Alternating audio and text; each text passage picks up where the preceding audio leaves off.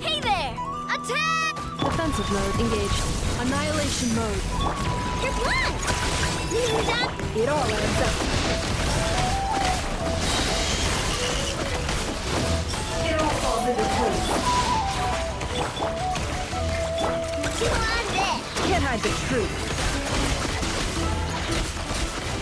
Tactical clear. Coming at you! Watch out! No claw! It all adds up. No more lies. The deception ends here. Can't hide the truth. Watch out! Slug! No more lies.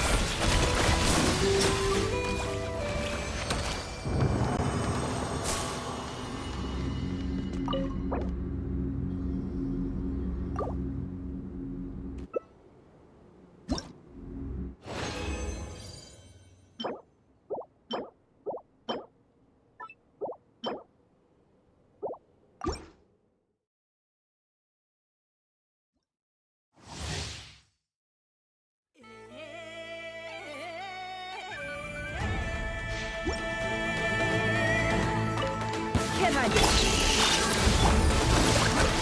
This one's got your name on it! Attack! It all adds up.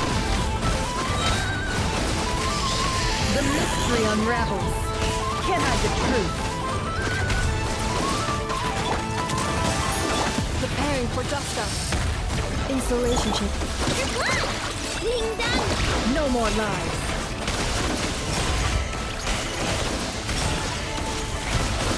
It all adds up.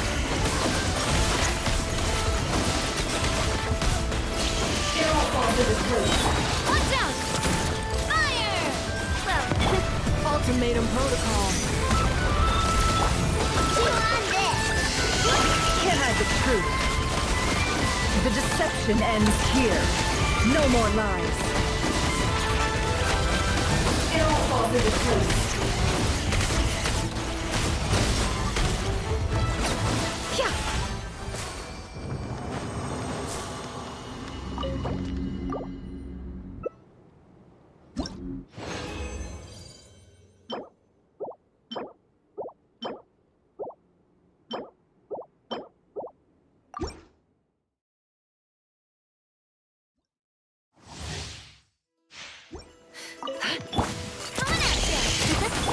Cleanup sequence initiated. Preparing for dust up. Ding dong! It all adds up. Time to go clean.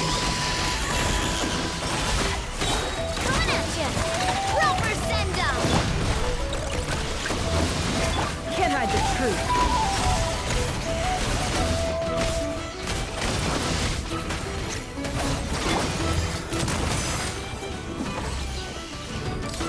Coming at you! Defensive mode engaged. Annihilation mode. No claw! It all adds up.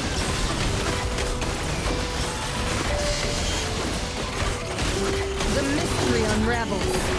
No more lies.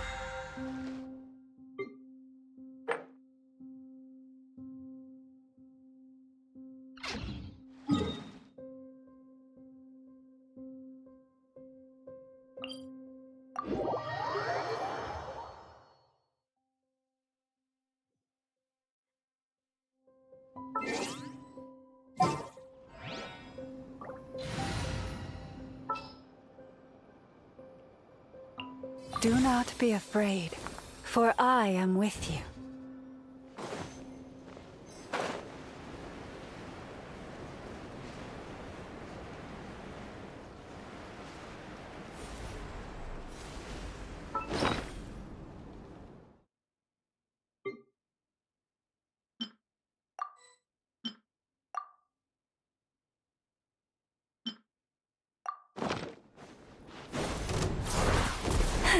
Alright, cleanup sequence in it.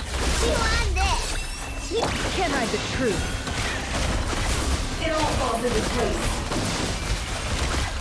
No more lies.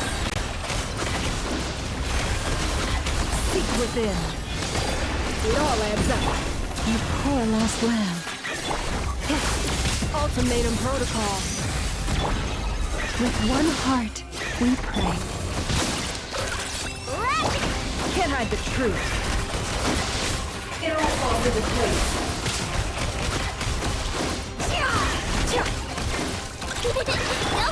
No more lies.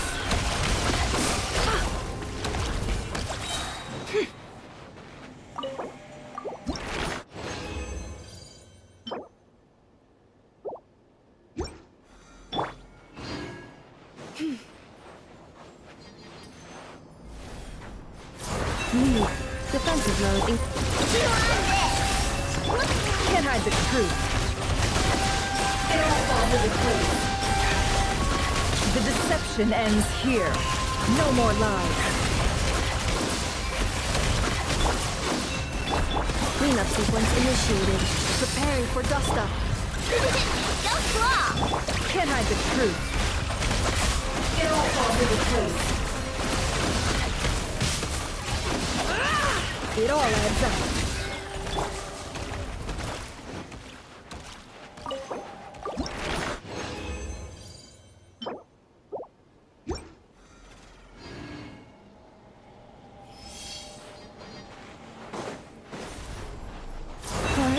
Installation chamber deployed.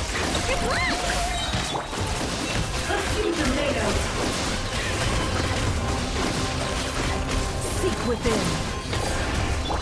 For the everlasting forest. Annihilation mode. Cleanup sequence. You on this? Can't hide the truth. No more lies. Time to come clean. You poor lost. Defensive mode in it. Let's see tomatoes.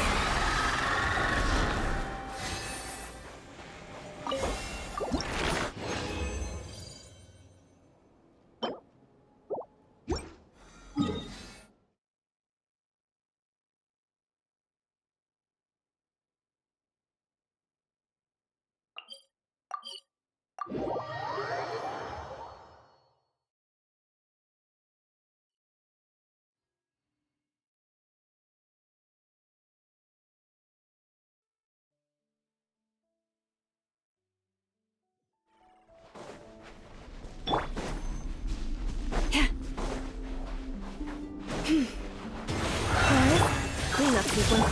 You on this? It all adds up. Let's see tomatoes. The mystery unravels. Can't hide the truth. Leave this place. With one heart. Ultimatum protocol. No more lies.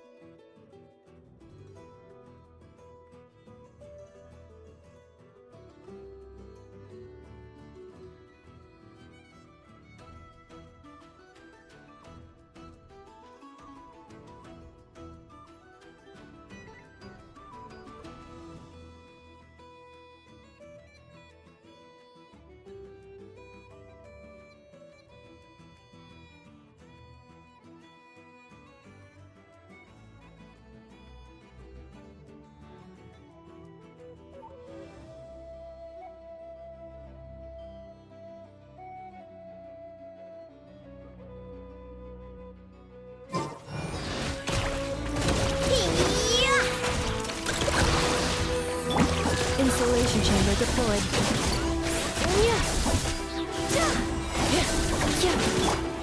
Lash attack! Annihilation mode. Defensive mode engaged. You on this! Cha!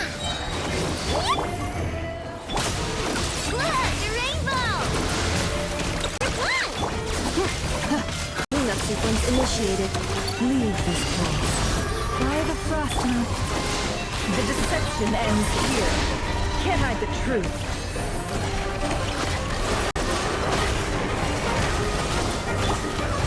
Warning, core temperature rising. Preparing for...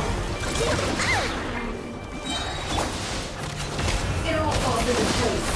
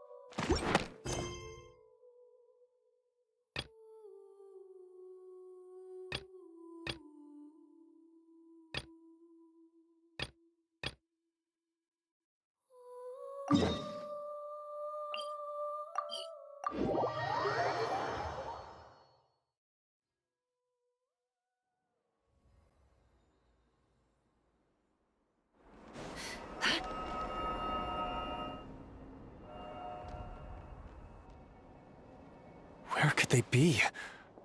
This is turning into a major headache. What now, boss? Forget our brothers and sisters over at the lighthouse waiting to get to work. If we don't have enough fuel, it's lights out for the entire camp. Yeah. We gotta think of something, squad leader. Don't worry. Head back to your posts. I'll take care of this.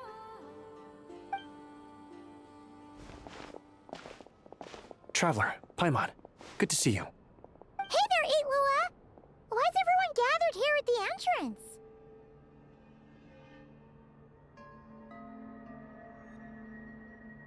entrance? It's fine. Just a minor issue, really. And I'm already on the case. Come on, Lua! You're always trying to fix things by yourself on the down low. Just tell us, it couldn't hurt. Or is it because you're too embarrassed to say? No way. I just don't want everyone in town worrying about things that I can handle on my own. But since you're both part of the investigation squad now, I won't treat you like outsiders. Still, this isn't exactly the place for a chat. Come on in. I'll tell you more inside.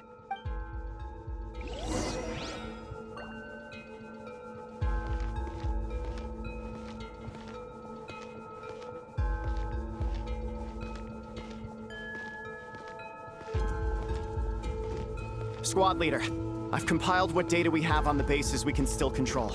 My report is over at the command post. Got it. Thanks, Roland.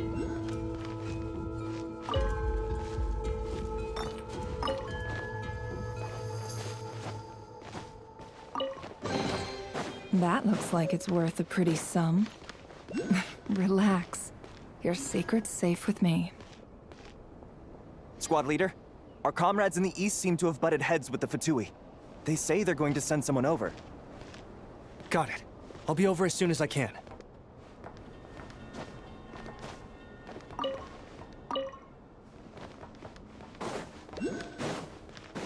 Jeez, Itlua. Are you always this busy? Recently, yes. There's just so much work to catch up on.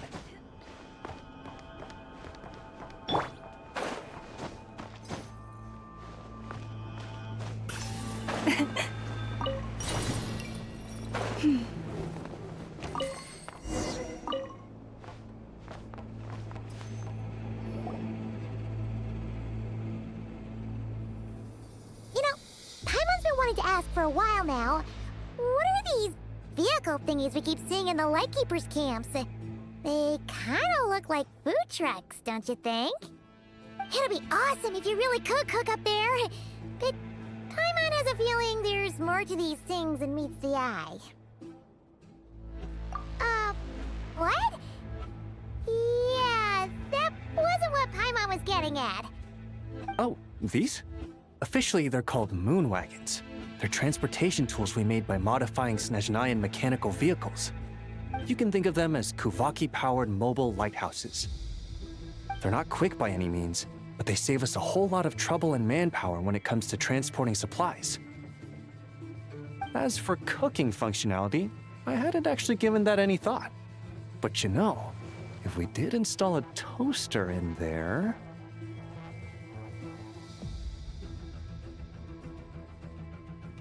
Oh, no. Filling stomachs is a key part of Aratnik's duties too. Thanks for reminding me of that, Paimon. A proper food truck would save us from having to build makeshift stone stoves just to eat a hot meal. Right? And that way, you could even hold your own bonfire parties too!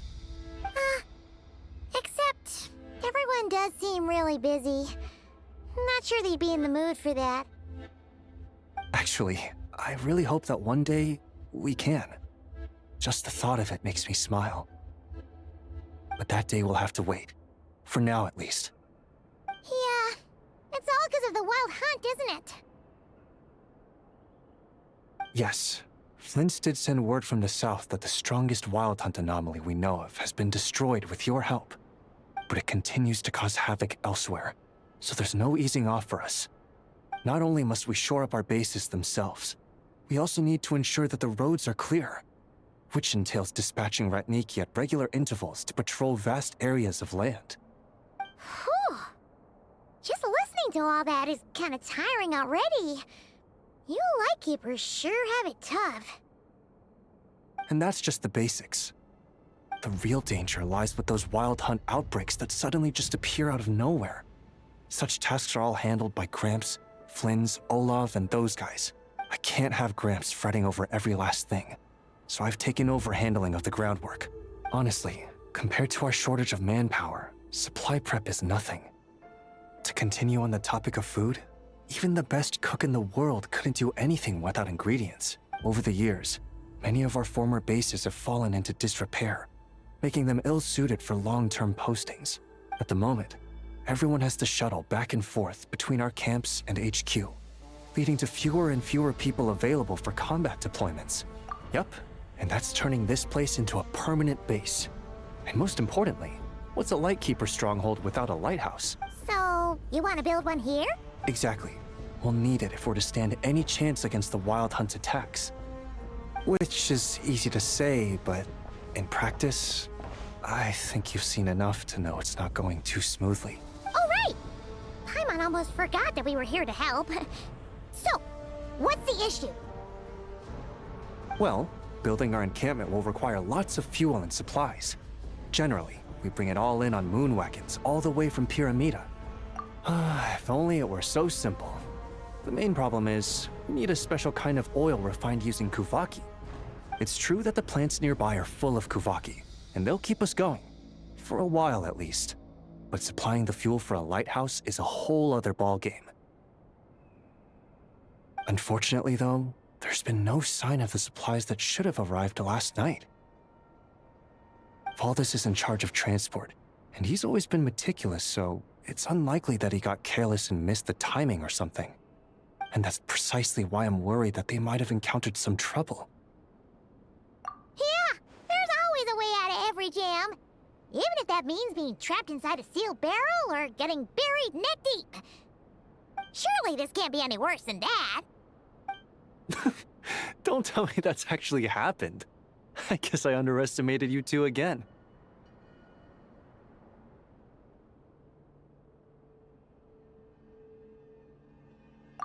Anyway, we can have a look around. Maybe they've just lost their way. Maybe so. Anyway, there's no time to lose, so follow me. Yep, let's move!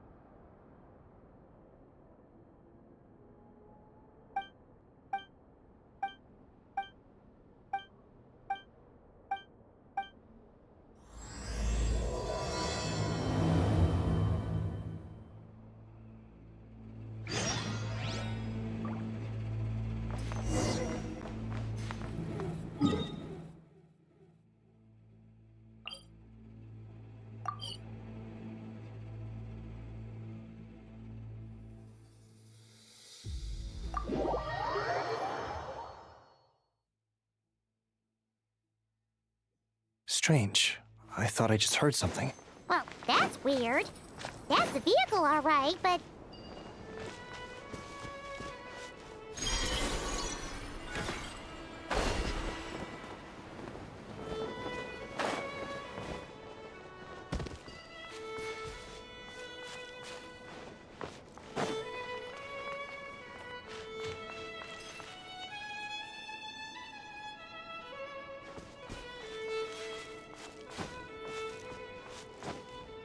Yeah.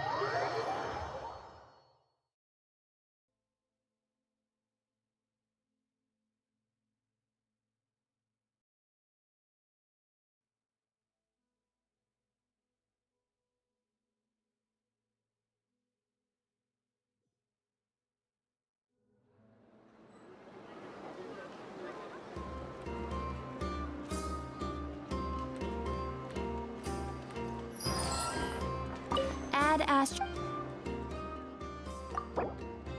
Thank you.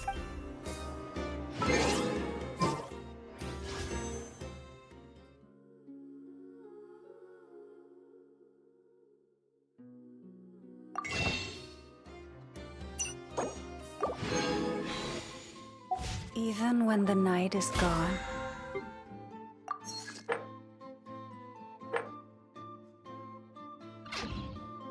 And even when the sky is hit.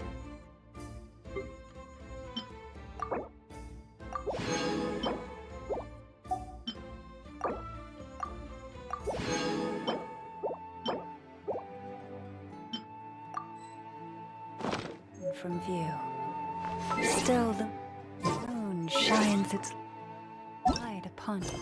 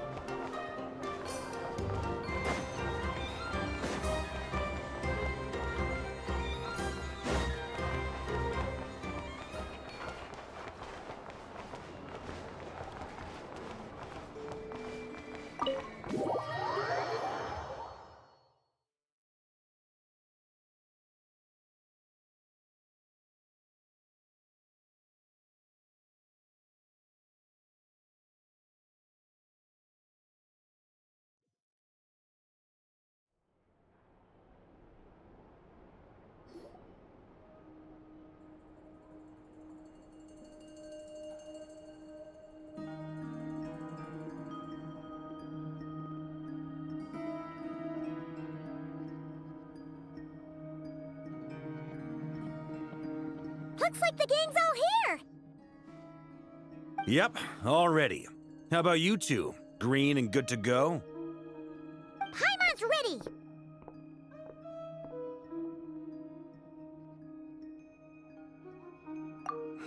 Haha, feeling nervous? Don't blame you. We're all a little out of our depth with this one. Okay, so, some time ago, Columbina was ambushed by the Doctor. It all happened pretty fast, and the last thing you saw was her vanishing into the moon's reflection. Yes, though at the time, all that the rest of us saw was the Doctor using some kind of power. The next moment, Columbina had disappeared, and you were falling into the sea. We have to get Columbina back. And whatever the Doctor's plan is in seizing the Three Moons Authority, we have to stop him before he succeeds. The Frost Moon Scions consider it our duty to rescue the Moon Goddess. I wasn't expecting so many others to come to our aid. So I want you to know that you have our utmost gratitude. Great. Well, first things first. Wait. Someone's here. We heard your footsteps. Although... You've been here for a while now. I take it you followed the Traveler, but I don't sense any ill intent in you. Come on.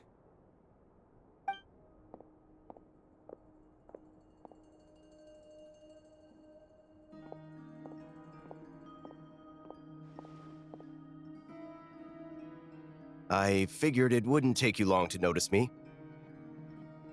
I come bearing news from my lady, the Knave. Dottore went through the motions of returning to Snezhnaya, but it was obviously a facade. However, he has not returned to the Kuvaki Experimental Design Bureau, nor has he made an appearance in Nasha Town. Well, in that case, he'll be in his lab way up north. I always wondered why he applied for his own private pad. He was planning this all along. Tell them that Sandrone and I will go on ahead. If they still intend to pursue this matter, they should meet us at the research center in the northern tip of Nodcry. Nice of Columbina's two best friends to think of us. We appreciate the heads up. Our sincere thanks to the Fatui for your aid. Lady Damselette may have left our organization, but at least some of her colleagues remain genuinely concerned for her well-being. Not to mention that the Doctor's increasingly cryptic conduct gives us great cause for alarm. We have crossed swords many times before, but it's not personal. We're just on different sides. We don't lack humanity. And so, as fellow friends of Lady Damselette, it's only right that you should be in the know about this. Arlecchino's situational awareness has saved us a lot of trouble. I'll leave the map here with you. If you do decide to head to the research center, please proceed with caution. And remember, at least while you're in Nodcry, Lady Arlecchino's subordinates are your comrades if you want them to be. This is very accommodating of you. We can't thank you enough. Just doing my duty. I shall take my leave now. If you need us, you'll find us at the Experimental Design Bureau.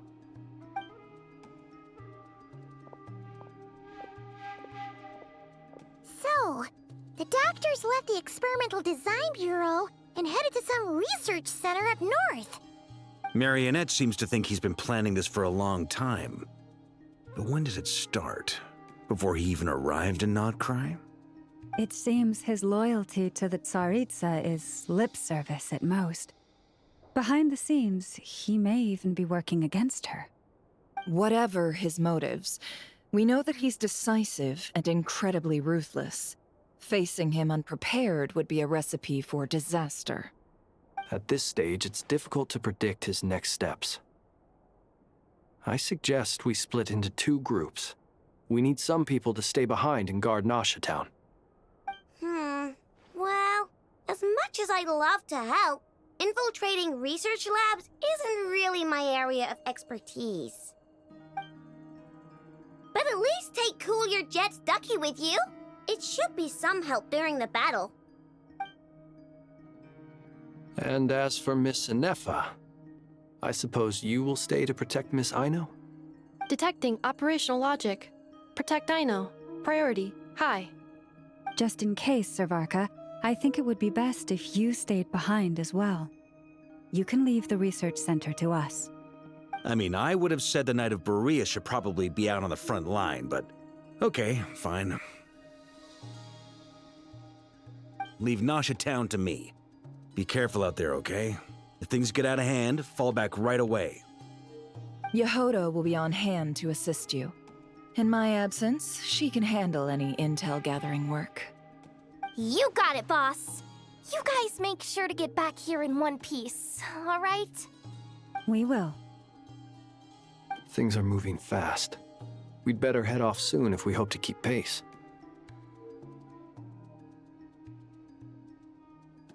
So, it's infiltrate a secret research facility, or... Yeah, alright. Paimon will help out here instead. Sounds like it's gonna be a pretty intense fight. We all have to bring our A-game here. So, anything you need to wrap up before we leave?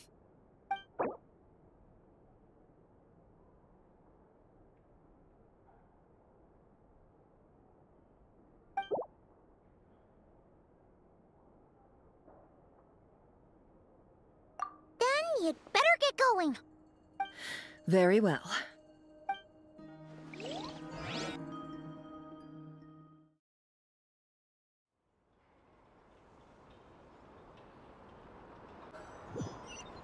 All these broken machines on the ground. Someone got here before us. Could it be Arlecchino and Sandrone?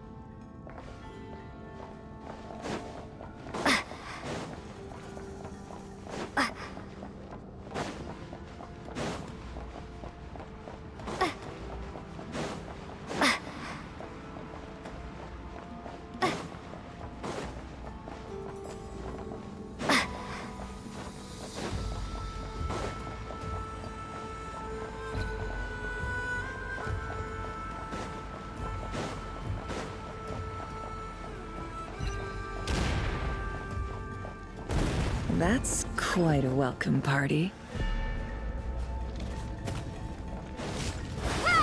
Close your eyes. Night falls. Be silent.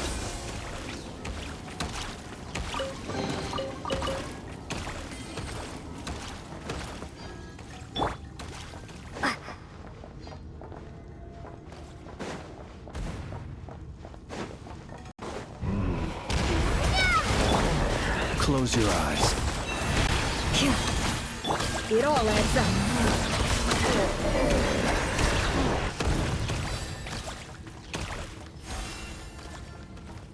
Get back!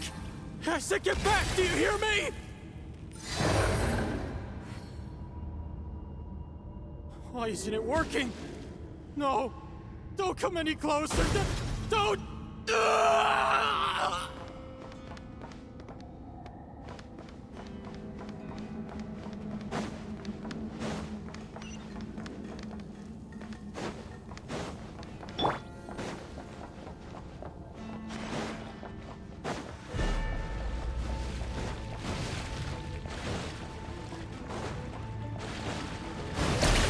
Be silent.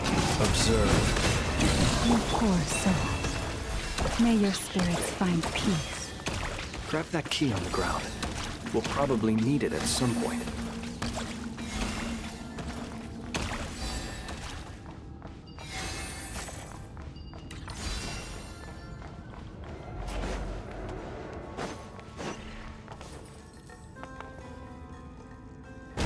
Watch out! Ugh, there's no way through. Let's go around. Yep.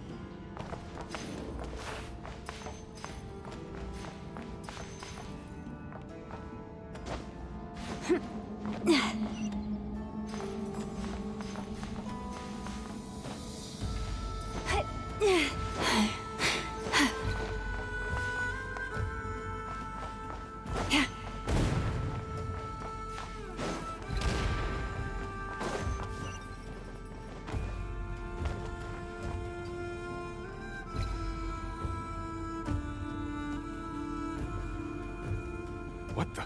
Trespassers? Here? What's wrong with you people? We're looking for the doctor, and we understand he might be here. I see you're fleeing the facility.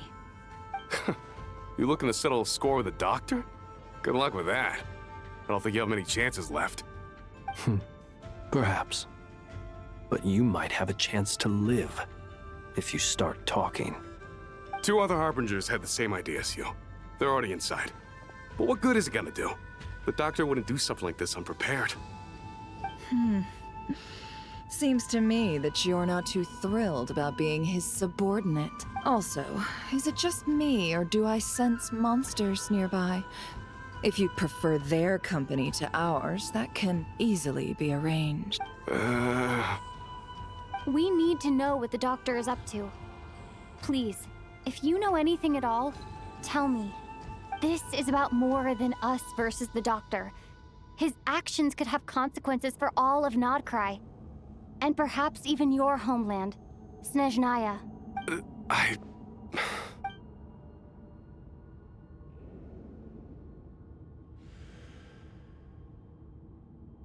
He's building something. Ambitious doesn't even begin to describe it. Feels like this could be the big one. God knows how long he's been planning it. A while back, he told us he'd be returning to Snezhnaya. We weren't expecting him back so soon. This time he brought some gemstones with him, or something. 2 of them. The moon marrow spheres. He stole them from their rightful owner, Columbina. Oh, Lady Damselat? Last I heard, she left the Fatui. Before she went, she told us she'd finished what Her Majesty asked of her, and wished to focus on some personal matters. I remember thinking that leaving us might not be the best choice. I mean, I always looked up to the captain the most, and... Back when this all started, the higher-ups dispatched 3 units to Nodcry to execute their plan. They were led by the Doctor, Marionette, and the Damselet, respectively. I was a part of the Damselet's unit to begin with. She never really interacted with us much. In fact, she seemed sort of detached from everything. Not because she was distracted, just felt like she was indifferent to the world around her. like she had no stake in anything that happened. She always seemed like she was staring off into the distance. Almost as if she didn't see anything worth living for in the present, so she had to look further afield. That's right. She always used to stare up at the sky. The doctor used to stand nearby and watch her. Apparently they got along well at first, but somewhere along the way, she grew wary of him. Started avoiding him as much as possible. After she left, everyone in our unit merged with the doctors. He's similarly indifferent to the world, except when it comes to the moons. He seems to have big plans for them. Right now, obtaining the 3 moons is his #1 priority. He even said if he can only get his hands on 2 of them, he'll create a 3rd one himself. How would he create an artificial moon marrow? Maybe the knowledge he gained from the Hyperborean phantoms has something to do with it. Thank you for cooperating. We appreciate the level of detail. I get the sense that you'd serve under Columbina again if you had the chance. Would that be fair? No, she's no longer a harbinger. As a member of the Fatui, my loyalty will always belong to the Tsaritsa. I'm only telling you all this because I don't completely trust the doctor. His actions do not align with the goals that first brought us to Nodcry. I understand. We'll do everything within our power to stop him. The Knaves unit is based at the Kuvaki Experimental Design Bureau. Maybe you can seek refuge with them. Well, now we know what's going on here. Artificial moon marrow. He's likely well on the way to completing it. Dottore's technological capabilities are far more advanced than I thought. I fear this could get ugly. Everyone, prepare yourselves.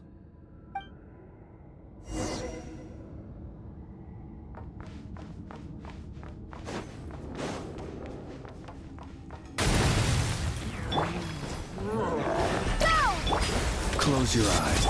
With one heart, we pray. The mystery unravels. No more lies.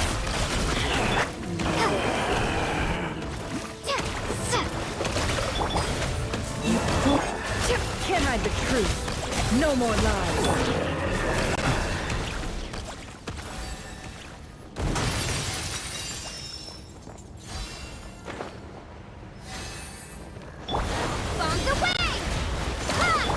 The night coming. Forest, protect us for the ever...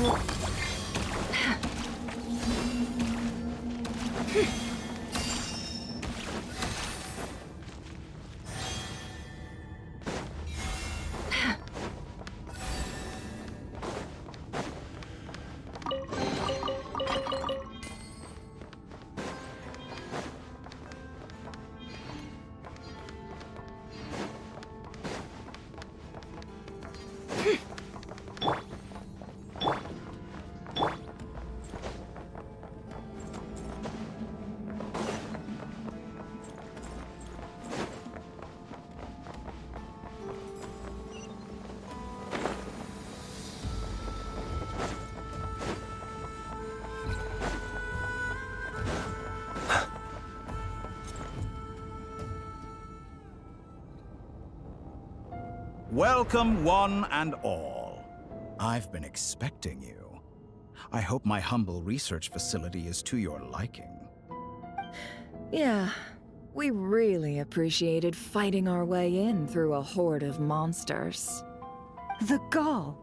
You expect us to believe you've just been patiently waiting for us?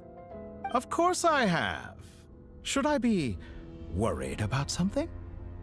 Everything seems to be going quite smoothly so far, and you've shown up right on schedule. First Sandrone and Arlecchino, now you. Ah, quite a surfeit of guests I've had today.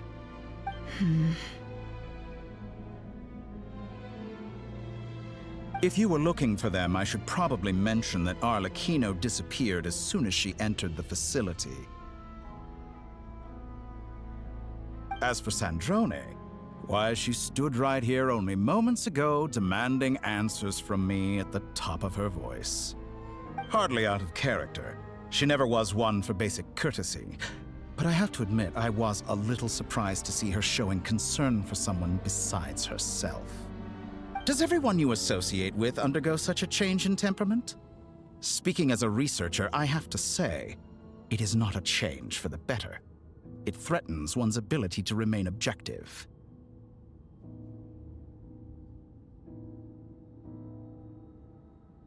Well, since you ask... So you've got your hands on the moon marrow, and now you're claiming godhood. Don't you think that's a bit of a stretch, Dottore? I must protest what you are insinuating with that phrase, claiming godhood. I am not claiming anything. I am stating a fact. You're a researcher. I'm sure you appreciate the distinction between the two. Huh? Wait, you really think you're all that? You'll excuse me if I'm not being a polite little lady for you. We're colleagues. We both know what kind of person you are. By the same token, I knew you'd respond along those lines. You and I both understand that facts speak louder than words.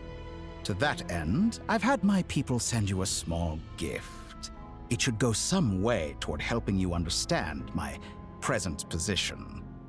What gift?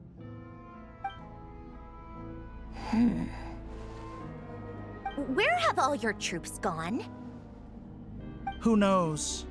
Perhaps they are already marching toward a new world, following in the footsteps of an unknown god. As vulgar and arrogant as you may be, dear Sandrone, I have no intention of taking out my displeasure on your subordinates. They will enjoy equal rights to my own. You sent your people to the Experimental Design Bureau? That's the Tsaritsa's property. Yes, and I am very mindful of Her Majesty's instructions. But you know full well that they do not conflict with my present goals. In which case, all I'm doing is conducting another one of my experiments. Is there a problem with that? Now then, you have a judgment call to make. Am I simply lying to stall you? Or is it possible that every word I am saying is the truth? In which case, your subordinates really are in danger. So now you've turned on fellow Fatui soldiers. You're completely insane. I have set a new rule for myself. Each person gets one chance. Naturally, that includes you, Sandrone. If you wish to leave, I won't stop you. We are colleagues, after all. Scumbag!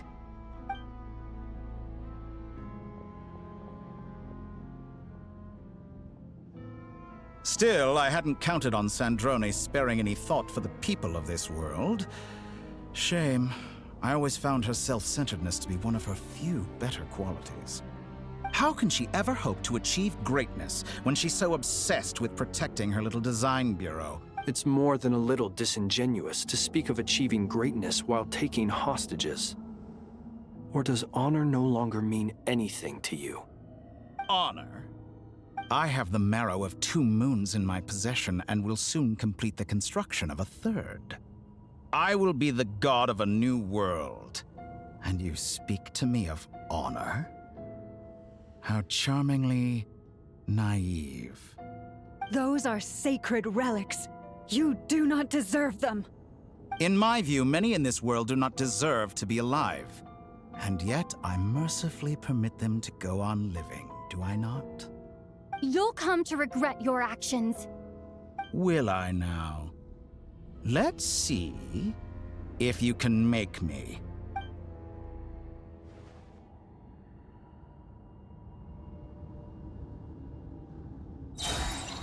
Observe. Close your eyes. An exact practice. By the Frostman of old. It all adds up. Seek within.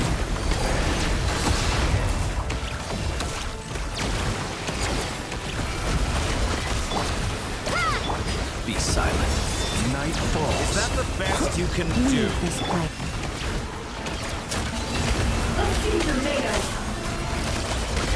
No more lies. Is this all it takes to tire you? Observe.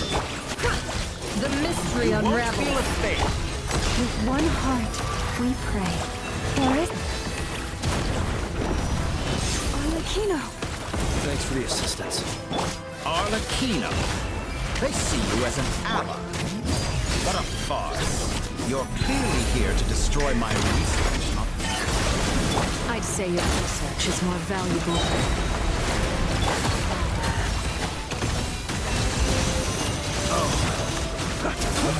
Interesting.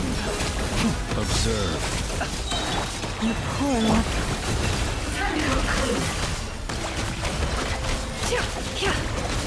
Can't hide the truth. The deception ends Like here. a reflection. Target acquired. Darkness for the everlasting forest. An exact practice. It all adds up.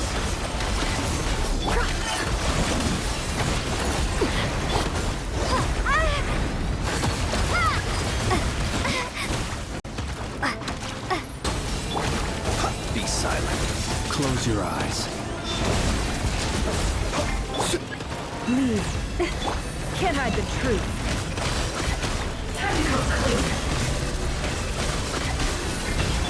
The night comes. Observe. Close your eyes. Boris?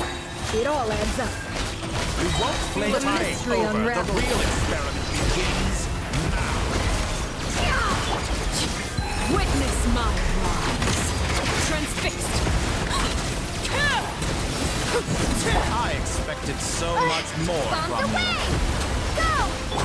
You poor lost lamb. By the frost moon of all. Be silent. Observe. The Torah is too powerful with the artificial moon there in his arsenal. Fighting him is futile. Quickly.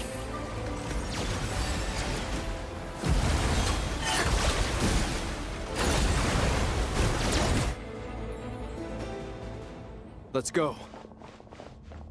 I've always thought it is wiser to flee than surrender.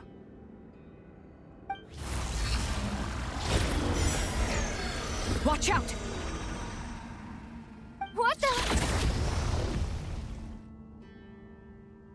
Forget about me! You should... Where's the Traveler?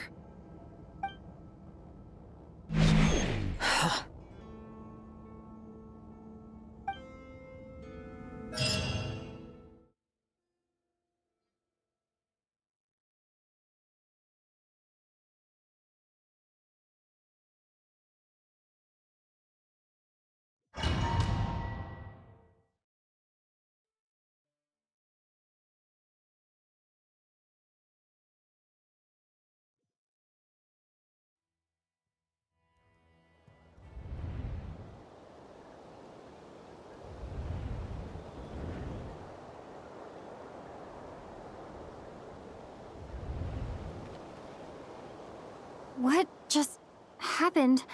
Nasha Town? How did I get here? Strange. I remember being trapped by Dottore during the battle, and now, all of a sudden, I'm here. Something weird is going on. I guess I'll start by exploring the area. Huh? Traveler? What brings you here at this hour? Huh? What are you in the mood for today? A hot dog? Or something else? We've got some special discounts at the moment. Want to see the menu? Sorry, I'm not hungry right now. Ah. Well, feel free to take a seat for now. Let me know if you change your mind. Everyone seems to be acting normal. Am I just overthinking? Oh, darling, look who it is. One of our regular customers. Get the traveler something to eat, would you, dear? Wait. Why is he talking like that? Well, I'd love to, but can't serve a customer unless they order something. Anyway, I take it your business is wrapped up? Yes, thankfully.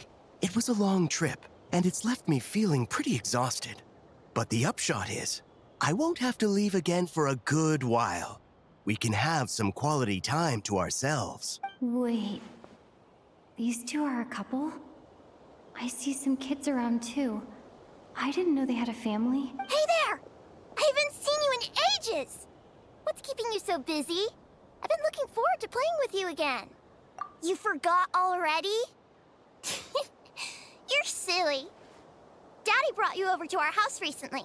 We had some snacks together. What is she talking about? We've had a lot of customers over the last few days, so we've been real busy. And like oh! Another customer's arrived! I better go see what they want. This is all wrong. I never once heard the owner of this restaurant talk about their family. It certainly isn't a family-run business. And that child, I don't recognize her at all. Could this be a false memory? Very good. I knew you had it in you. Aren't you going to try the house special? When did he show up? No, none of this is real. You don't seem to like it here. That's fine. We can change venues.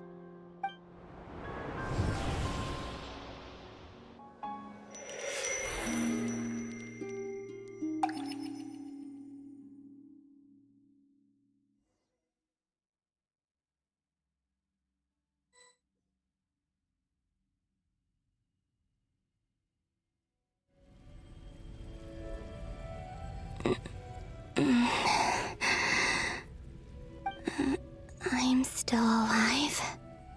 Where is this place? It took all my strength to open the moon gate, and then I leapt into it. So this is the moon's reflection? The mysterious realm beyond the gate?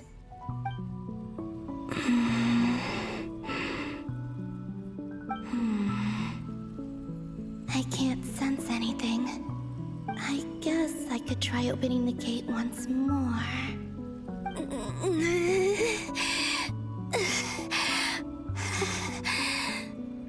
No response. Maybe this space can't be opened from inside. If this was the space that killed both Revier and his lover, then why am I unscathed? Or... no, I'm not unscathed. Even the air here feels frozen in place. There is nothing here with which I can restore my power. I should conserve my strength and proceed with caution.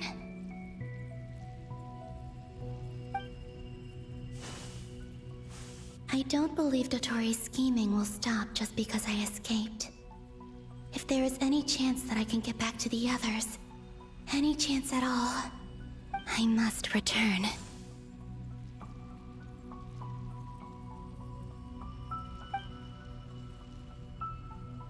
Emptiness. Silence. What is this place? Or maybe the real question is, what is it for? What's this? Looks like it responds to my power. Golden. Like Kuvaki. Is it some sort of guide? And why does it feel so familiar? I might as well follow it.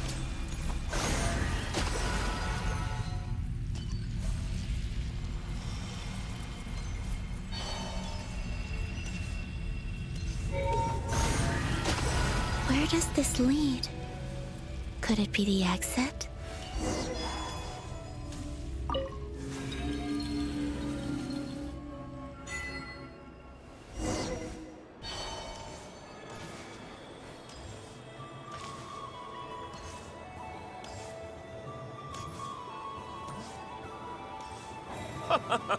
Welcome home, Moon Goddess. Is this Nasha Town?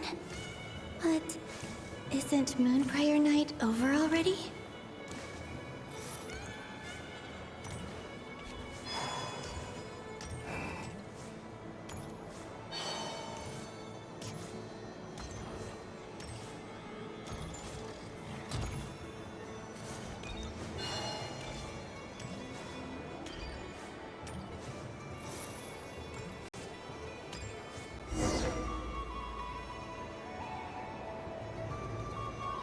Goodbye for now, Columbina. I hope you have a wonderful night. I will. Everyone else. And me? Are these my memories?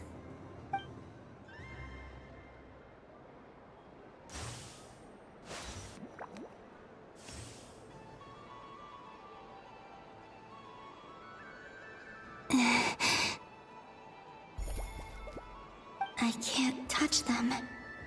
It's as if we're separated by some impenetrable power.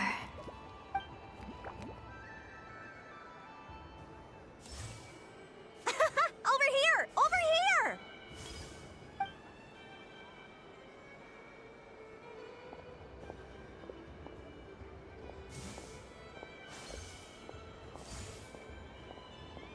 But the people in these memories pass right through me. Just like when I disappeared. If only I had known what would come to pass after that. Even so, I should still take a look around. Just being back here. It gives me the strength to keep going.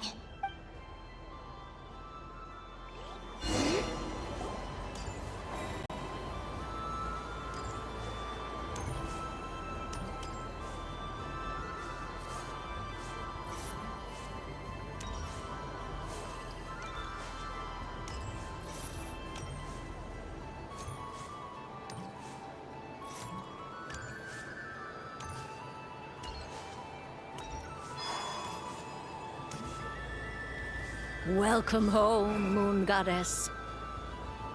Oh, you're the genuine article.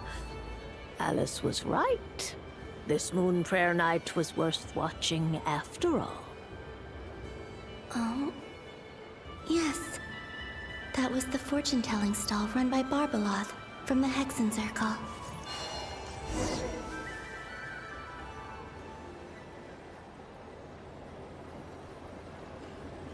Please, draw the first lunar arcana. This represents destiny and is the foundation for the divination as a whole.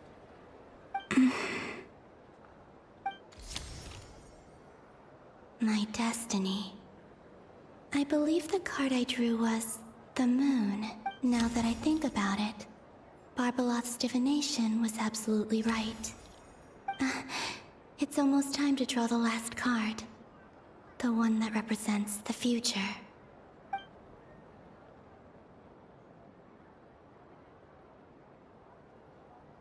That was the card that popped out on its own. From here, I think.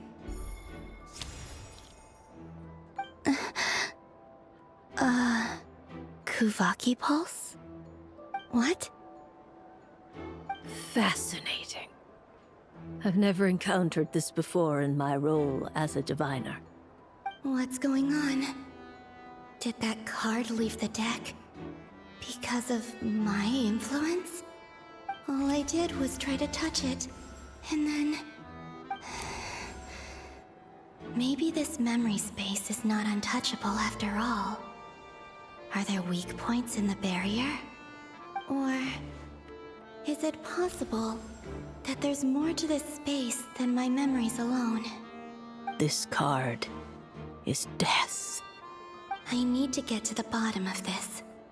I'll try touching something else. Hmm? Is this... the wind? No, it's gravity. It's pulling me outwards. No, Traveler!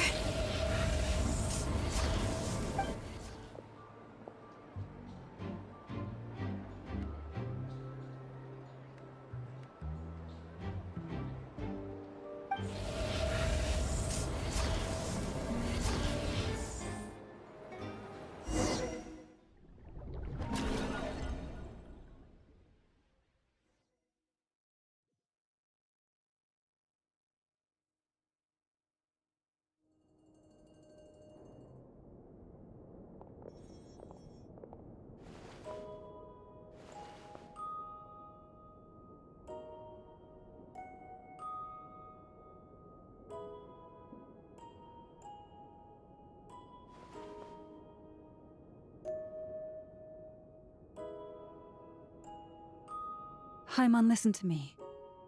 From the bottom of our hearts, we are so sorry. We completely understand how you must feel. The Traveler is trapped, and we all feel responsible for it. Don't say that! Paimon's not a little kid!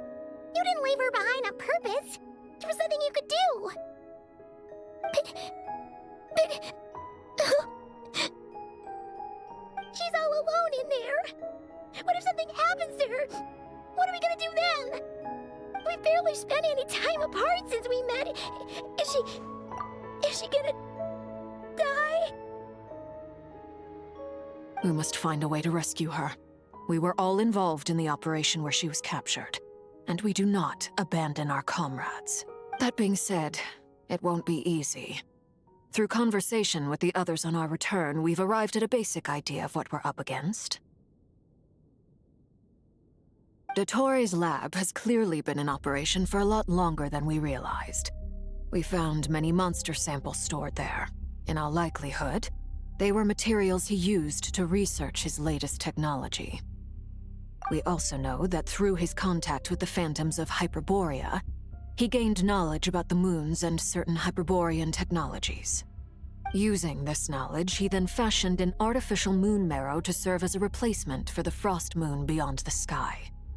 Unlike Columbina, Dottore is not being rejected by Teyvat.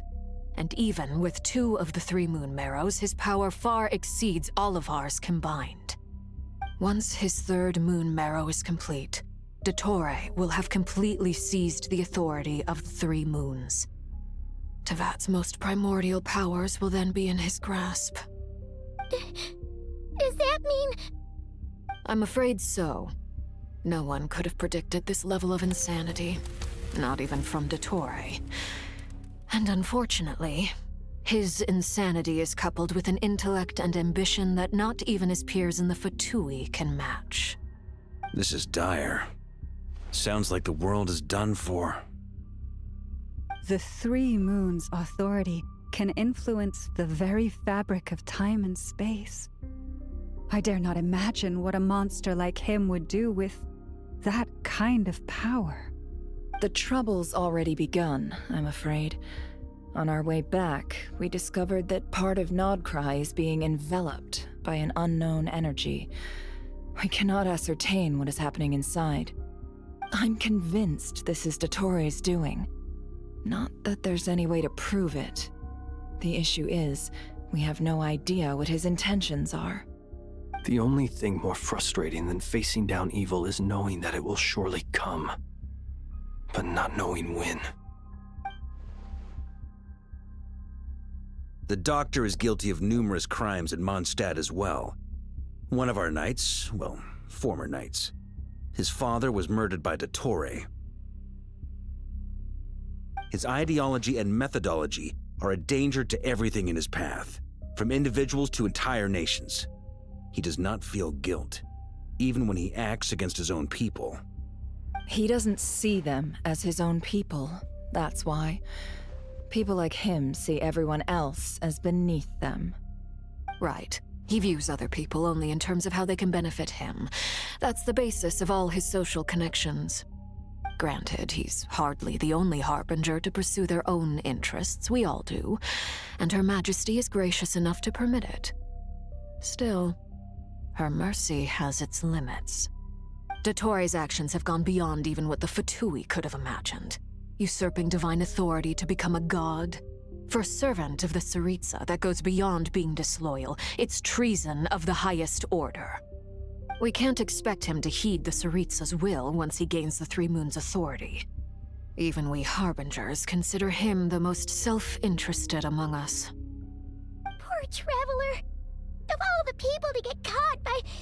We have to go save her! Right now! Please! We gotta find a way! Paimon, I promise you, we are with you all the way. I get how you feel. I do. But it's gonna take more than strong emotions to take down an enemy like Dottore. What we need now is more information. Right. We can't even guarantee he's still at his research center. Before we can think about mounting a rescue operation, we need to confirm the Traveler's location. I'll find a way. Paimon knows, but she's so scared.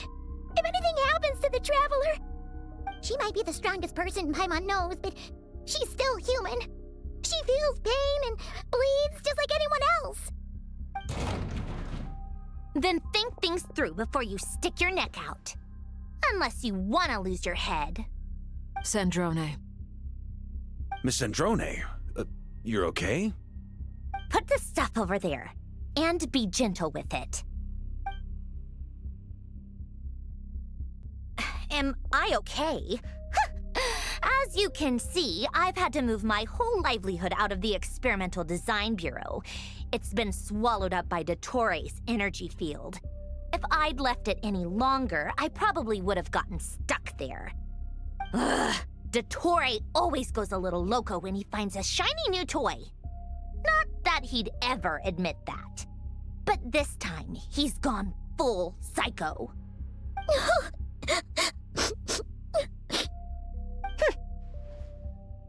Just go ahead and cry already. Sorry. Paimon's not trying to make it seem. It's just, she can't. Oh, Paimon. Let it all out. There's no shame in it. When you're overwhelmed by fear and despair, crying can help get it out of your system. You'll feel better for it. Okay then, while the baby of the group is having a moment, how about the grown-ups get to work? Give me your hand. You've made a discovery? Polonia, scan.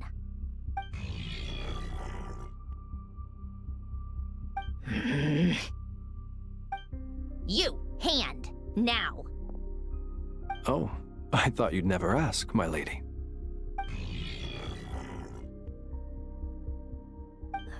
Curses! You're next, then you.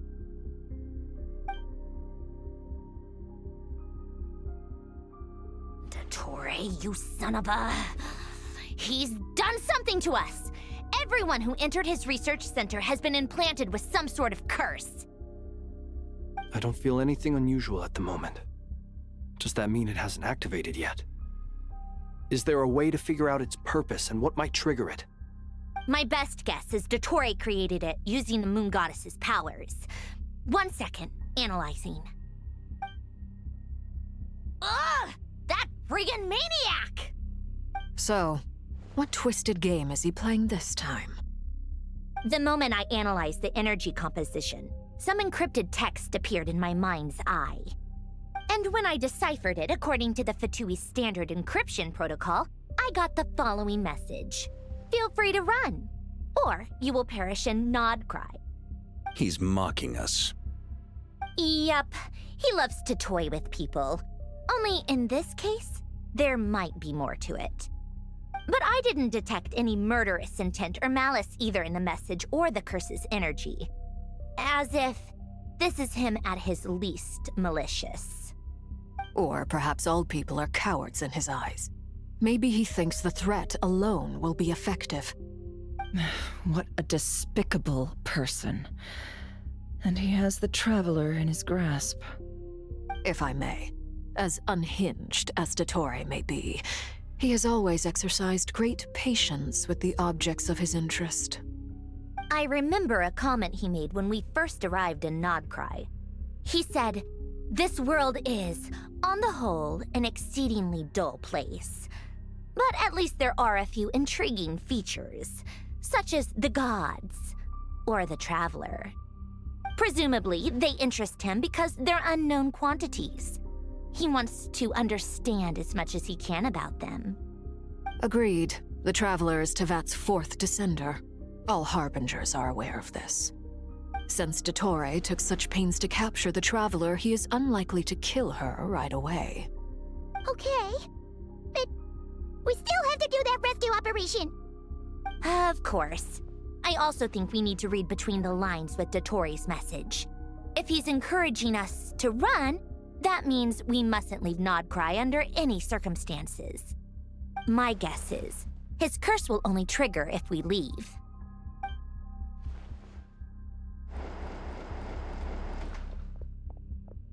We've discovered multiple energy fields. Albedo is still attempting to analyze their structure. He told me to report back first. Each field is slowly growing, swallowing up more of the surrounding area in the process. And the pace of their expansion has increased since we first examined them. He's probably trying to swallow Nodcry whole. His nefarious ambition knows no bounds.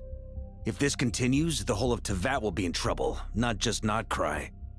The loss of Columbina could not have come at a worse time. Do we think she's truly gone for good? She entered the space beyond the Moon Gate, knowing what became of Rerir and Thalindus. I'm sorry, but I fear the odds aren't good. Don't be ridiculous. If I know her, she's busy finding a way back as we speak just so she can annoy me. She isn't dead. Whatever has become of her, the fact remains that we are two comrades short on the eve of a decisive battle. We need to find out the Traveler's location. But there is also other work to be done. Agreed. Whatever Dottore planning, we have to get the local populace somewhere safe.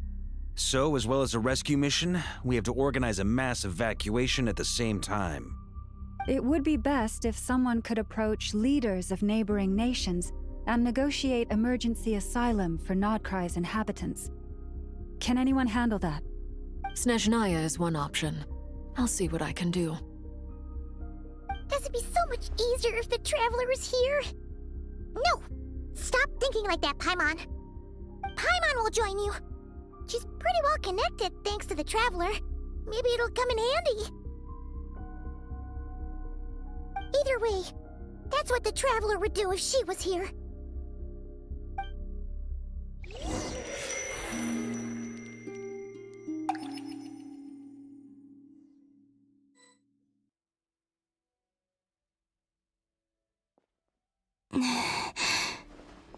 Back here again.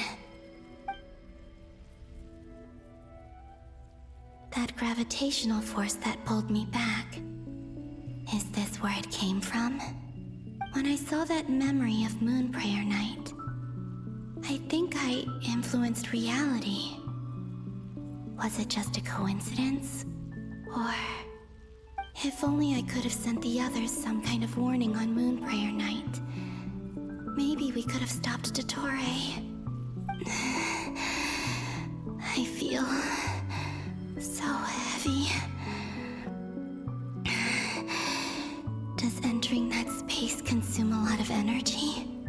Well, even so, I have to keep moving forward. Back to emptiness and silence again. I should try and find my way back inside that memory.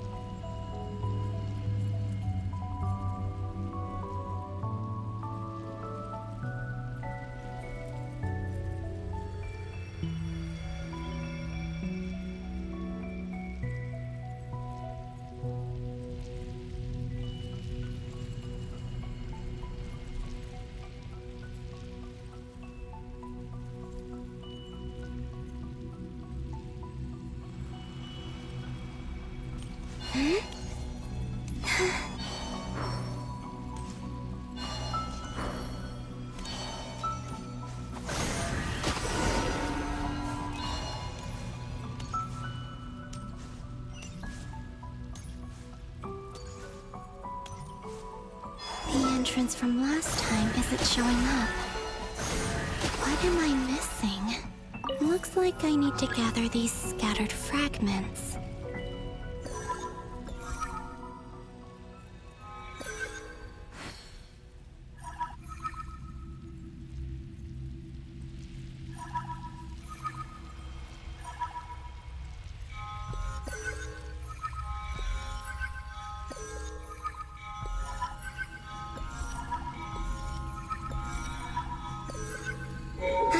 It worked! Hopefully I can stay inside for a bit longer this time.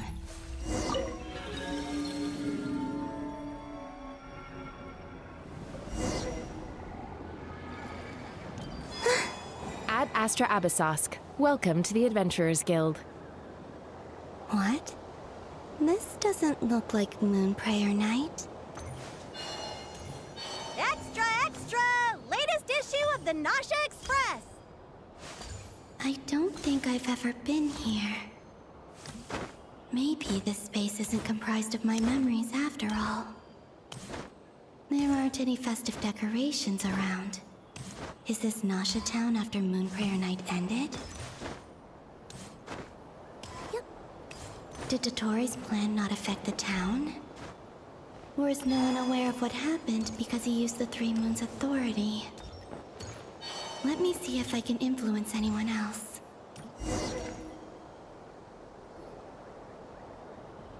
So, what do we do next?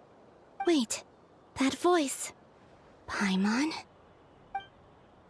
The most important thing right now is to find that mage. Lauma the Traveler and Mr. Varga are here too. I'd better go pay the Fatui a visit. Traveler!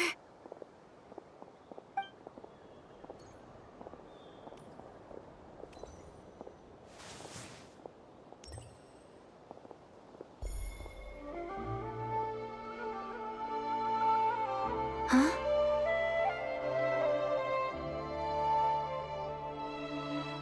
Columbina? I made contact. It's me, Columbina. Huh?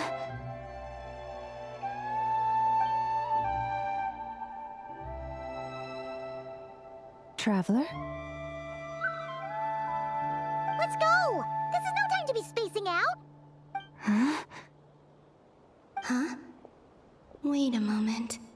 This has happened before. Huh? This is what happened when I disappeared. I stood right over there, thinking that no one would ever find me again. It was only when she called my name that I decided to follow them. But did she turn around because she sensed my touch just now? Is it really possible that from in here, I can change the past? If I keep following them, maybe... Huh?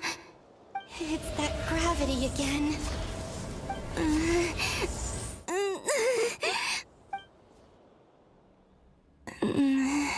Every time I influence reality within that space, this force intervenes and pulls me back.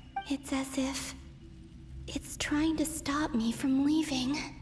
I'm getting weaker and weaker. I'll just have to try another approach next time. Come on, Columbina. Keep going. You have to tell everyone what happened.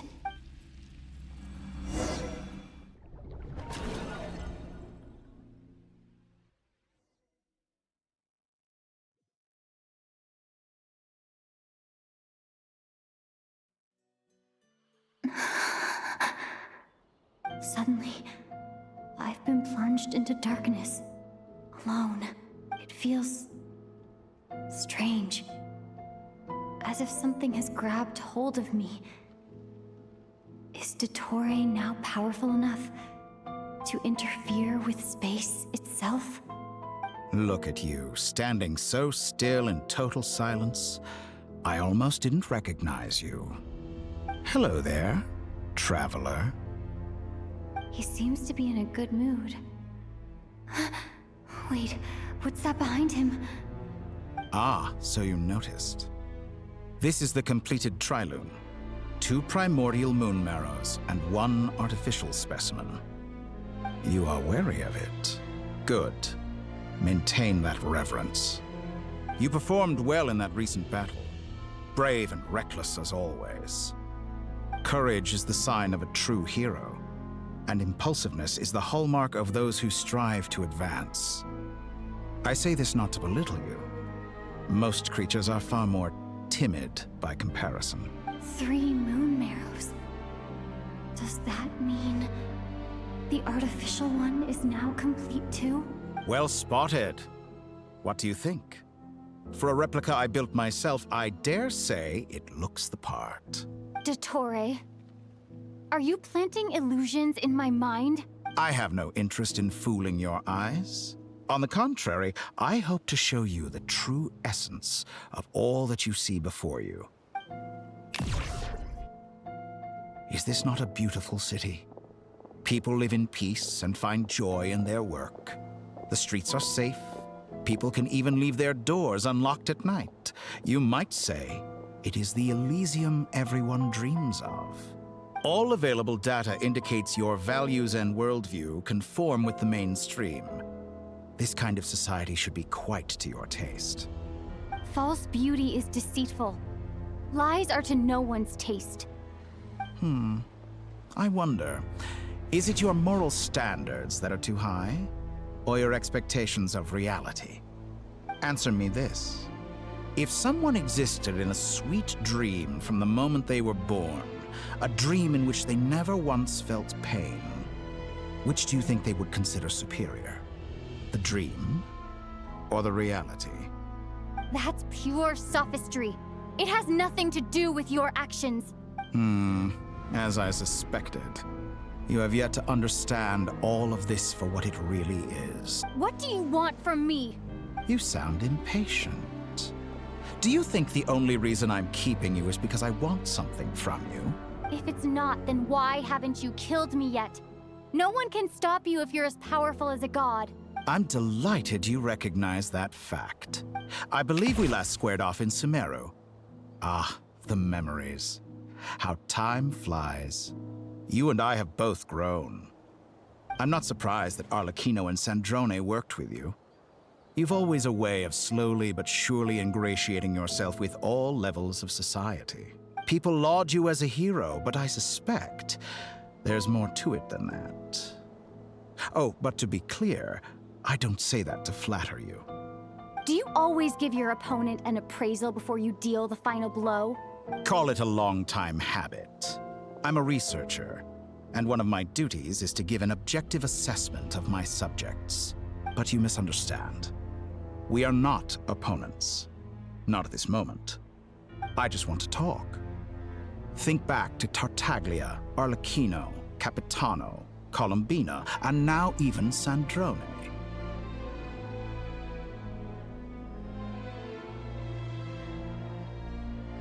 You've worked with each of them in the past. I believe you can work with me as well. What makes you so sure? Well, why not? Should the good associate only with the good and the bad befriend only the bad? I like to think we could have a more mature relationship than that. Surely you don't think all your relationships are grounded in friendship or shared ideals? People come together because it benefits them to do so. If you think of the people you admire, you must surely admit that they have provided some benefit to you. Morality, ambition, dreams. People have plenty of words to embellish the nature of their relationships. But once you break free from those ethical frameworks, you will see that the only thing connecting the two of you is mutual benefit. And that is what I'd like to talk to you about. We're finally getting into it. He's probably been planning to kidnap me for a long time now. But for what exactly? He has the authority of all 3 moons. I won't be able to gain the upper hand in a fight. Best if I pretend that I'm willing to negotiate for now. You say you're a god, but you also speak of mutual benefit. What could a god want that the 3 moons cannot provide? Excellent question. But before I answer, I would ask you the same thing. Gaining Columbina's allegiance was a rare and extraordinary feat. But the Moon Marrows are now in my hands, and I have the edge over her. For this artificial moon is not being rejected by Tevat. Her identity and lineage may have been a thing of glory in the old world, but they were also shackles that prevented her from ever integrating into Tevat. I, on the other hand, you may view me as a thief, but I have overcome that limitation. So what is it that the Three Moons cannot grant you? What stops you from negotiating with me to get what you want? I don't make deals with lying psychopaths. That's quite an accusation. Are you expecting me to get angry with you? Well, this is one aspect in which my personal growth has served me well. In the past, my less mature self might have been disappointed, perhaps even angry, over a small setback like this. Like when you and Lesser Lord Kusanali joined forces to oppose me, for example. But things are different now. Just as the rich do not quibble with the poor, I no longer find myself perturbed by these trivial affairs. Human relationships end with conflicts of emotions and interests. But relations between humans and gods are different. And ours is even more unique. I have ascended to the highest heights and laid claim to unprecedented horizons. And you were no ordinary person to begin with.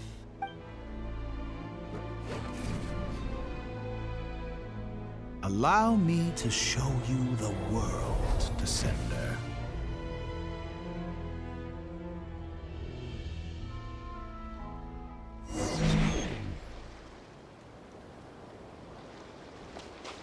To stand, walk, jump, sit, and lie down. These are the most common of behaviors. Have you ever wondered why we were born following such laws? Who stipulated that we could not fly instead of walk?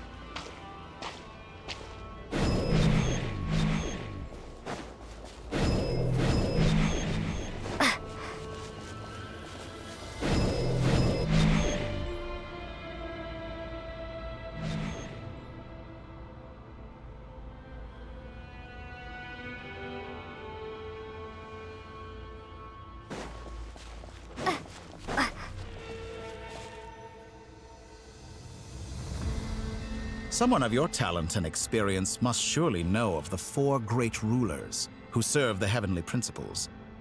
They govern life, death, time, and space.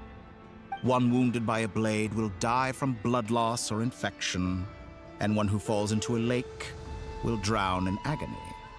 The elderly wallow in solitude, and the solitary age faster.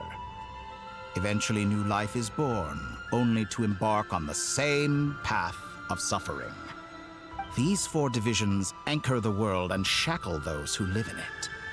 But they themselves transcend its boundaries, squandering the power bestowed by the heavens. All who live yearn for equality, but unless the gods prostrate themselves and profess that they are mere servants of the living, equality can never exist. Who makes the rules we must live by? Who has the right to restrict us? The limits of the body can be rejected.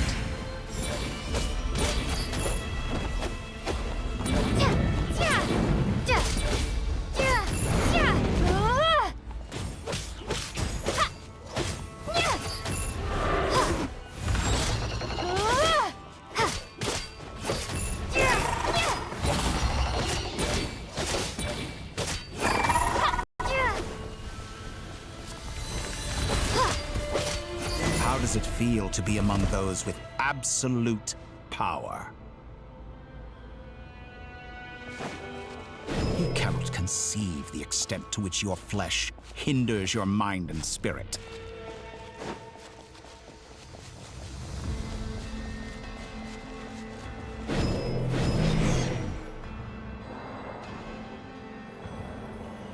Only by discarding our useless, primitive eyes can we perceive a new world. How narrow-minded we all were in the past, Why should the final answer of the world not be the power that predates those of life, death, time, and space? The power of the Triloon. Through it, I have glimpsed new experimental possibilities. Nature suppressed, authority exiled, souls controlled.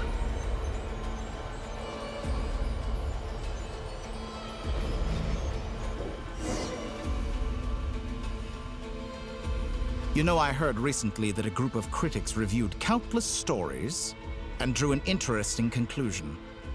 They found that it is more often than not the villains who strive tirelessly to push the boundaries of progress. In fact, long before this, someone voiced a similar idea in an academia editorial. I felt a great affinity with this perspective. I have never been afraid to step up and play the role of the villain. Fanatics are trampled down for their transgressions, and those who transcend are rebuked for their audacity. And so, the majority of creatures are too timid to follow my lead. But all sacrifices made during my experiments have been worthwhile, as you can now see. I can offer you something new, something unique, precisely because I am a villain. Think about it. We are eternally bound through mutual interest. Can you truly say you would never turn to malice if it could give you the life you dream of? After all, what value do perfection and purity really have? They are fragile and feeble things, utterly tedious. I say, better to be governed by a flawed humanity than a gnosis.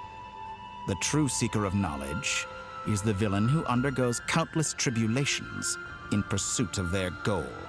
I'm sure many people have told you that you're different. Because I'm a descender? Exactly. Very clever. But what has that got to do with you? I do not conceal my wicked deeds, my selfish desires, or my greed. A true researcher must act as I do if they are to understand and speak of the truth. And yet, a knowledge seeker like myself will inevitably grow tired of studying Tevat beyond a point. You have traveled to all corners of the world and met many people. Along the way, there have been moments when you were misunderstood or even became a wanted criminal. And all the while, you have spent your days doing some of the most mundane jobs in the world. You fight and toil, claim minuscule rewards from my friend Pantalone, then you fight some more, winning some battles and losing others as your search goes on. And this cycle continues, with no end in sight. Surely you must sometimes grow weary of being stuck in this same loop day after day. We're completely different. I embrace everything that life throws at me. I am engaged in every step of my journey. How does that make us different? I too embrace what life brings, researching everything that interests me. Think of all the novel things I've managed to create. Like the artificial moon marrow. Don't you see? As unique a specimen as she was, even Columbina is not irreplaceable. Take that back. She's gone because of your actions. I didn't say that to anger you. Though admittedly, I don't see what there is to be angry about. Anything Columbina could do for you, I can do better. I know what your ultimate goal is. You wish to walk the path your brother walked and seek answers from him at the end of that journey, don't you? Someone like you could never understand what it feels like to care about another person the way I care about him. Perhaps not. But that doesn't mean I can't help. I could find your brother right now, bring him before you, and make him give you the answers you seek. Don't be so presumptuous. You'll never begin to understand the situation between us. Oh, no. This is no presumption. I'm only offering what I know is possible with the power of the Triloon. But it seems like you would sooner continue with your journey through this world. Why? Do you truly desire this journey? Or is it simply a necessary process from which you cannot escape? Think of all the time and energy you have spent, everything you've had to endure just to make it this far. Is this really what you want? Or has your hand been forced by the promise of that final answer? Yes, you have made many friends. But do they ever spare a thought for the void in your heart and what it yearns for? What you want is not friends. It is family. But do they know this? I, on the other hand, am far more considerate. Join my experiment, and in return, I will bring your meaningless journey and all its struggles to an end. This is a malicious attempt to manipulate me. But at the same time, he's stating some very human truths. Of course, he's right about my predicament. How can I deny it? I have faced ungrateful strangers, never-ending troubles, an endless quest for answers. I want to see him. After everything I've been through, words can't describe how much I miss him, how much I want to be reunited with him, wherever you are right now. Do you miss me too?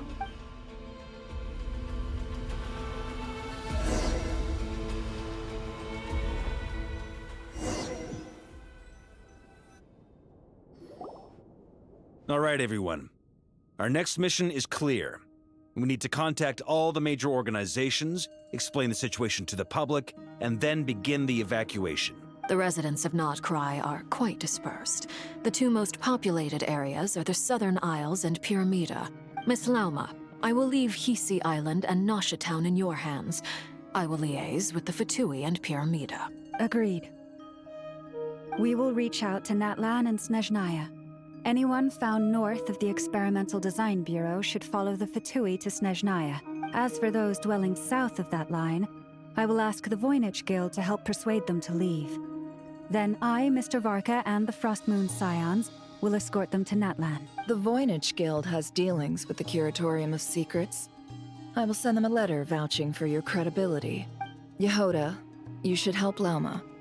This is too big of a task for one person. My wish has come true. You're willingly lending me your most capable employee for the day. Well, good for you if all this only takes a day. Of course, if it takes any longer, I'll be charging a fee. Boss, wait. Don't I get a say in this? Oh, I'm sorry. Something to add, Yehoda? Well, no one's more important to me than you, boss. And remember how Lauma healed your eyes after that big battle? I think that's worth at least 2 or 3 days' work for the Frostmoon Scions. Are you completely incapable of acting in your own self-interest? Or do you simply devalue your own labor? Are you sure you don't want to come with us? Who will see to our other work if we're all busy evacuating residents? Sandrone insists that Columbina is still alive, and we have a traveler to rescue. There's much to be done. But boss, I'm just worried that... Well, Nefer, I'll link up with you once my tasks are complete. What makes you think I'd need you to do that? I'll need it. And considering the way you approach certain matters, I think you'll be better off with me present. That's quite enough. Just focus on your work first. I bet we're in for an uphill battle here. But we can help out too. Inefa and I are gonna help Nasha Town's residents carry their stuff. Loading schedule. Store essential local research data and technology samples, then escort the people to Natlan. Understood. I will execute this to the best of my abilities. Great stuff. Thank you, ladies. I've contacted the Lightkeepers. A colleague of mine will join us shortly. I will persuade them to conduct a thorough search of the region to ensure that no civilians get left behind. As for me, I guess I'll be making an early return to Sumeru. I think it's important that someone informs the Dendro Archon of what's going on in Notcry. Roger that. Someone should inform Mondstadt, too. Mr. Duran, can I trust you to handle that? I think you fly faster than any of us can run. As an added incentive, get there fast enough and I'll see about getting your gliding exam waived. Really? Ha! Mission accepted, sir. I intend to stay behind and help Miss Sandrone with her research. She has some alchemy-related questions that she'd like me to explore. She recognizes your expertise, then. I wish you a fruitful collaboration. Thank you. In truth, I was surprised to hear her express an interest in subject matter outside of machines. I believe she has been investigating some Fontanian technology recently. She made a point of bringing the relevant materials with her when she left the Experimental Design Bureau. She's sorting through everything in her room as we speak. I should mention that we have one other friend who isn't present. He hasn't made his position in all of this clear. But if we know anything about him, he's likely investigating on his own. Paimon's been very quiet today. But I know how close she and the Traveler are with the Natlanese. She should come with us to the border. Okay. Paimon will do her best. Make sure to heed Sandrone's warning. Many of us have been cursed by Dottore. As such, under no circumstances should anyone cross national borders. Remain within Nodcry. That aside, personally, I have faith in Columbina. Things look grim, sure, but who knows how it'll play out. Same goes for rescuing the Traveler. Both of them are important allies and friends. We'll be counting on you to gather intel on them, Miss Nefer. Oh, wonderful. You're all here. That voice again. Nicole? Whoa, that was loud. And it came out of nowhere. So mysterious. Sorry, this is the only way I can speak to you all right now. Please accept my apology. We're still facing quite a catastrophe here at the world's borders. Alice has roped in every Hexen Circle member she can get a hold of. Except for me. She told me I had to come and help you all out as a matter of urgency. I quote, "You love talking, don't you? Well, now it's finally your time to shine. Take these. Make sure the whole party gets one each. You'll be in charge of making sure everyone stays connected." Huh? Is this a Dodo communication device? Scanning. Unknown device. Analyzing. Unknown device. Conclusion. Cute. Affirmative. It is cute and good. I believe that I quite like it. This is no ordinary Dodo communication device. It's my very own special modified version, specifically... Ah, sorry. I almost went off on another tangent there. Anyway, help yourselves.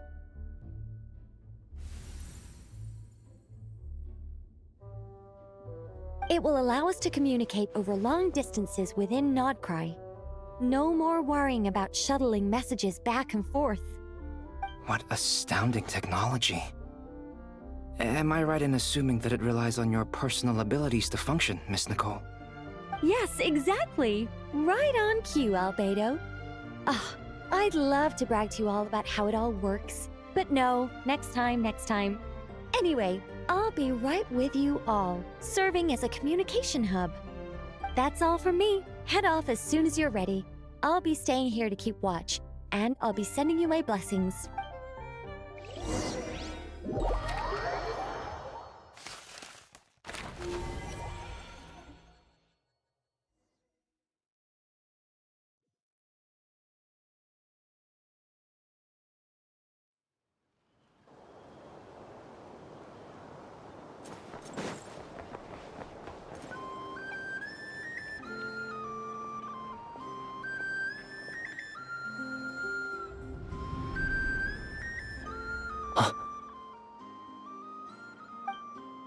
Ah, Sir Flint.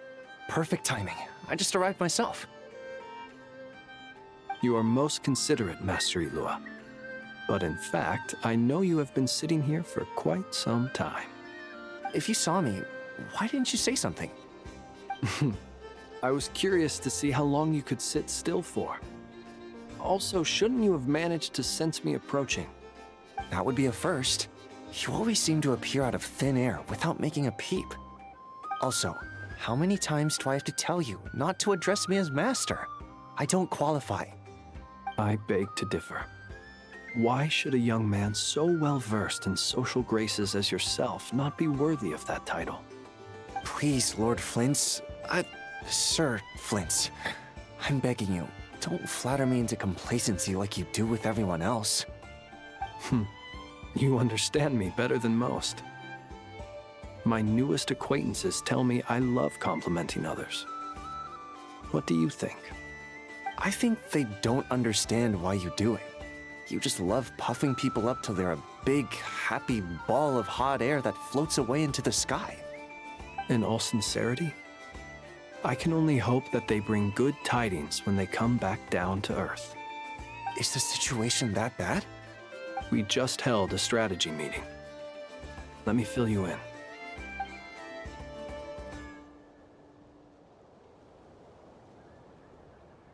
In short, we need everyone gone from Pyramida.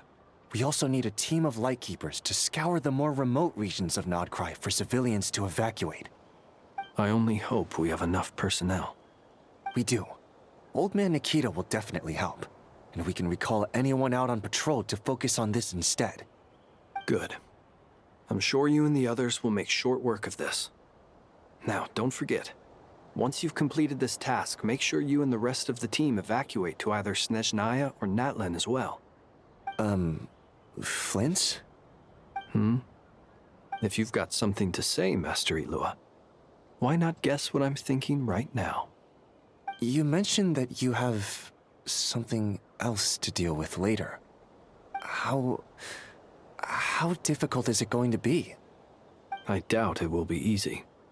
I know you're a Lightkeeper, and it's your duty to protect others in times of crisis. But I have a feeling that you'll be walking into grave danger. However bad things have gotten in the past, Nodcry has never faced a mass evacuation before. But from the sounds of it, you don't intend to come with us. I don't mean to pry, and it's probably none of my business. But whatever it is you're intending, you don't have to go through with it, you know. I've been afflicted with some sort of curse, and I'm told it may well trigger if I set foot outside of Nodcry. As such, I cannot leave. I have to act, if for no other reason than to fight this curse. What? No. Why? Why would anyone want to curse you? There are plenty of people out there willing to trample over others in pursuit of their own goals. Frankly, Sir Flint, I am furious. You're making light of what is an incredibly serious situation. Indeed I am. And? And what? I told you, I'm furious about this. Nothing I can do about it, I'm afraid. Things happen, and we just have to deal with them. If you find yourself feeling angry, perhaps start by drinking a big glass of water. Hey, you mean you're completely unmoved by my anger? I'm devastated. Then allow me to express my sincerest regret. Come by the lighthouse sometime. We'll catch ourselves a few fish, have a little barbecue, play some cards, and bask in the sun. Maybe I need to spell this out. Lean in a little, Flint. Oh my, this doesn't bode well. Word is that you were caught up in a real horror show recently. People were amazed that you returned safe and sound. They've been debating whether you're even human. I've returned safe and sound from plenty of crises. When you say people, do you mean other people? Or do you just mean you? Fine. I'll be frank. You're not human, are you? Heavens. Now that's a horrifying thought. You know what? Forget it. We'll revisit this once it's all over. A sound plan. Albeit a little ominous sounding. Just promise me you'll come back in one piece. For you, Master Ilua. How could I refuse? Also, please pass my regards on to our colleagues. Tell them, thank you all for your assistance. Please put safety first as you proceed with the operation.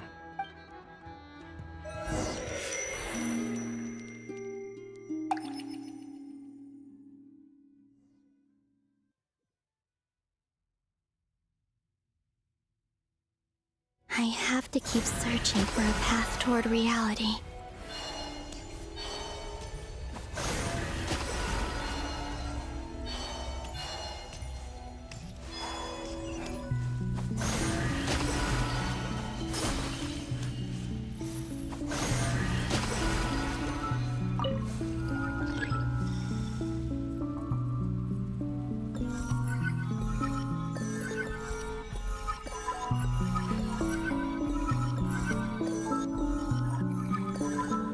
This should do it. The last 2 times I tried to influence reality in this space, it consumed a lot of Kuvaki.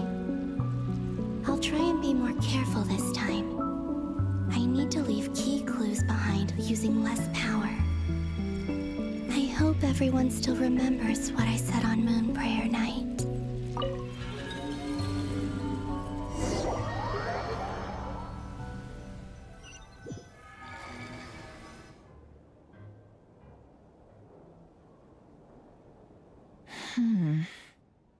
Nothing here either.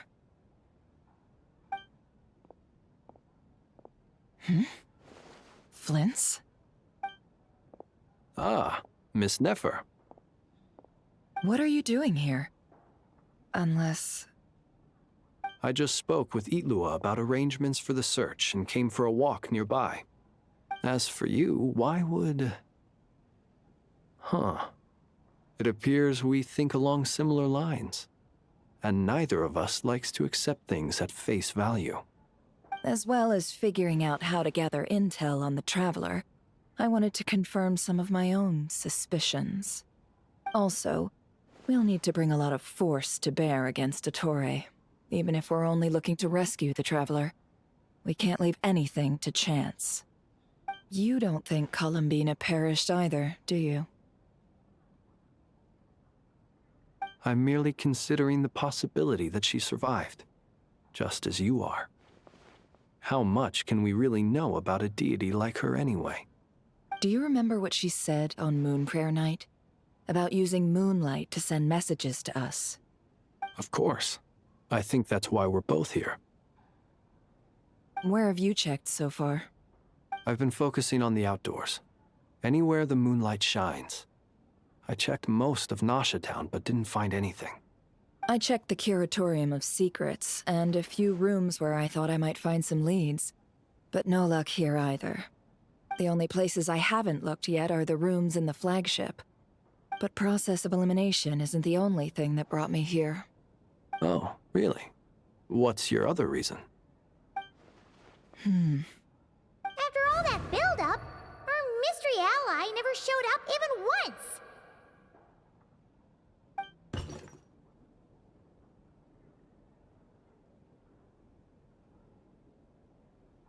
Huh? Am I imagining things?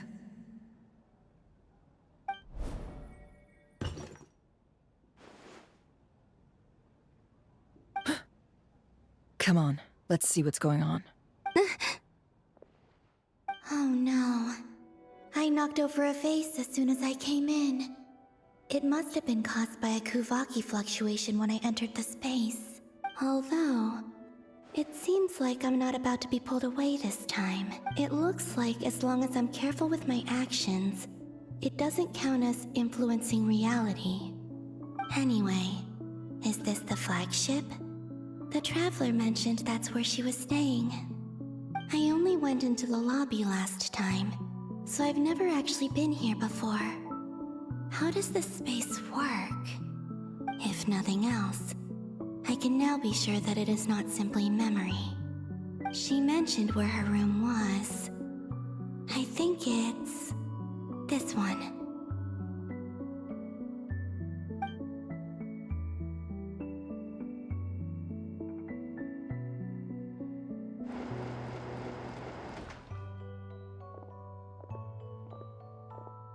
The door is closed. But if this is anything like when I disappeared, then maybe...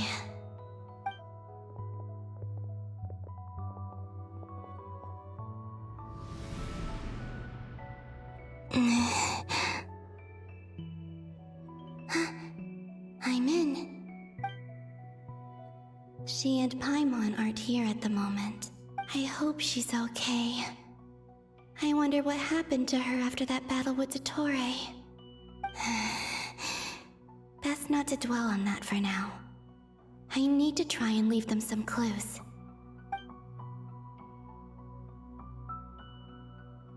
Please, Traveler. I really hope you find this.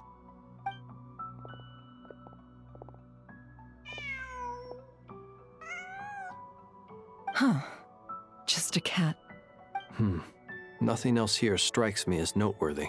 Didn't you stay here for a couple of nights once? Before Rarir showed himself, yes. It's also where the Traveler and I first met. Did you notice anything unusual during your stay? I remember thinking how much noisier the flagship is at night compared to the graveyard. Other than that, no. The Traveler and Paimon were most congenial neighbors. This is where they've been staying, yes? Over here? That's right. I wouldn't usually condone breaking and entering, but we can make it up to them later. Focus now. I have to write a message on the wall using Kuvaki, just like I said on Moon Prayer Night. Simply open your windows on nights when the moon shines bright, and the moonlight will naturally flow towards the words I have written. Here goes. I'll need to carefully control my strength.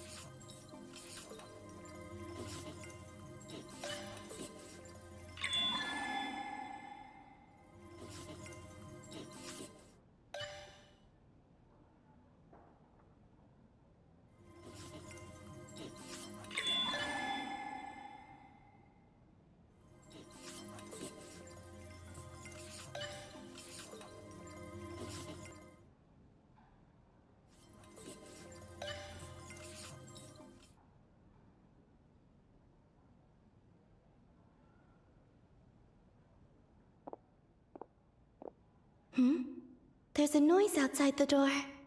Is she back?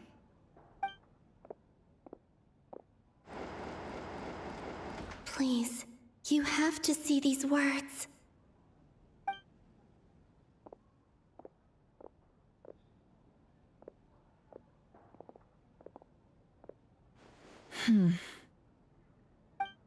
Well, do you sense anything? Unfortunately, no. And this place was our last chance. Not necessarily. We've only looked in Nasha Town so far. Miss Columbina said she would leave messages at her friends' dwellings. It's still worth checking where Miss Lauma lives and where I live. Let's try and make some time to look into those then. Wait. What are you waiting for? Paimon might have overeaten slightly. What's that look for?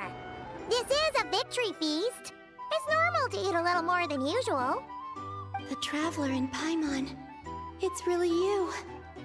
But why are they talking about a victory feast? Huh. You worried Paimon sick while you were out there fighting Rarir. So this is your chance to make it up to her, all right? Wait. So this is the night after the battle against Rarir. How did I end up here? That's quite a long time ago now. Wait. Time. time I've entered reality within this space, it's been at an earlier point in time. Every one of those points has been before I fell into the moon's reflection. And everything I've done to affect reality really did happen in the past. Does this mean that, within the moon's reflection, time flows backwards? Starting from the moment I fell in? Not long till Moon Prayer Night now. It's gonna be even livelier than tonight. Although, it's gonna be sad saying goodbye to the damselette. She seems like a really nice person. Paimon. No, I can't. Even if I make contact, they probably won't understand what's going on. And in any case, I'll likely get pulled away again if I do. Instead, I have to find a way to get them to notice what I've written using the moonlight. Wait, even I hadn't thought of doing that before Moon Prayer Night. They'd never conceive of that possibility. Is there truly no other way? Don't lose heart. We'll find a way somehow. Huh? Oh, you say that, but the Frost Moon is beyond the fall sky. If we wanted to go visit her, how would we make it through to the other side? We might not have all the answers now, but I'm sure we'll find a way one day. Huh. Guess someone's gotta be the optimist. The present. The future. That's right. There are still things I can do. What's your plan?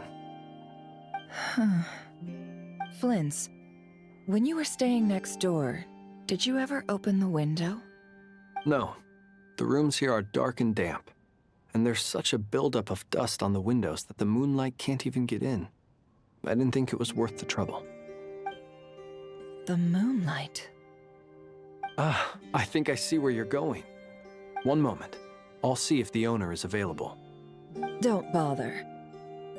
Time is of the essence.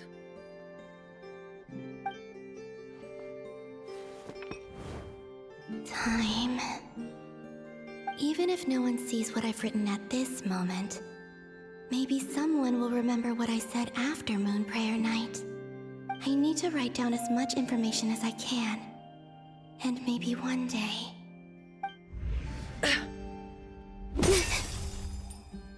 Huh? What's up with you? You can't even hold your cup steady. Are you getting tired? A little. Well, you should probably hit the hay then. You've had a really tough couple of days for you.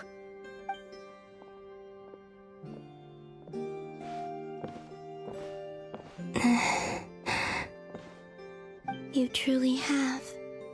You helped defeat Rerir, helped me reclaim my name, and you helped the others organize Moon Prayer Night. Wherever you are right now, I'm sure you're still fighting against the injustices of fate. This is all I can leave for them. How I wish I could stay here. But it's time for me to go. I hope to see you again in the next time. And if the opportunity presents itself. I will surely return to your side. Huh. Columbina. She's alive. Not only that, but she's left us an entire wall's worth of clues. She even wrote down what would happen on Moon Prayer Night. It's just a shame we found it too late. I am here. Time in this place flows backwards. I am constantly moving forward. It sounds like she's found a way to influence the past using Kuvaki. But her future is our past. So, these words have been here ever since we defeated the Ray Hero Solnari. We just never discovered them.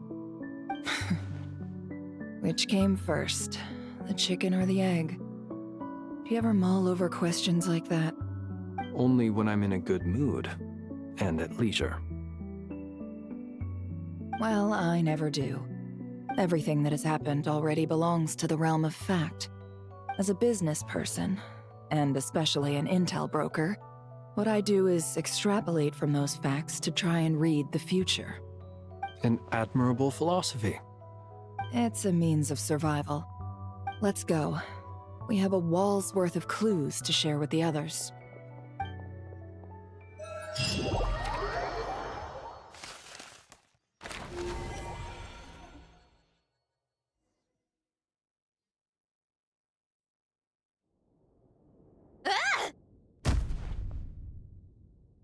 It appears that the doctor's energy signature has changed to something similar to Kuvaki, but not like the Kuvaki we're used to.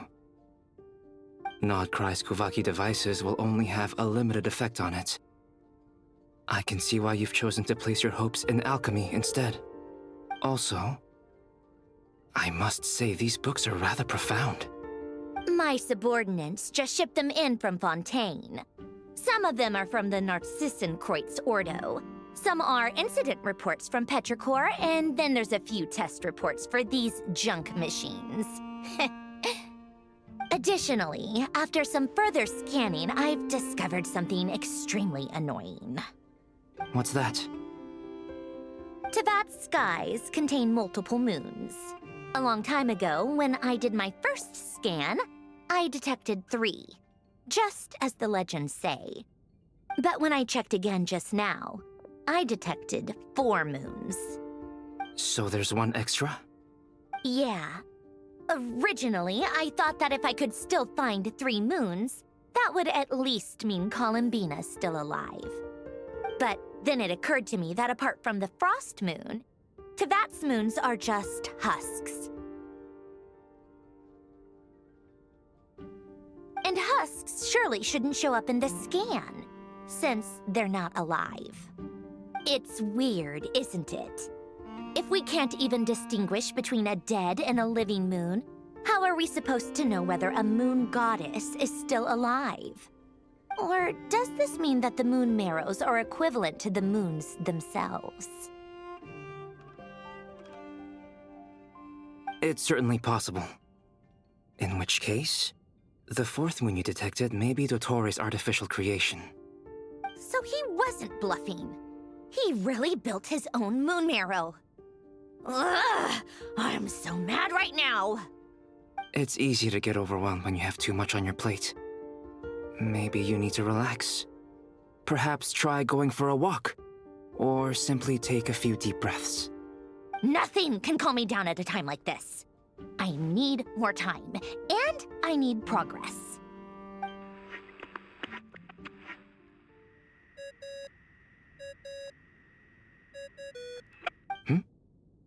It's Mr. Flynn's. I really hate that ringing tone. Ugh. First the 4 orthants of the Narcissenkreuz, then moon marrows. Now what? Oh, sorry if we're disturbing you. Might I ask what's troubling you? What do you want? We're busy. Are you still at the Curatorium of Secrets? Yeah. Look, everyone else is still out, so there's no hurry. Plus, I'm busy, so I would appreciate if you gave me some space. Even though we have crucial intel to share? Fine. I'm listening. Do you intend to share it via the Dodo communication device? Ordinarily, I would, but this is a unique situation. I think it's best that we discuss it in person. See you at the Curatorium.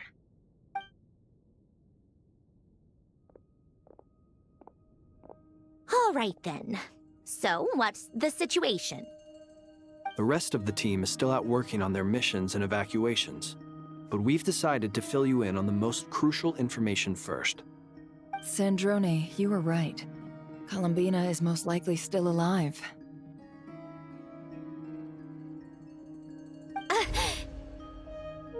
That's the best news we've received in a while, by a long way.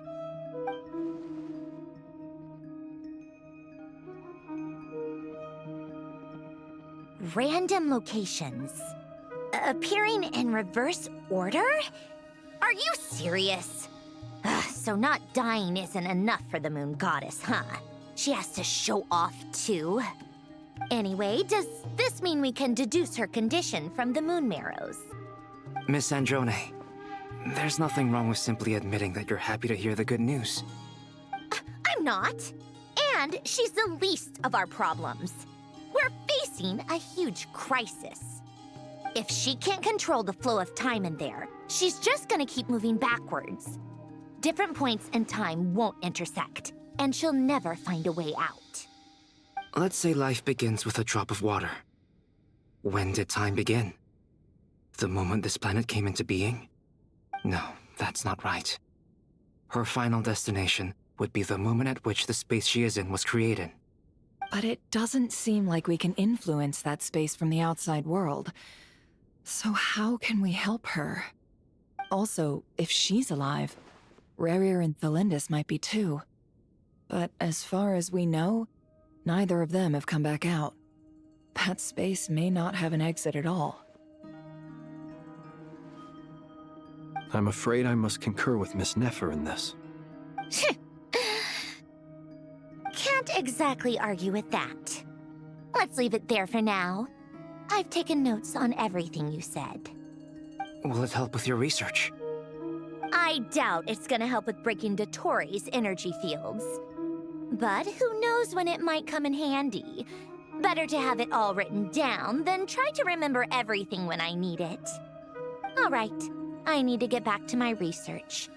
Mr. Albedo has made a lot of suggestions that will require my undivided attention. Sure, I'll stay here. I have things to work on.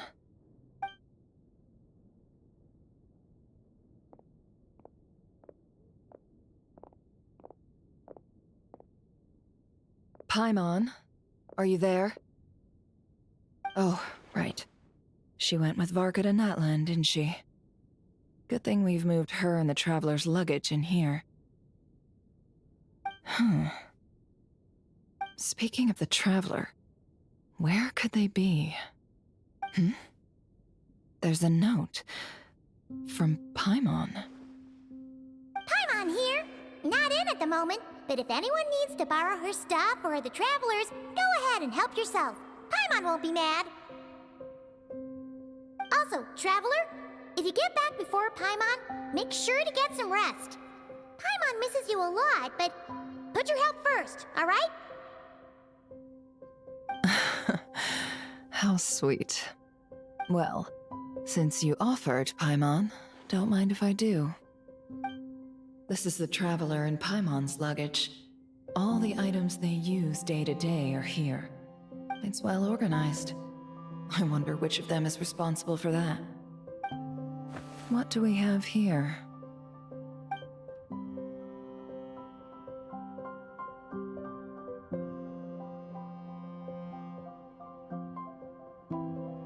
The camera captured a special moment that can only occur between people who are close to one another. You can really sense how the photographer feels about their subject. I wonder why this picture was placed outside.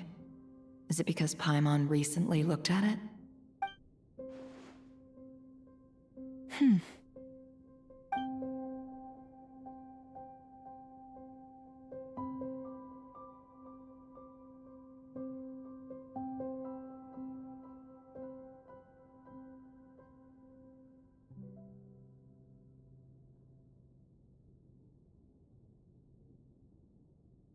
This must belong to the Traveler. Perfect. I'll use this. Hang in there. We'll find you.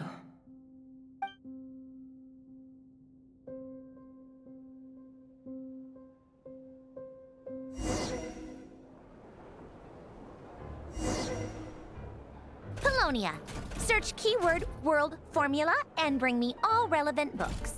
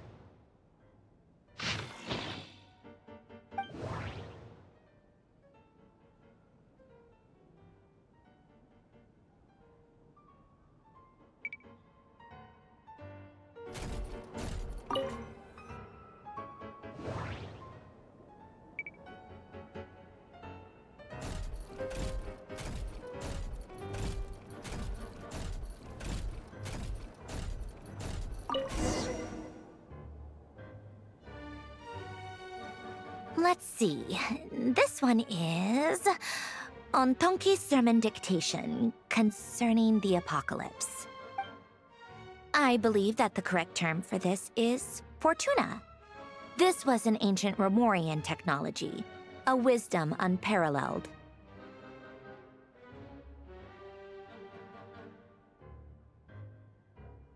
I never imagined that Romorian ideas would be so similar to the diagram I have named, the World Formula. This is strong evidence that human civilization should gradually shed possibilities as it continues to explore and evolve. The end of humankind may well be upon us right now. The sparks of civilization shall run out, unless we consider introducing variables from outside the system. Variables. Surely that can only mean one thing. Descenders? Dottore likely captured the Traveler because of her descender status. But the Three Moons' authority comes from the world itself. Why would Dottore need anything beyond that? Where does this variable factor in? The world formula calculates the fate of an entire world. Introducing a variable would therefore give us...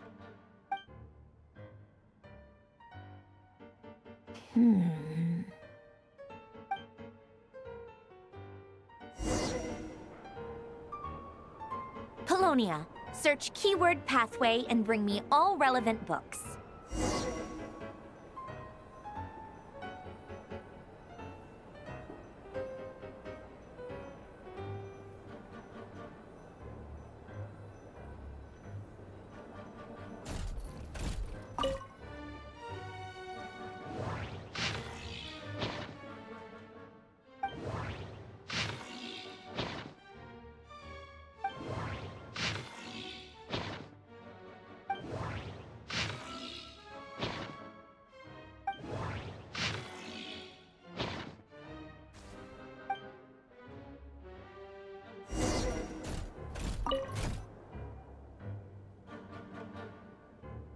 Otonki Sermon Dictation.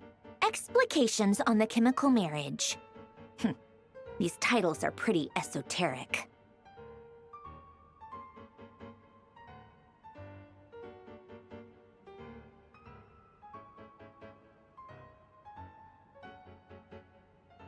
Observe and compute the pathway displayed in the guidance diagram.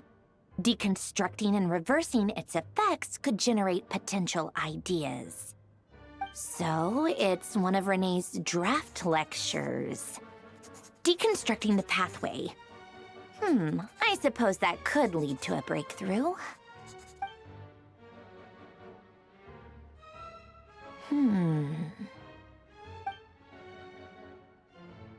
This is so long.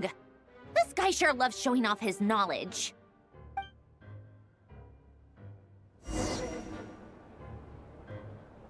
Polonia, search keyword tree model and bring me all relevant books.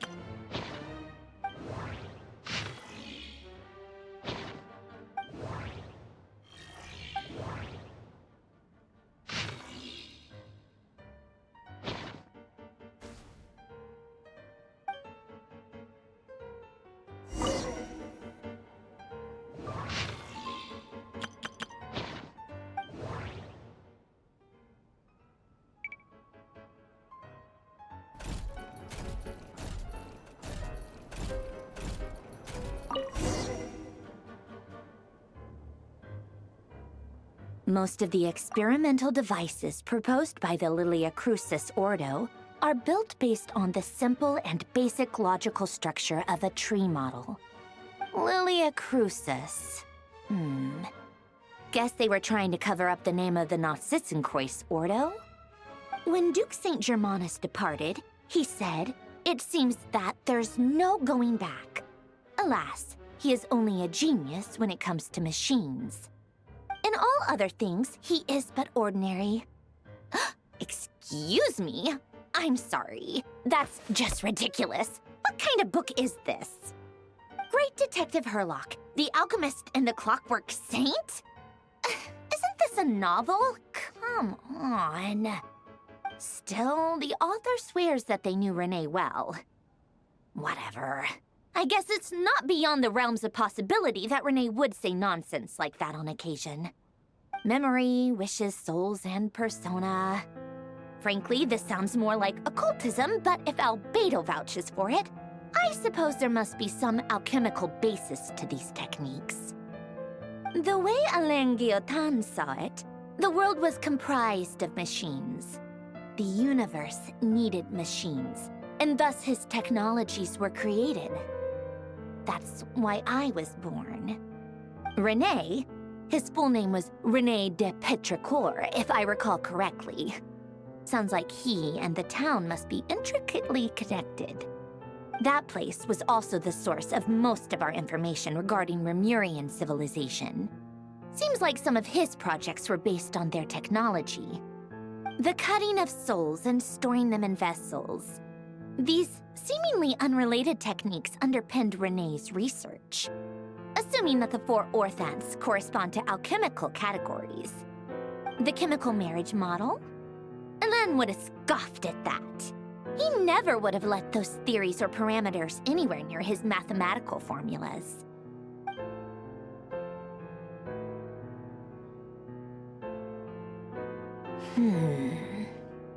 What was Alain's view on René?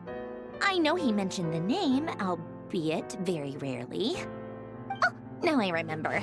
Alain's old notes are here too. They mentioned René once. René seemed most out of sorts when he spoke to me. A lack of sweet foods has dulled his mind, I should think. Either way, his words are not to be believed. Yep, that sounds like Alain. My subordinates actually did a half-decent job digging out all these materials. Makes a change. Good for them. Some of Alain's old files are completely consistent with these records. He must have gotten them from the Tower of Gestalt. I never knew he got his hands on René's records that early. He may have kept them, but he never even attempted to use them. Didn't believe a word they said. Come to think of it, René's world formula was filled with calculations of constants. That shows he believed that the fate of the world to be predetermined. As for Alain... it's been too long. I forget what he said. What would he have said? A guy like him, fervent believer in machines, but not headstrong enough. The world can be changed. It is worth persevering. Yes, that's how he used to think at least. He created that procedure to save this world. Yet the scale of the world's fate proved too enormous. The result was beyond his ability to calculate. He died having never seen the outcome. And there I was, left behind in the ashes of his dreams. Did you really never take a close look at René's research? Or did you read it but deem his philosophy incompatible with your model? The very thought of trying to incorporate his ideas probably made you feel sick to the stomach. Well, don't worry, because there's a whole new category of lunatic in town. Next to Dottore, every other madman looks sane. You once asked me what I wished for. Should have asked him instead. He's the one pining for things you'd sooner die than witness.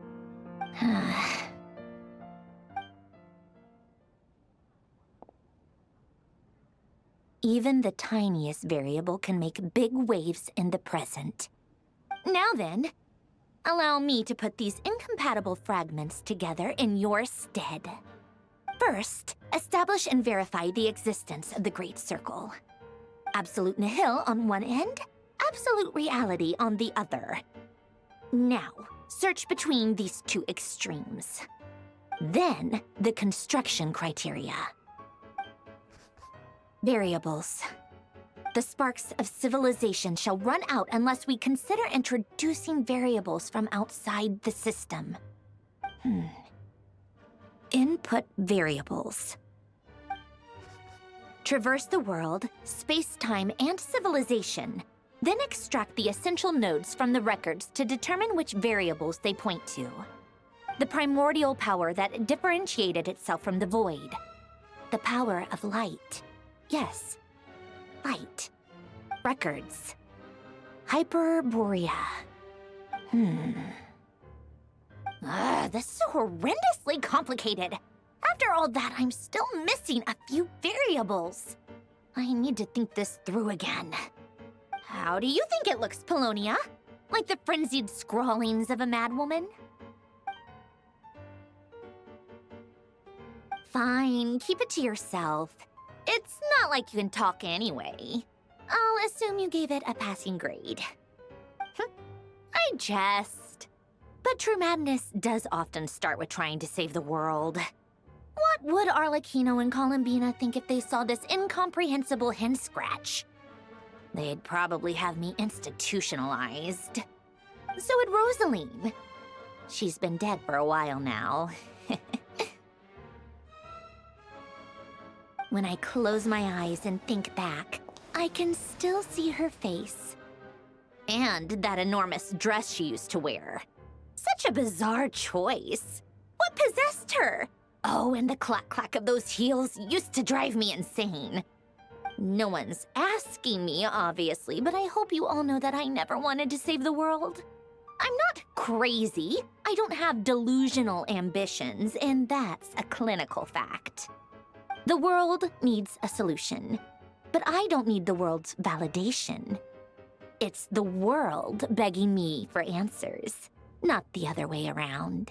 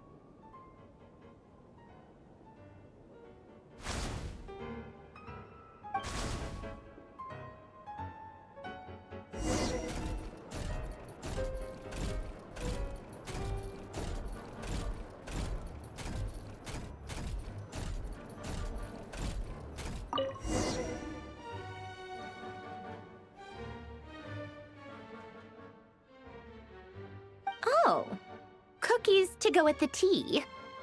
Let's see. They must be from that person who brought those documents. I see they're from Hotel de Boer. Something's written on the box. We are proud to present this homage to the Fortress of Meropede's fun-filled meal collection system. Fortune cookies. Have a lucky start to your day. Sounds like a dumb gimmick to me. Be early to bed and early to rise.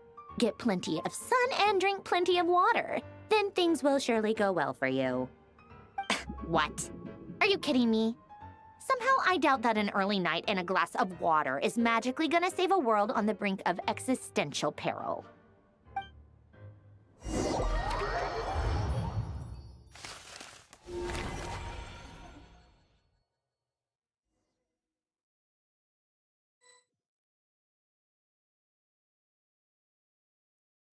Lady Arlecchino, word has reached us that Lady Marionette's troops are all in position. They are ready to act as soon as the order is given. Excellent. The only thing is, they are fewer in number than we expected. It looks like many of them must have lost their lives at the hand of the monsters released by the Doctor. Can't be helped. Allow them to join our ranks and keep in contact. As you wish.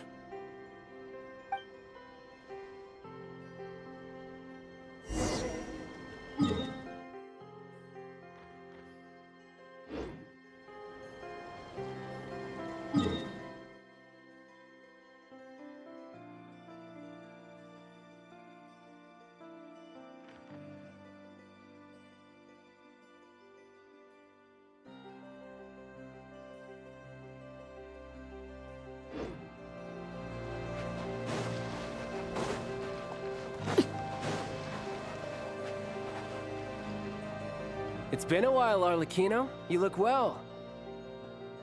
Did Dottore really have to build his lab right on the sole path between Snezhnaya and Nodcry? Had to go on a huge detour to stay out of its line of sight. Sounds like an arduous journey. I assume you've brought word from Her Majesty?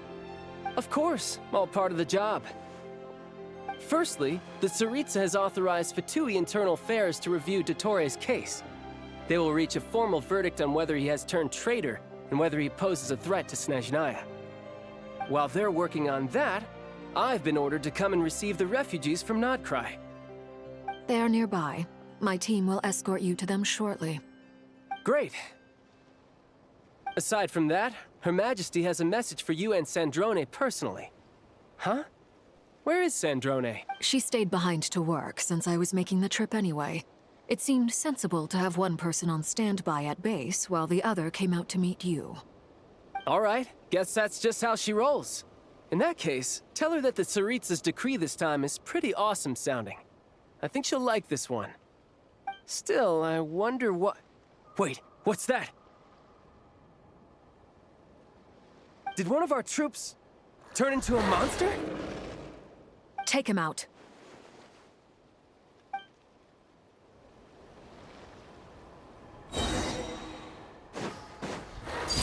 Laid bare. Riptide. You've gotten stronger, Arlecchino. Nice.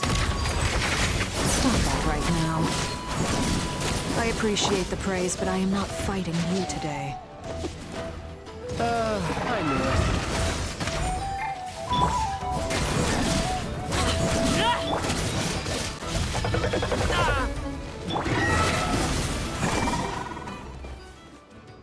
I can't believe it. He was a living, breathing human one moment, and the next... Another fine piece of work by our dear colleague, I'm afraid. What in the world has been going on in Nodcry? A lot. But long story short, Dottore stole 2 moon marrows that should have belonged to Columbina, then built a 3rd moon marrow of his own to concentrate the Trilunar Authority in his hands. What? What do you mean he built a moon marrow? People build roads and houses, not moon marrows. What's his next DIY project? He's gonna build a god? You could stand to be less surprised. We are harbingers. The work we are engaged in makes the creation of gods seem mundane by comparison. I tell everyone who asks that you once crossed swords with Rex Lapis while serving as a key supporter for Rosaline's plan. But right now, you're acting like a common adventurer. Thanks for speaking up for me. Those 2 really took me for a ride back then. Then again, surely no common adventurer would manage to get tangled up with them the way I did. That's gotta count in my favor, right? It almost sounds like you wish to repeat the experience. I might have to lower my opinion of you. No. I'll stop talking. Please, go on. Dottore is currently still experimenting with his newfound power in ways that continue to corrode the outside world. As for the human mutation, I believe this is simply a consequence of his experiments, and not a strategic move. That radiant beast was once a subordinate of Sandrone's.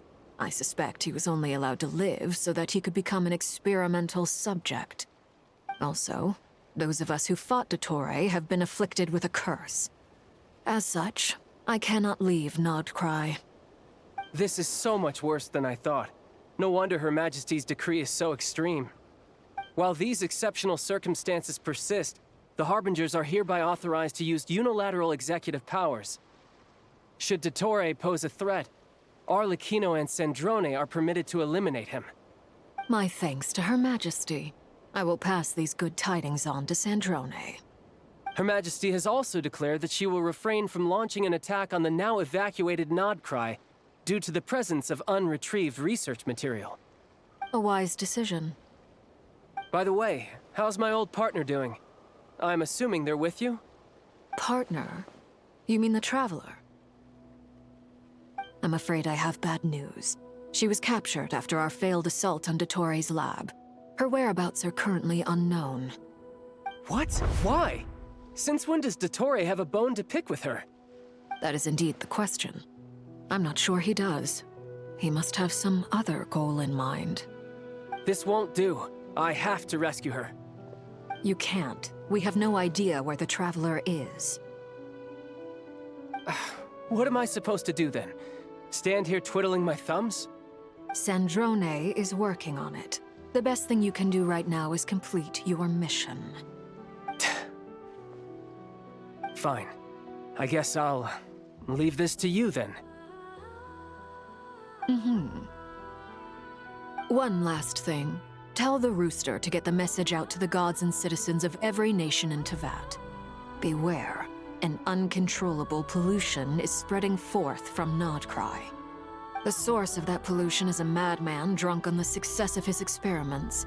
The Fatui and our allies will endeavor to contain the threat. However, if Nodcry falls, things are likely to escalate. Considering Dottore is one of our own, all Fatui stationed in Nodcry consider it our duty to stay and fight him to the bitter end. Whatever the cost. Hey, don't be too pessimistic. If it comes to it, I'm sure Her Majesty won't stand by and do nothing. I hope you're right.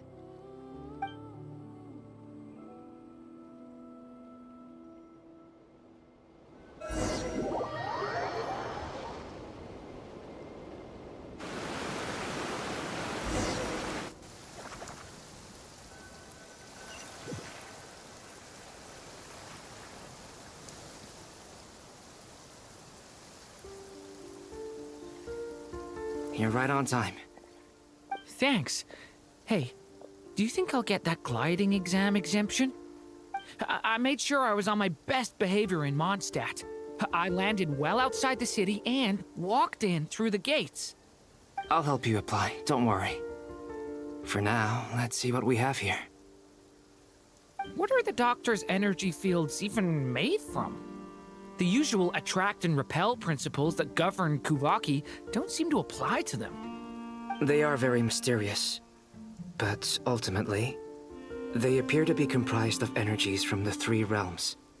Thanks to research by Master in the Hexen Circle, we know that Tevat's 7 elements are derived from the more primordial power of the Light Realm, which is antagonistic with the power of the Void Realm. Since you have the power of the Dragon Durin within you, I'm sure you can already tell that this energy field contains no abyssal energy. That's true. It's not abyssal energy. It's something pure, wild, and untamed. I've been thinking about something. Do you still remember the device that Dory supplied from the Academia when you and Miss Columbina fought Rarier? That was one of the most marvelous feats of ingenuity I've ever seen. The design, the craftsmanship, the material selection. I couldn't fault any of it. Not to mention the operating principles. Surely the most ingenious feature of all. Dory didn't go into detail on how it functions, but I have a working theory. The clue was that Miss Columbina was somehow able to use the pyro energy that you provided, despite the fact that, as a moon goddess, she should only be able to use light realm energy in principle. Now, all elemental energy is, of course, derived from light realm energy to begin with. Hence, I suspect that the device works by restoring elemental energy to its original state. This presumes a theoretical model of the 7 elements akin to that of light refracted through a prism. Perhaps it is no mere analogy. Maybe there is indeed a prism in this model. I almost wonder if the idea for the device was conceived based on direct observations of said prism.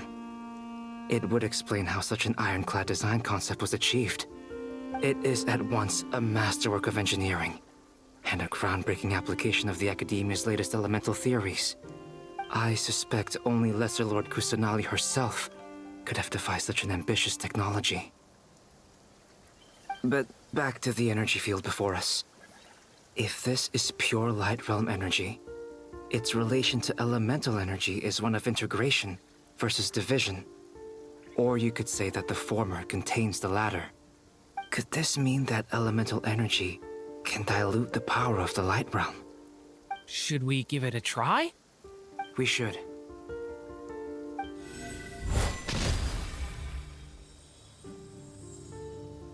Ha! It works! Clear signs of disruption were detected at the periphery of the energy field. This indicates that elemental energy can disturb or even negate the field. Now you try. All right, here goes. It's working! Switch to abyssal energy and attack again.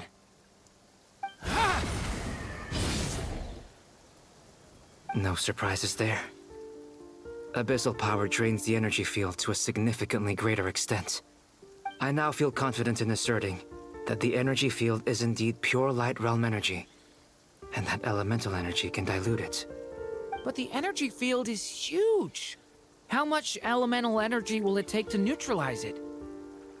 We don't have to neutralize it completely. We can try other approaches. That's all for theory. Would you like to continue watching? So you knew I was here. Huh? When did you get here? A while ago. But Albedo sounded like he was working on his thesis defense back there. Back in Sumeru.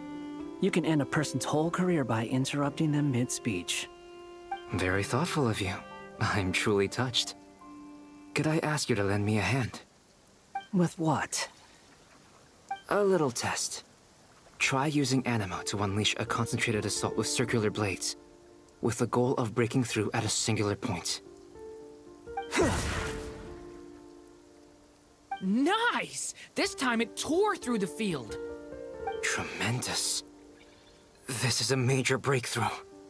Should we go through? We probably shouldn't risk having mutually antagonistic energies in such close proximity. Durin, you stay here and watch the entrance. Hat Guy and I will go in to investigate. Sounds sensible to me. Keep your eyes peeled, Durin. Don't worry, I got this. You two be careful in there. Just give me the signal if you need help, and I'll dive right in. What do you mean, signal? It's based on a new alchemical concoction I developed last month. When 2 bottles of it are smashed on the ground together, they emit a blinding burst of light. If it comes to that, remember to shield your eyes with your hat. Glad I asked. Thanks for the heads up.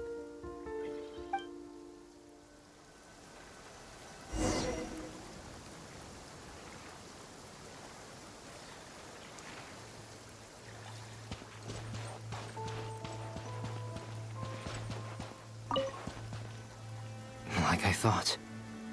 Beyond a certain distance, we can't see the opening where we came in. Maybe that's to prevent people from escaping. Sounds like Dottore style to me.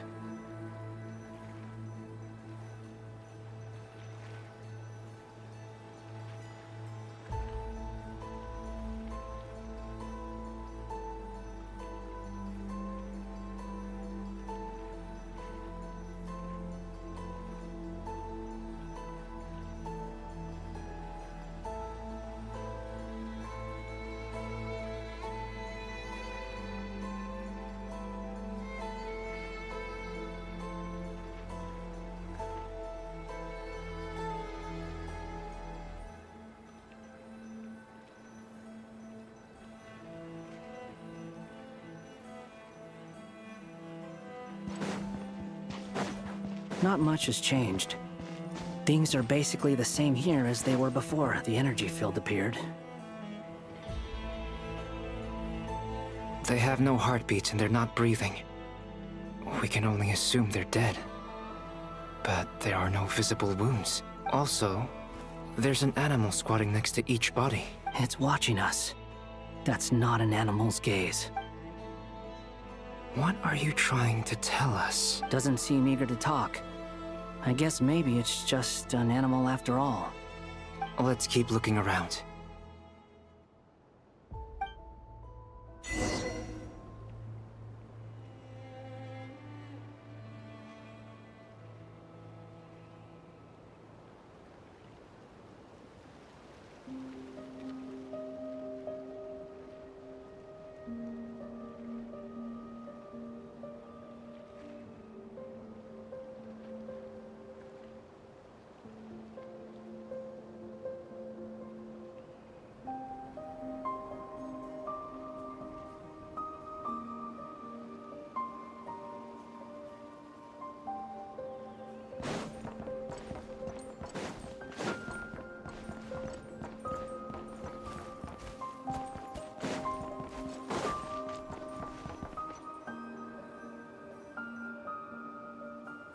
Same situation everywhere. Not a living soul in sight. Just countless bodies with animals standing watch over them. Well, I think we can safely rule out the possibility that they're all pets. Is skirting around the topic your way of showing consideration for other people's feelings? Just being cautious. I don't doubt that you can handle the truth.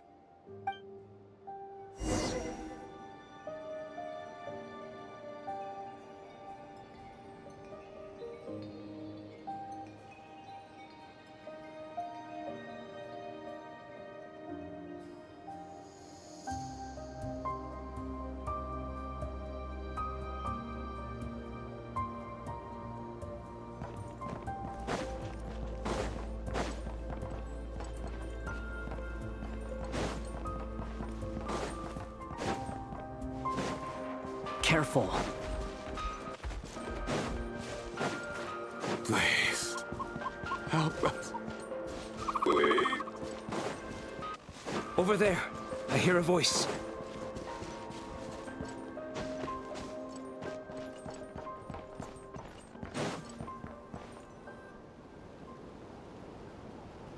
Please. Help us. Please. What happened here? I don't know. Suddenly, everyone collapsed. Then my line of sight got lower. I still have some of my senses left. I gotta get out of here.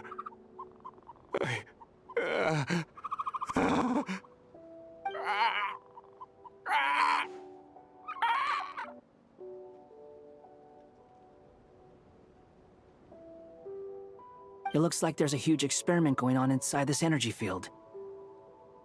Maybe each energy field is its own giant experiment. Vile. He's swapping human minds with those of animals.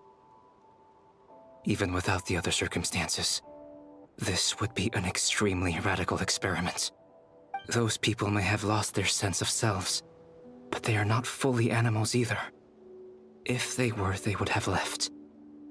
But instead, their instincts are driving them to remain by their dead bodies. We should go. No sense in sticking around here longer than we need to. Agreed.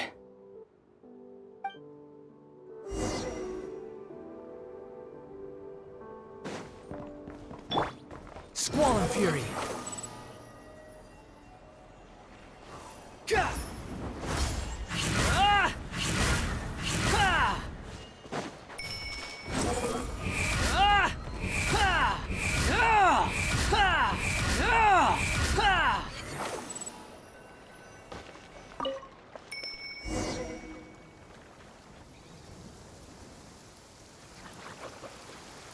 Ah, you're back! Everything okay? We saw some things that take a strong stomach. Otherwise, we're fine. We should share our findings with the others.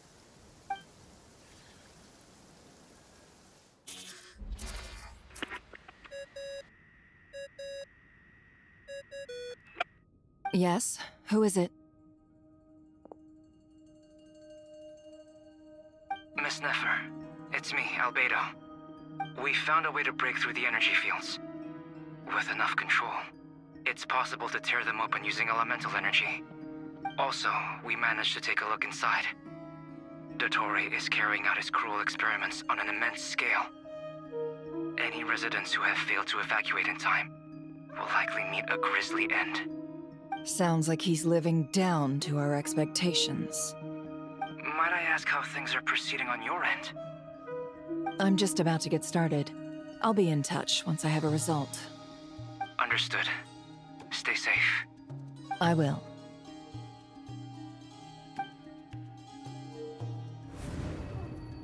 Well, Nefer, I'll link up with you once my tasks are complete. What makes you think I'd need you to do that? I'll need it. And considering the way you approach certain matters, I think you'll be better off with me present.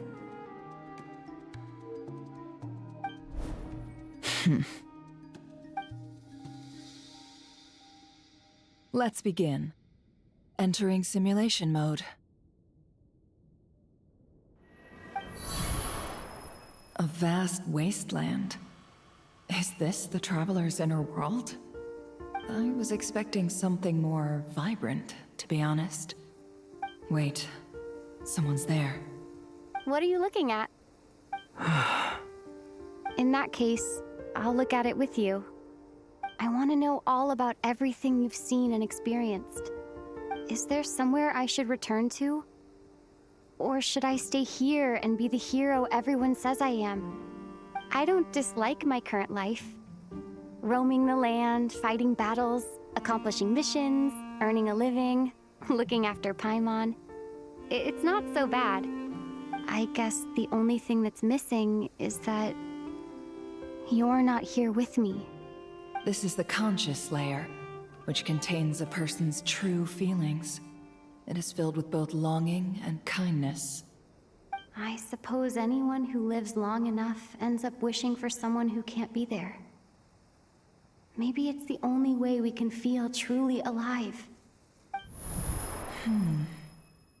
Time to delve a little deeper.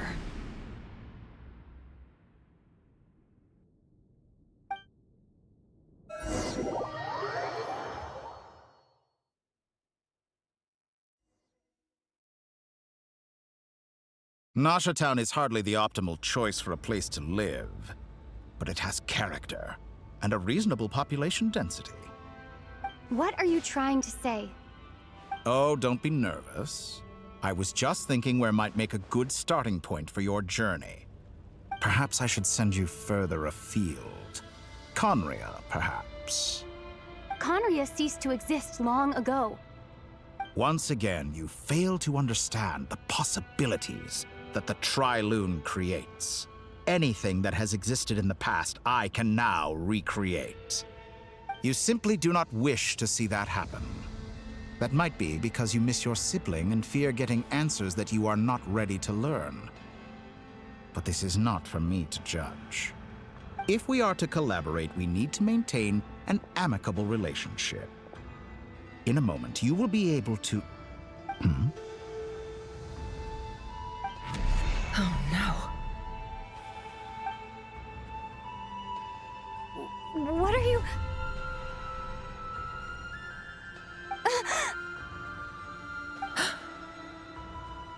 What are you gonna do? Don't move. Something unwanted has crept into... Oh? Gone as quickly as it came.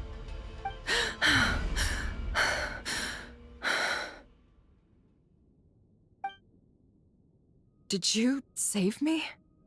If I hadn't cut the connection, Dottore might have caught you from the other side and destroyed you. This was a good idea, but once is plenty. You were exceptionally brave. Excellent work. Thanks, but now's not the time for that.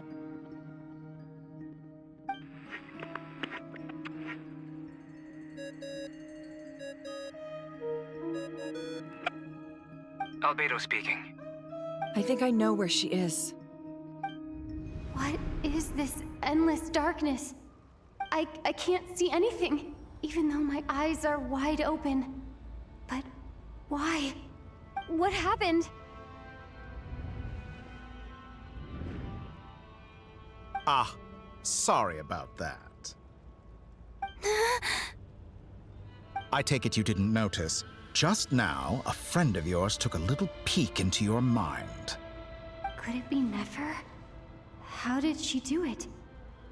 Did she use something as a medium to connect to me? Do you think she's aware of your current circumstances?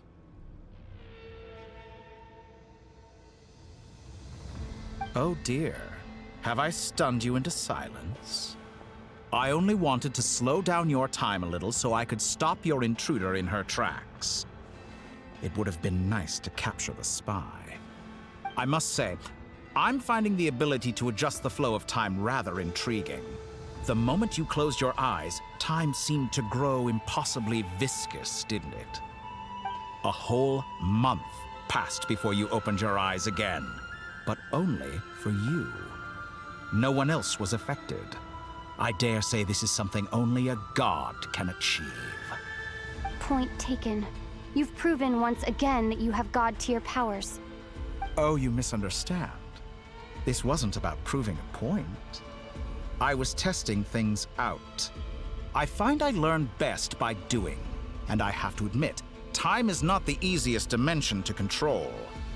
I only wanted to make you sleep for a short while, but it ended up lasting a whole month.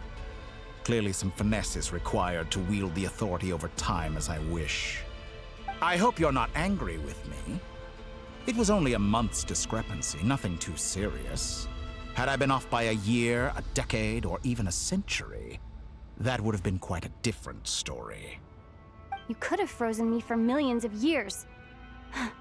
So much for collaboration. You aren't showing much sincerity.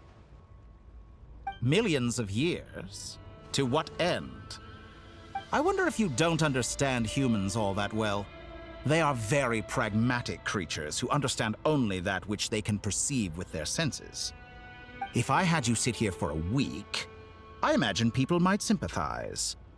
But if I left you here for 100, 1,000, or 10,000 years, the sheer size of that number would cause it to lose all meaning to them. They would not have the capacity to comprehend your suffering, and thus they could not empathize. Unfortunately, while gods do exist in Tevat, it is ordinary humans that account for most of the population.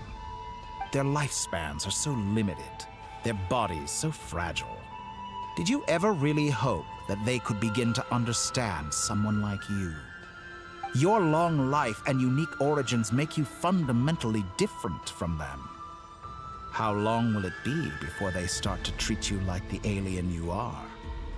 Before you are ostracized, outcast? Alien. Even I feel bad for you sometimes. This world has made you into a slave. So many times you have served its will, and not once have the powers that be ever thought to grant you the one simple thing you wish for. You have been treated most unfairly. I can change that. I will grant you special privileges and give you back the status you rightly deserve as a descender.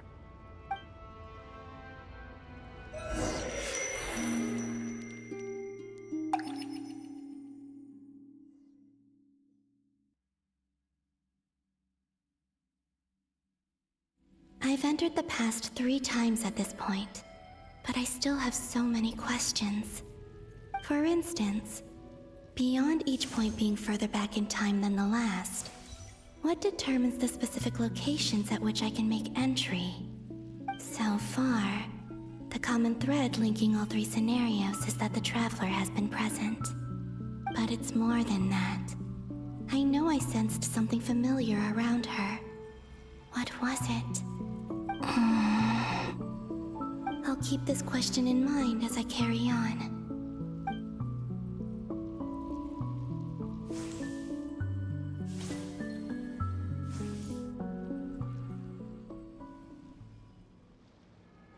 Humans, you never change. Always trying to use powers you neither comprehend nor control. This looks like Star Sand Shoal. Was this before Rerir regained his physical form?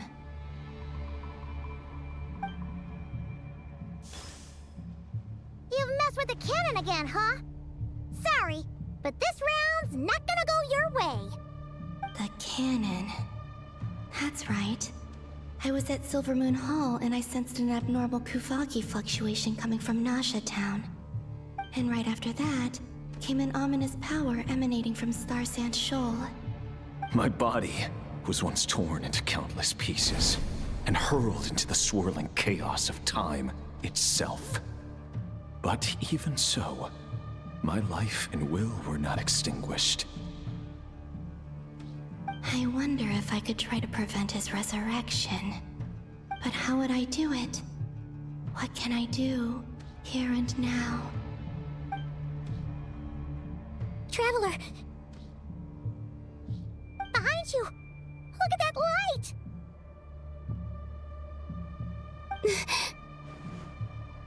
No, I won't make it in time. She's using the Kuvaki shield like I taught her.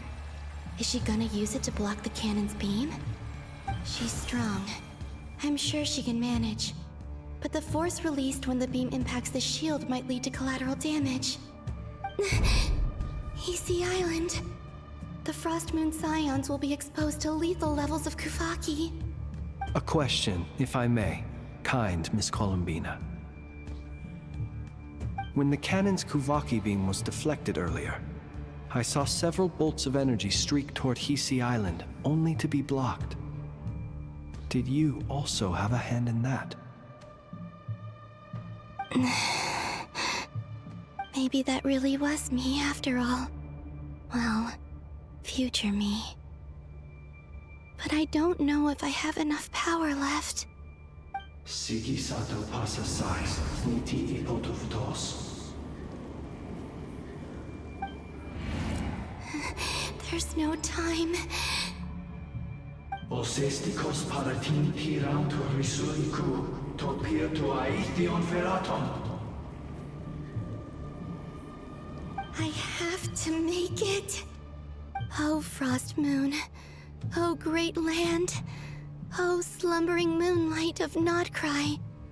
If you can hear me, if you can sense my call, then please, heed me once more!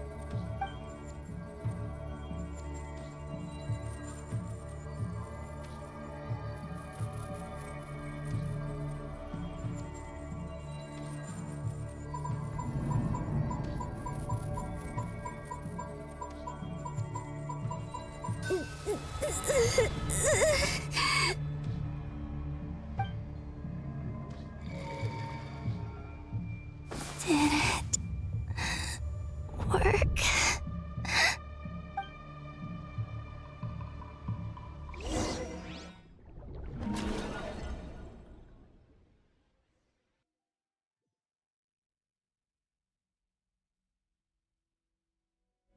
Hey, wake up.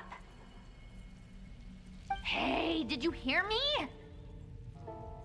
Columbina, I said wake up now! Oh, good morning, Sandrone.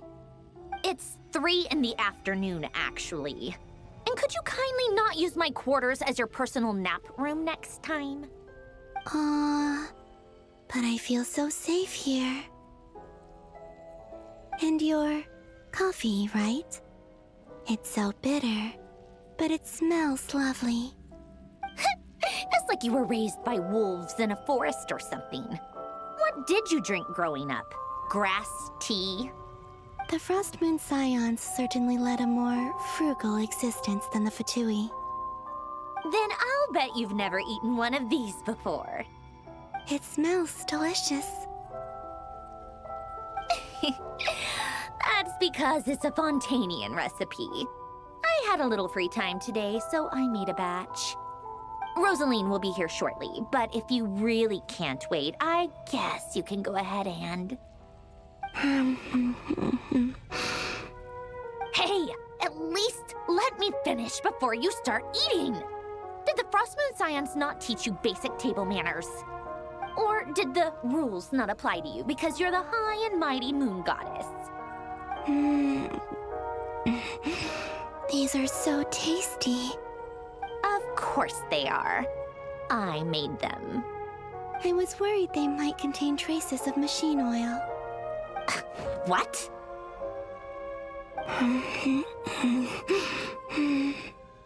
You know, there's something I've always wanted to ask you. Why did you leave your old home and join the Fatui? I mean, I'm sure their food was awful.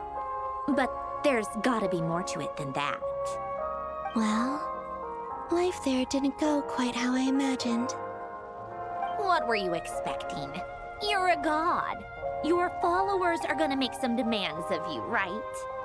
Surely you can just answer a few prayers here and there in return for the free food and drink.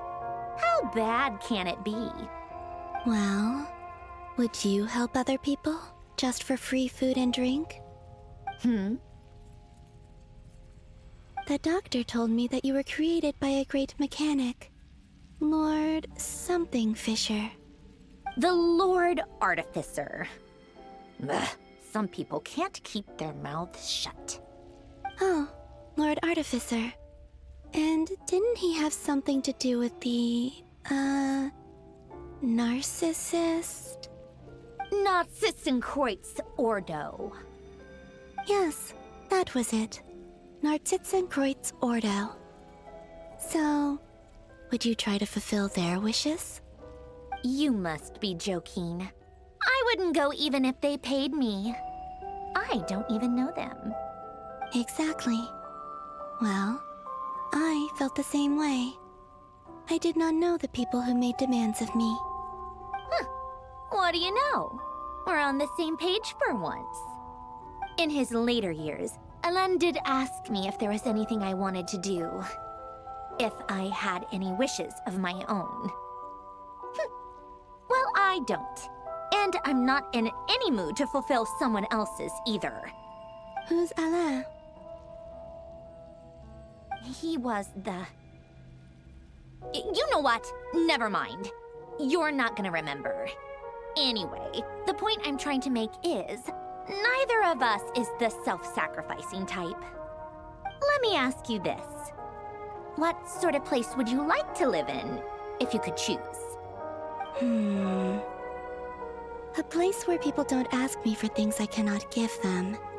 Where they don't worship me, or fear me, but just want to chat with me like a normal person. I'd also like the freedom to come and go as I please. And ideally, it would be somewhere with the smell of coffee and snacks. Not to burst your bubble, but no such place exists in the world. Now, take your snacks and scram.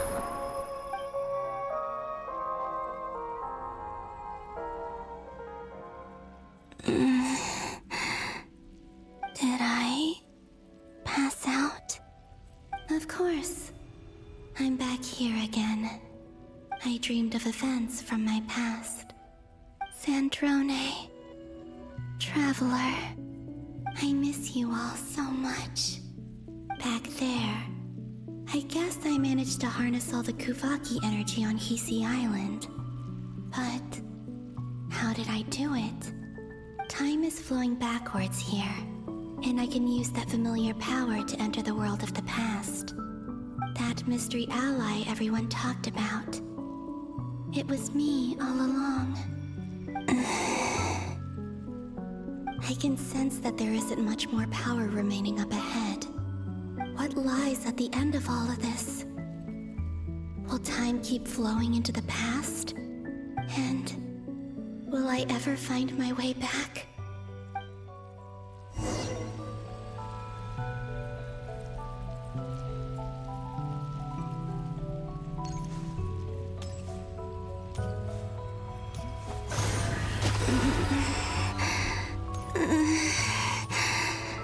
It's getting harder and harder to use my power.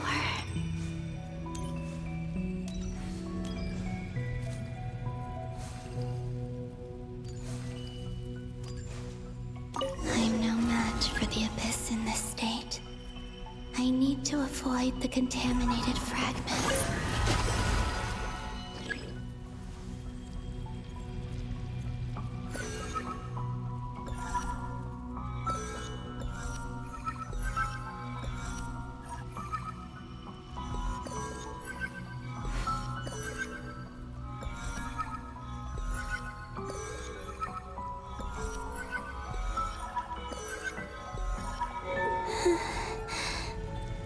Time to go. I wonder where I'll find myself this time.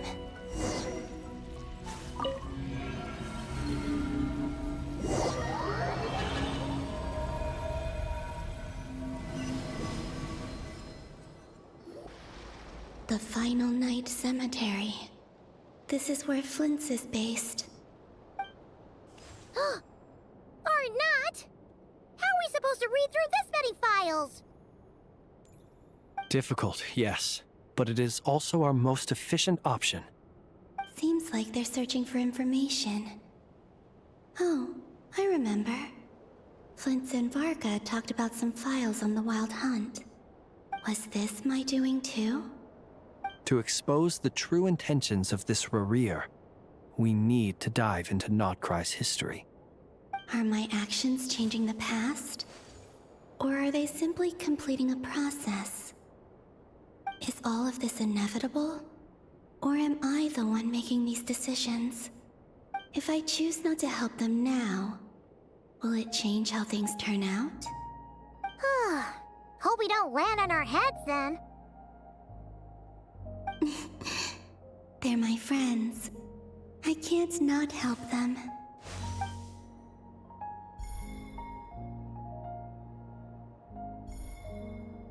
Ghost! And the other one was... here. Hey! Another file's moving!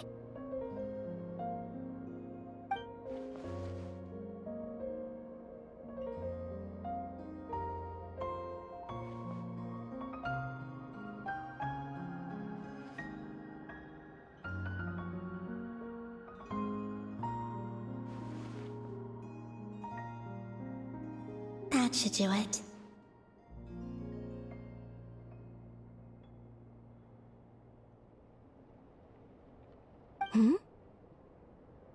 Luanatar? You can sense my presence? Wait!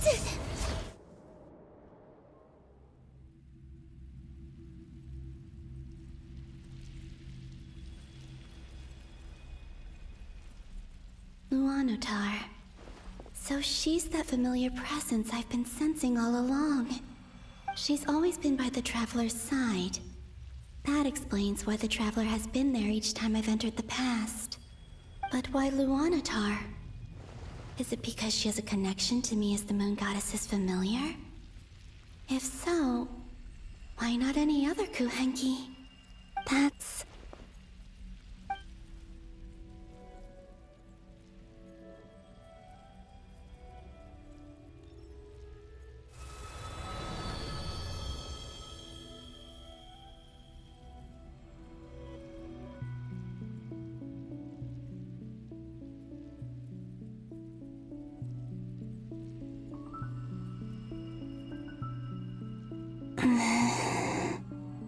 I cannot sense any power up ahead. Just a void, stretching out into infinity. This is likely my final chance to enter the past. It's now or never. I have to find a way back.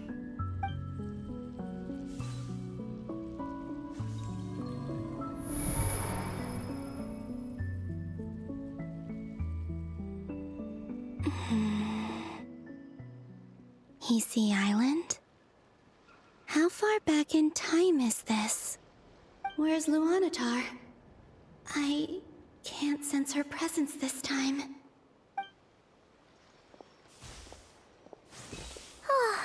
Seeing Anafa and Aino reunited like that sure was heartwarming. Traveler, Paimon. No, stay calm. I don't have much power left to change things, I don't even have that much time left here. Think, Columbina. How do I find a way back? A way back... to where? Do I go back to Moonprayer Night? Or to the future that followed? And if I return in my current state, what will become of me then? Dotori's actions that day proved that he'd been planning that for a long time. He had already seized the power of 2 moon marrows before capturing me. Even if I managed to get back, how can I fight against him when he wields the Tri-Lune Authority? I can't. If I go back like this, I'll be playing right into his hands.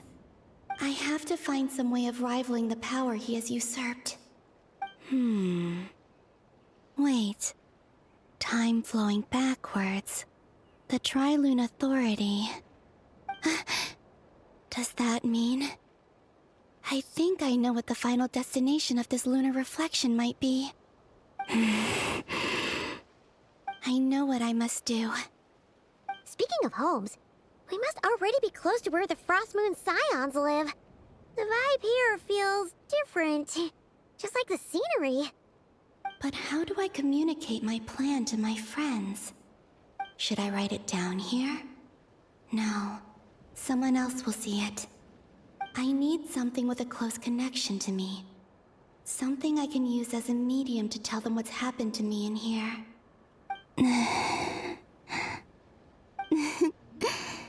Now it makes sense.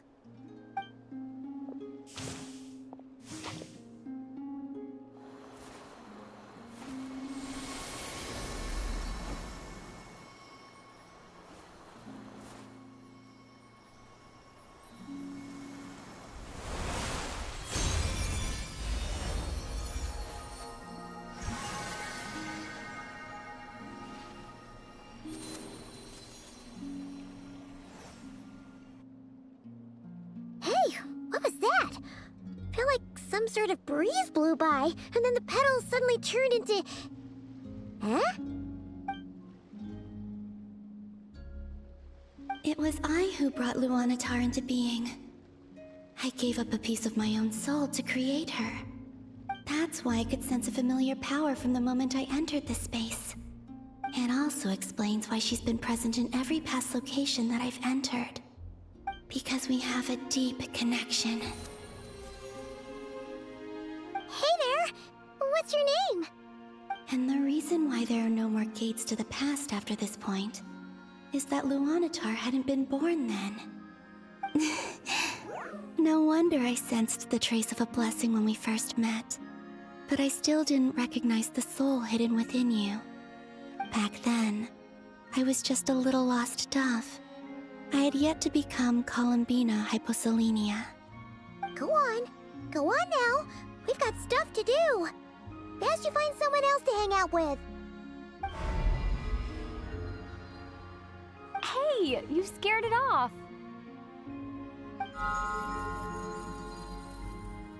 I'll be counting on you.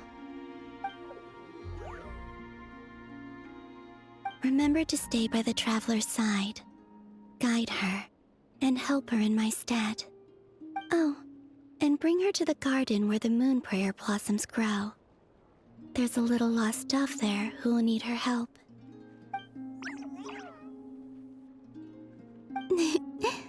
Go on.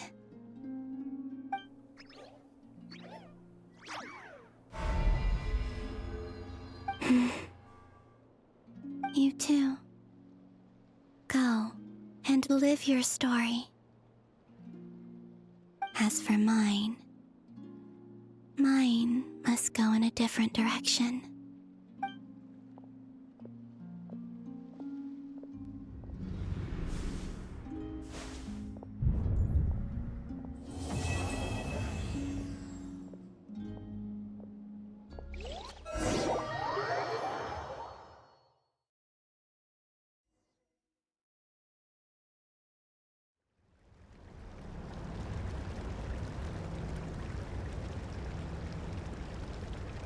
How would you like to experience the thrill of never being held accountable for your actions?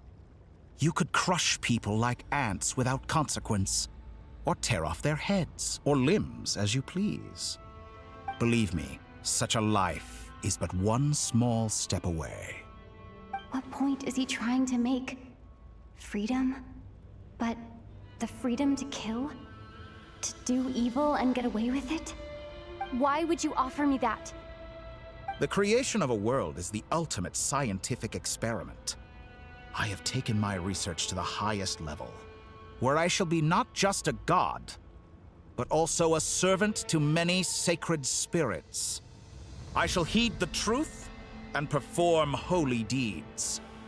A god's laboratory is the perfect playground, but it needs the right occupant to explore its full potential. Mortals are found everywhere one looks. Not so with Descenders.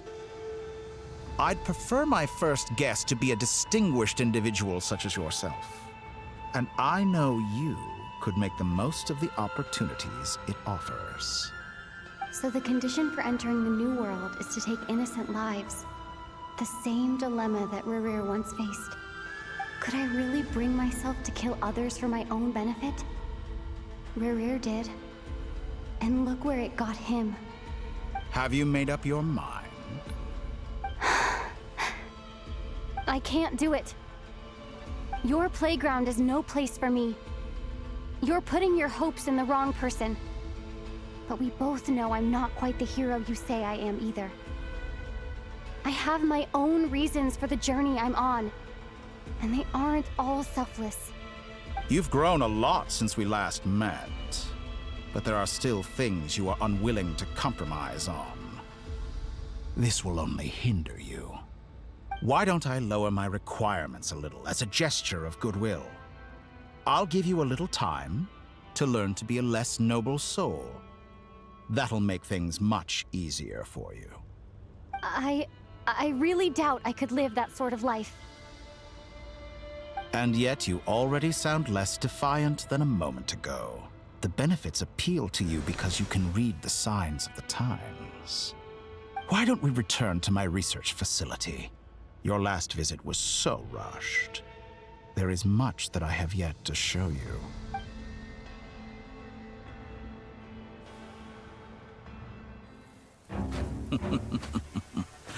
Now to that question, Heroes don't attack from behind. Guess I'm no hero. This is most disappointing.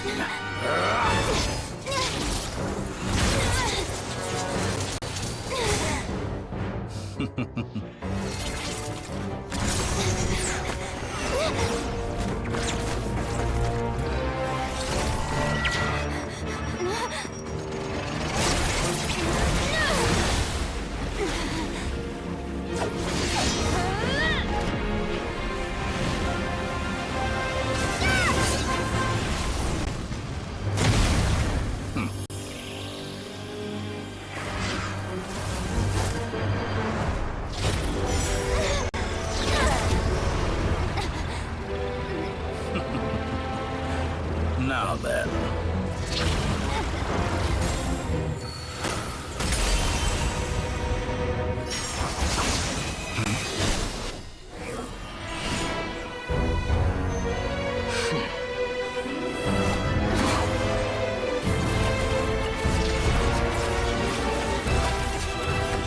A new face. Interesting.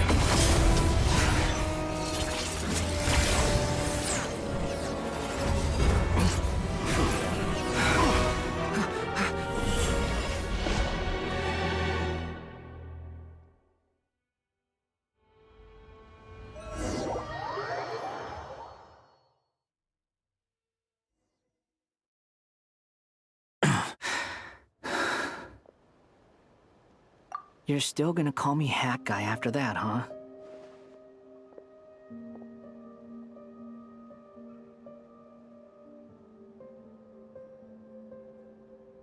I didn't see anyone else in there who needed saving.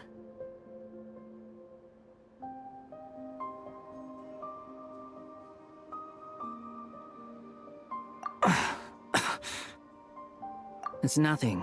I'll be fine. Why are you looking at me like that? Is it that shocking that I'd come to your rescue? I owed you a favor back in Sumeru. Now we're even. Distracting Dotori was tough. I won't lie. He's not gonna fall for the same trick twice. That was my one shot. I'd hoped to use it to take him out. Ugh. I never wanted to obliterate someone more than I do right now. Dotori doesn't recognize me. But his segments were originally made based on an analysis of my operational principles. I expect it's only a matter of time before he figures out what I am. So Dotori doesn't recognize Wanderer because he deleted himself from Irminsul. Did he really miss his only chance for revenge by saving me? Why the long face? Hey, I'm not blaming you, okay? And I'm not complaining either. Rescuing you and killing Dotori are equally important goals. Everyone would be pretty stuck without you. It's best you live to fight another day. How are you holding up? Are you all right? Hat Guy said to put safety first, so we agreed to run as far away as we could after leaving the energy field, and only meet up once it was safe. You don't look injured. It seems that Dotori didn't do anything to you.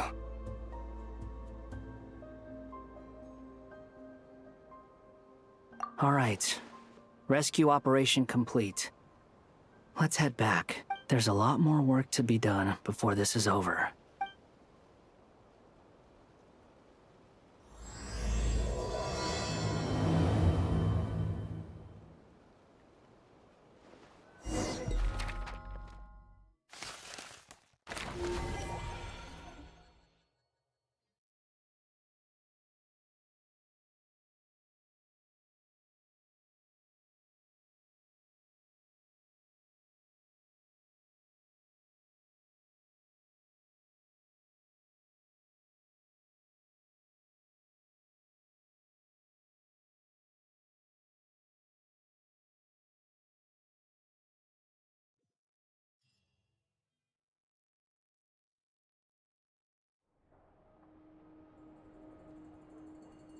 Understood.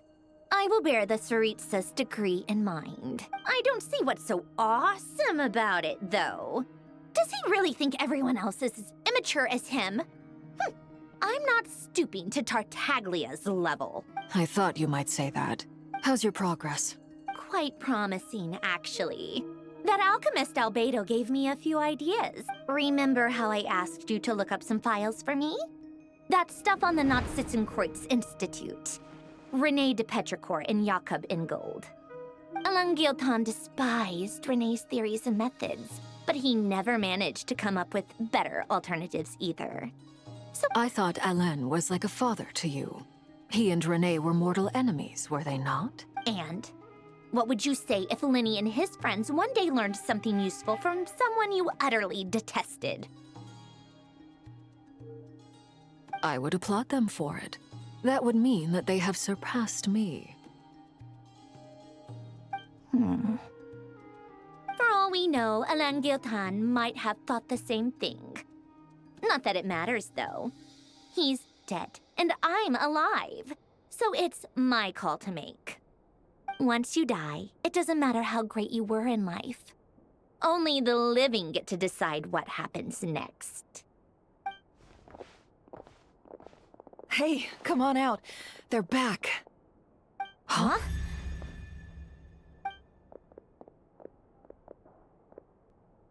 You're back? And your head's still screwed on? And you still have all your limbs? What does it look like? Way to keep your composure, madam. Excuse you. I am perfectly composed.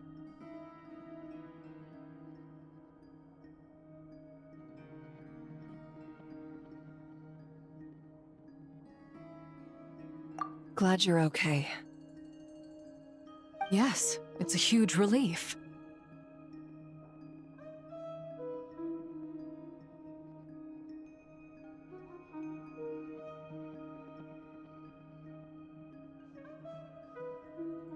Worry? Oh, yeah, right. You think we, the Fatui, were worried about you? We were worried sick. Hey! The Traveler and I were already friends. You are free to join this mission in whatever capacity you please. Much like your tea parties. It's a laugh a minute with you guys. I must say, I was quite surprised when Mr. Albedo told me he would need no additional aid. We discussed this on our way back as well. I am rarely so unequivocal, but in this case, we had full confidence in Hat Guy. He said he knew what he was doing. Albedo and I pretty much had to just wait outside on standby. Meanwhile, Hat Guy broke into the energy field and rescued the Traveler solo. You didn't have to mention that. Well, I'm thoroughly impressed. You are a force to be reckoned with, Hat Guy. Is she back? Is she really back? Traveler! It's really you!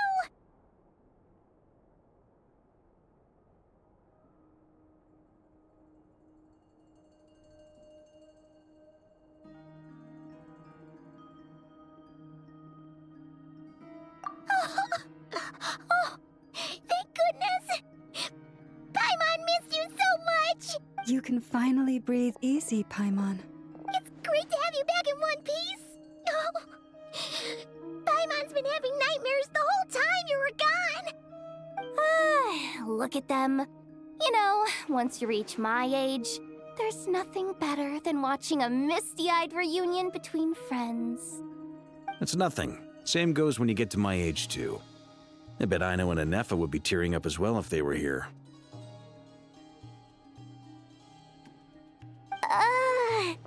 Varka, I'm not sure Anefa can cry. Oh, yeah, good point.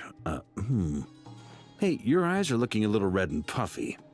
Come here, let's hug it out. What? Ew, no! No, thank you. You're not my dad, okay? Knock it off! Everyone, I'm sorry for all the trouble I caused you. But the silver lining is, I didn't come away from this ordeal empty-handed. While I was being held captive, I learned a lot about Dottoro's current capabilities and what he plans to do with them. Allow me to explain.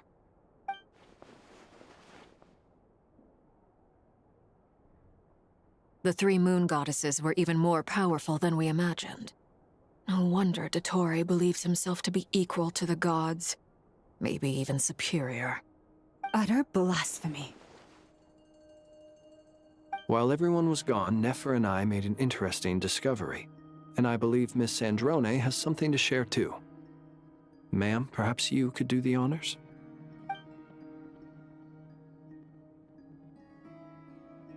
Called it. Getting rid of a pesky troublemaker like her is like trying to clean up after a crumbly cake. It always comes back to haunt you.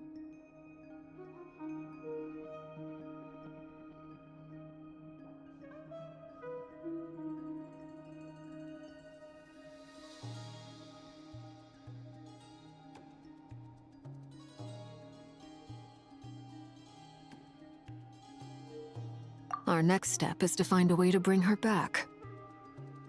A place where time flows backwards, with no destination in sight.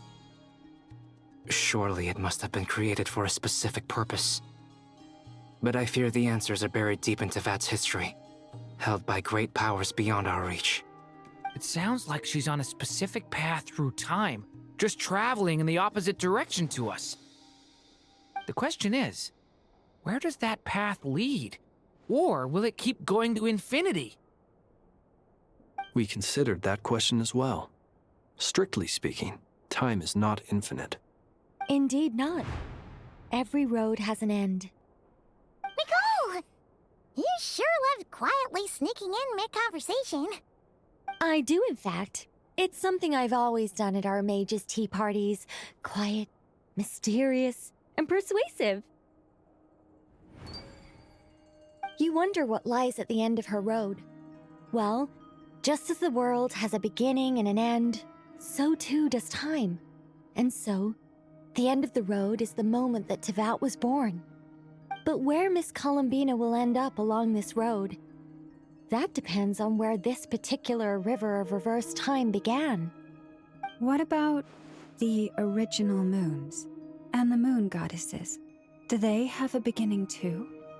All things do.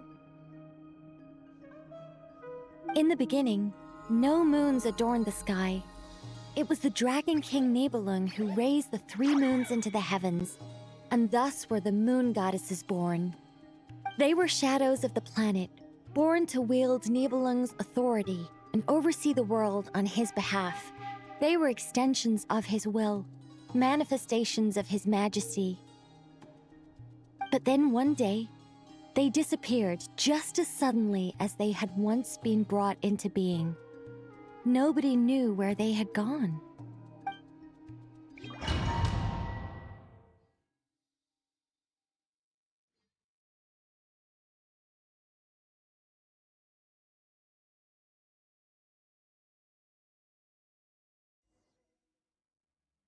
Like I thought. No more paths back to reality have emerged since. But how can I be sure that I'm going the right way without scenes from reality to keep me on track? I can't even be sure of how long I've been walking for. The further I travel, the less stable this space becomes.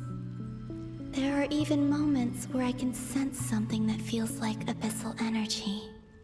They can just materialize out of thin air. I have to keep my wits about me.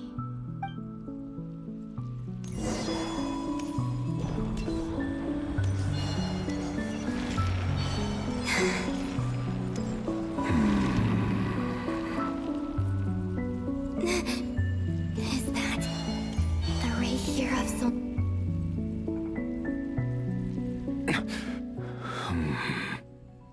You are the moon goddess. But how? Please, there's no need. I'm not interested in fighting anymore.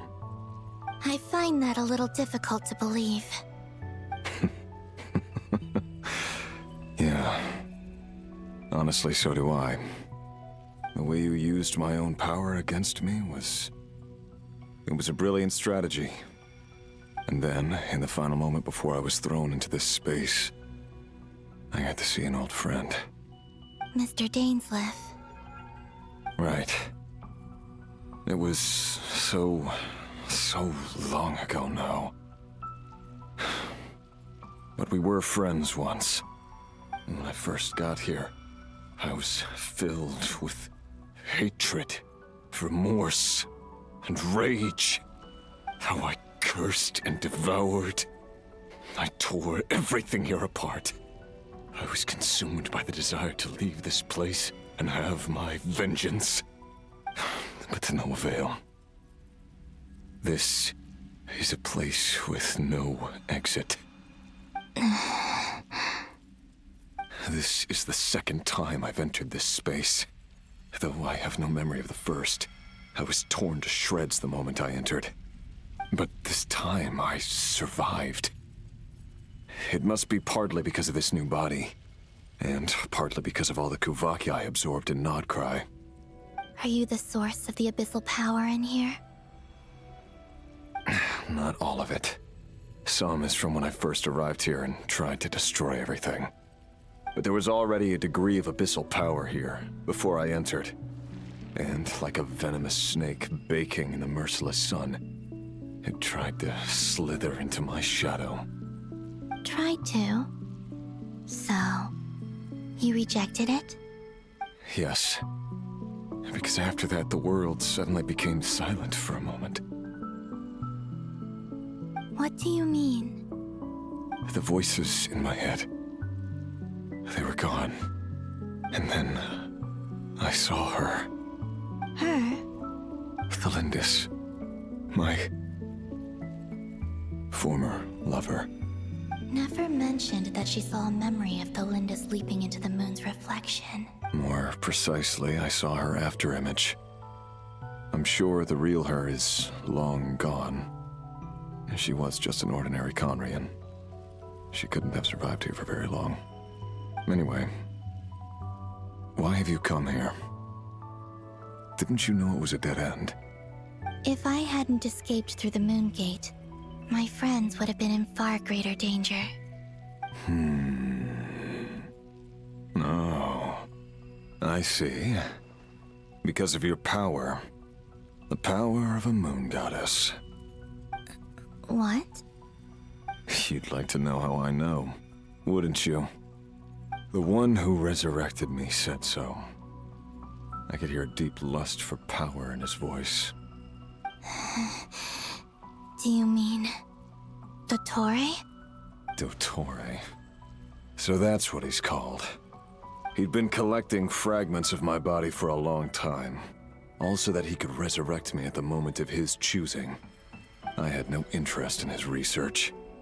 But being as corroded by the Abyss as I was, we were aligned as far as hunting the moons and recovering my strength were concerned. So that's why the Wild Hunt suddenly became so active in Nodcry. When I left the Fatui in my weakened state, Dottore must have felt that his time had come. Moon Goddess? Could I ask a favor of you? What? I know this is a lot to ask, especially from someone who tried to kill you. If you refuse, I won't fight it. But this is the only thing I desire now. Nothing else matters. What do you want? I'd like you to take a message to Thelindis for me. Thelindis? But... Yes, she's dead. But like I said, I saw her afterimage. I can sense that some part of her soul remains here. Far, far ahead. Why don't you go and speak to her yourself? I can't. I don't know why, but I can't move freely in this space as you can. All I can see is a glimpse of her, walking away. Just like the moment when I last saw her in life. In return, I will clear these abyssal obstacles for you. No, not in return. I'll clear them for you, whether you want to help me or not. It feels like something I ought to do. Why? Yeah. Why, indeed. I've been asking myself that question a lot recently. Why did I do the things I did? I'm tired of it all. Tired of the person I became. People used me.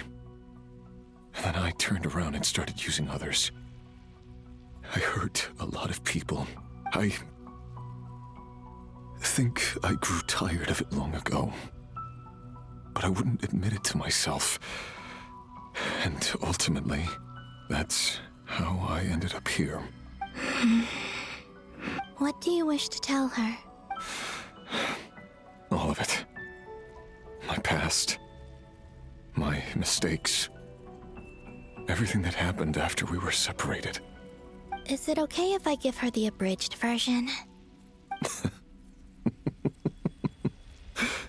Yeah, I'm sure there's plenty you can skip over. Just tell her the important parts. Whatever you think that means. Like the part where you relentlessly tried to kill us? It's up to you. Love demands honesty. But my relationship with Thelindis was built on lies. We hid too much from each other. But after living my whole life in the shadows, I don't want to hide anything anymore. I will do my best.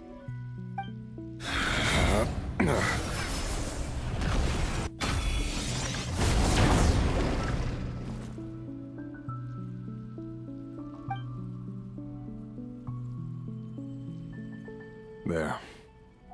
The Abyss will no longer stand in your way. Even though Mr. Dainsliff felt he had to fight you, I think he still regarded you as a friend. Dane? He said that you betrayed him, but he also felt great remorse at never having understood what you were truly going through. Why tell me this? Because If he'd known that someone could take a message to you, I believe that's what he would have said. Thank you. It means a lot. I know this will sound strange coming from me, but don't die, Moon Goddess. I can tell that you're determined to get out of here.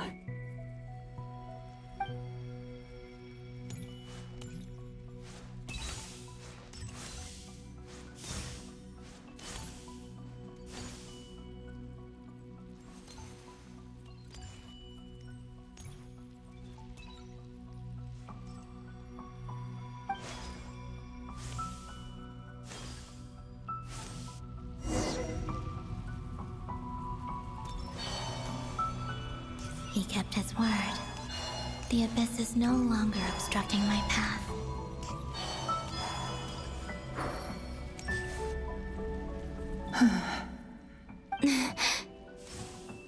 Is that the Lindis? She wasn't far off at all. And yet, they can never meet. Hello, Miss Lindis. Who are you? How do you know my name? I've never seen anyone else here before. You can call me Columbina. I promised Rerir that I'd bring a message to you. Rerir? My Rerir? Is he well? He's doing better than he was. Better than he was, huh? Sounds like he's had a pretty rough time. Others have had a rough time on his account too. In many cases, their time ran out because of him. And I'm not just talking about the children of the Crimson Moon. So, things got worse before they got better. Could you tell me what happened, Miss Columbina? Are you sure you wish to know? Yes. This is my opportunity to learn the truth. No matter how hard it is to hear, I have to know. I admire your courage. However, time is short. I cannot stay here for long.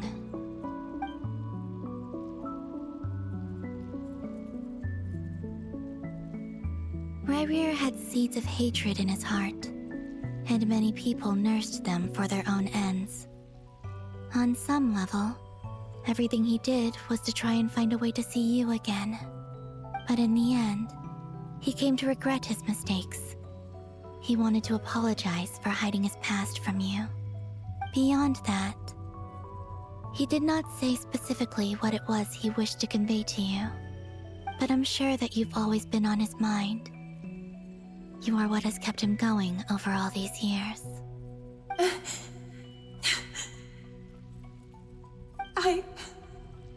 I'm sorry, Miss Columbina. This is so upsetting. I'm not sure how to put my feelings into words. It's all right. I understand. Well, that's everything from me. So, I guess I'll be... Wait. One moment. Time flows backwards here. The road ahead only leads further and further into the past. I know. I intend to reach the end of that road. Without a moon marrow, without the 3 moons' power, you won't make it far. Wait, unless... Are you one of the moon goddesses? You could say that. I see. I often think to myself, if life is like a train ride, why haven't I reached the terminus? Where am I even going? And it's not just me, it's this whole place.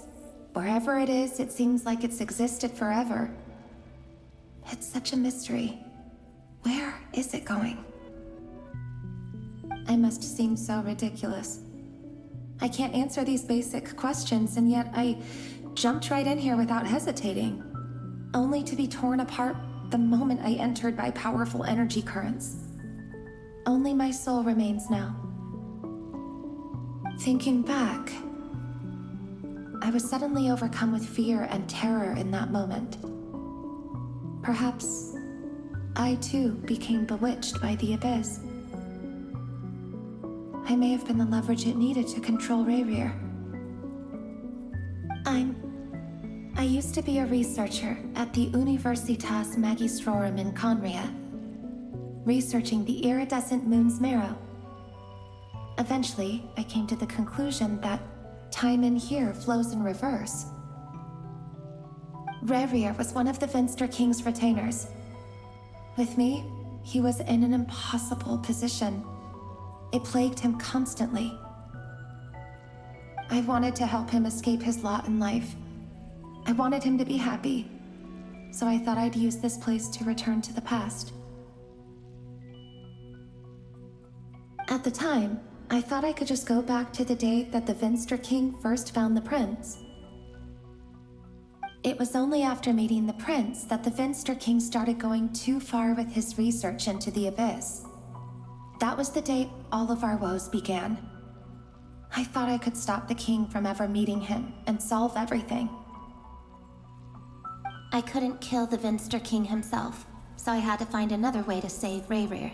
That's why I wanted to go back, to kill the person who had brought new possibilities to our realm. I'm sure it was a futile endeavor, but the Abyss probably enhances the basest human desires. So I naively hoped I could change everything. But I was simply too weak. Like a speck of dust against the whole universe. Look at me.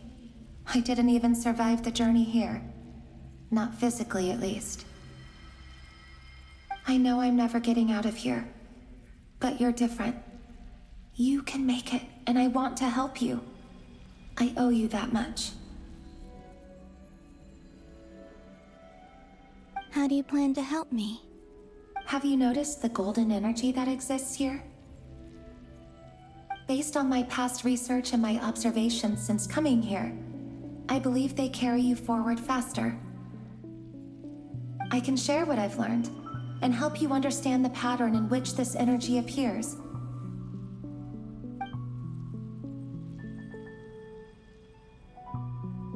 I think you just might...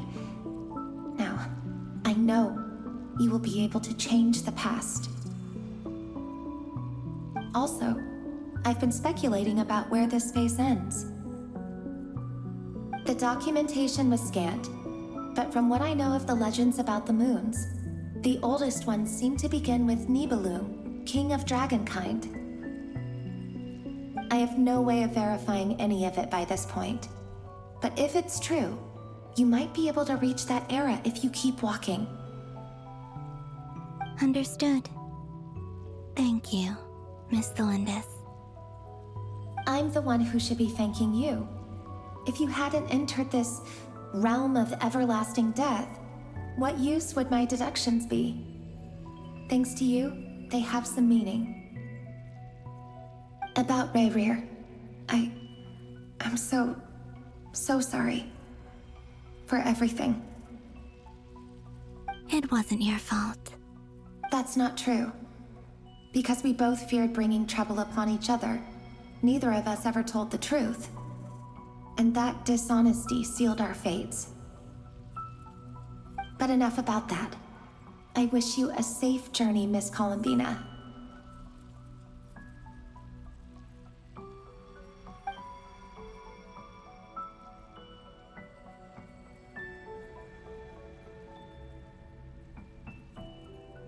And may the outside world never have to experience pain like this again. Rayrir, you're there, aren't you? I cannot see you, because you exist in the future. I expect we'll be trapped in this prison of space-time for all eternity. But please, gaze upon the past, and then sit for a while. Let's find a place to sit down together, just like we did when we first met.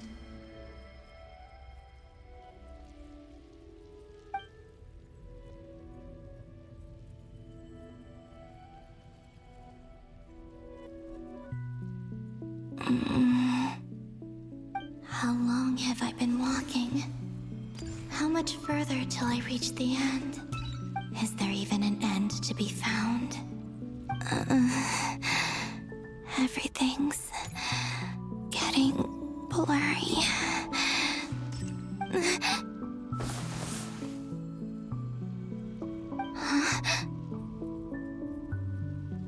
Are you all right, little sister? Have you come from the distant future?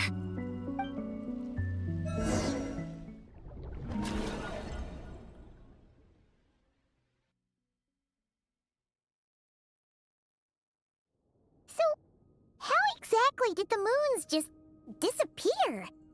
Shouldn't it be a little harder to get rid of major creations like moons? The world is a vast and ancient place. On a certain scale, all life lasts for but a fleeting moment. Miss Nicole explained that the moon goddesses likely perished in the War of Funerary Flame. The moons themselves were also destroyed at that time, save for the Frost Moon, from which a new moon goddess was later born. Am I missing something then? 'Cause the stories say that the moon goddesses were born on the moon, but doesn't Columbina say she was born in Nodcry? Huh, you're right! Why do their birthplaces differ? What's the difference between the two generations of moon goddesses? Also, remember what Sandrone said? Her scans detected 4 moons. In other words, 4 moon marrows. Technically, the result of the scan means that 4 moon marrows were detected and positively identified as moons in that moment. In other words, this piece of information alone isn't enough for us to know how Miss Columbina is doing right now. Yep, we have no way of staying up to date on whether she's dead or alive. She's on her own for now. But at least she's trying her best to get back to us. Yeah, she's a tough cookie. And a sore loser, too. We have to trust that she'll find a way. Because we really need her power. As much as it pains me to say it, we've got no chance of beating Dottore in a straight-up fight. He's much too powerful. It wouldn't even be close. That maniac is going to devour everything in his path until he reaches us. We need to find someone or something that can stop him before he does anything worse. I'll be frank. Our only hope of defeating this false god is with a real moon goddess on our side. I'm not just saying this because Columbina's a friend and I want her back safe and sound. It's just the truth. And I know that even she was no match for him when he attacked, but I don't have a better solution. We're not giving up on saving her, whether she can defeat Dottore or not. Right. Don't worry, Miss Sandrone. We're all aligned on saving Columbina. No one's trying to argue that we can only justify saving our friend because it will help save the world. This is about multitasking. We want to save both. So, she's more than just a moon goddess to you guys? Absolutely. Duh! She's part of the gang! And you are too, you know. Yes, I know. You don't need to labor the point. I knew that the moment I came running over with my documents that I was part of the in-group.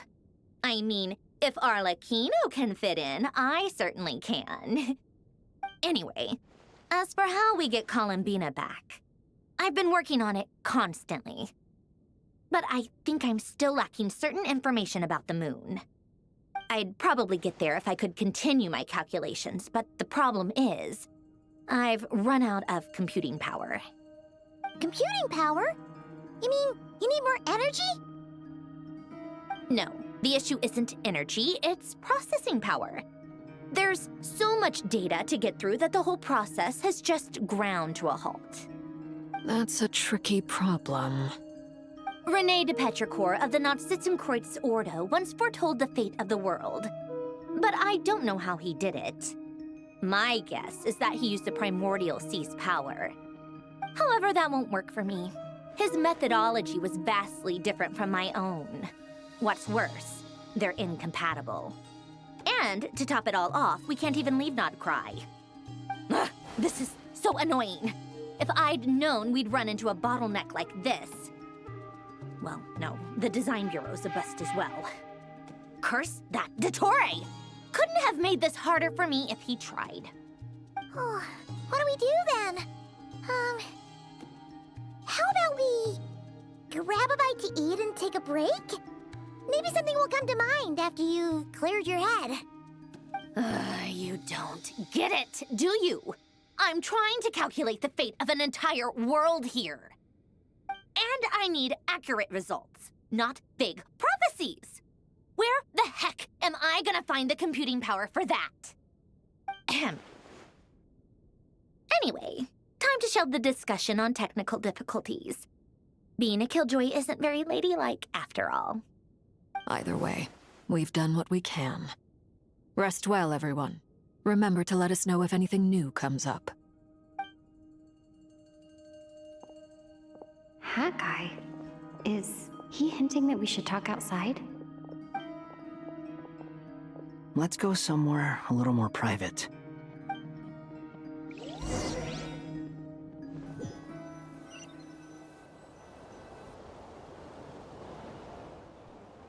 You know that Dory went back to Sumeru, right?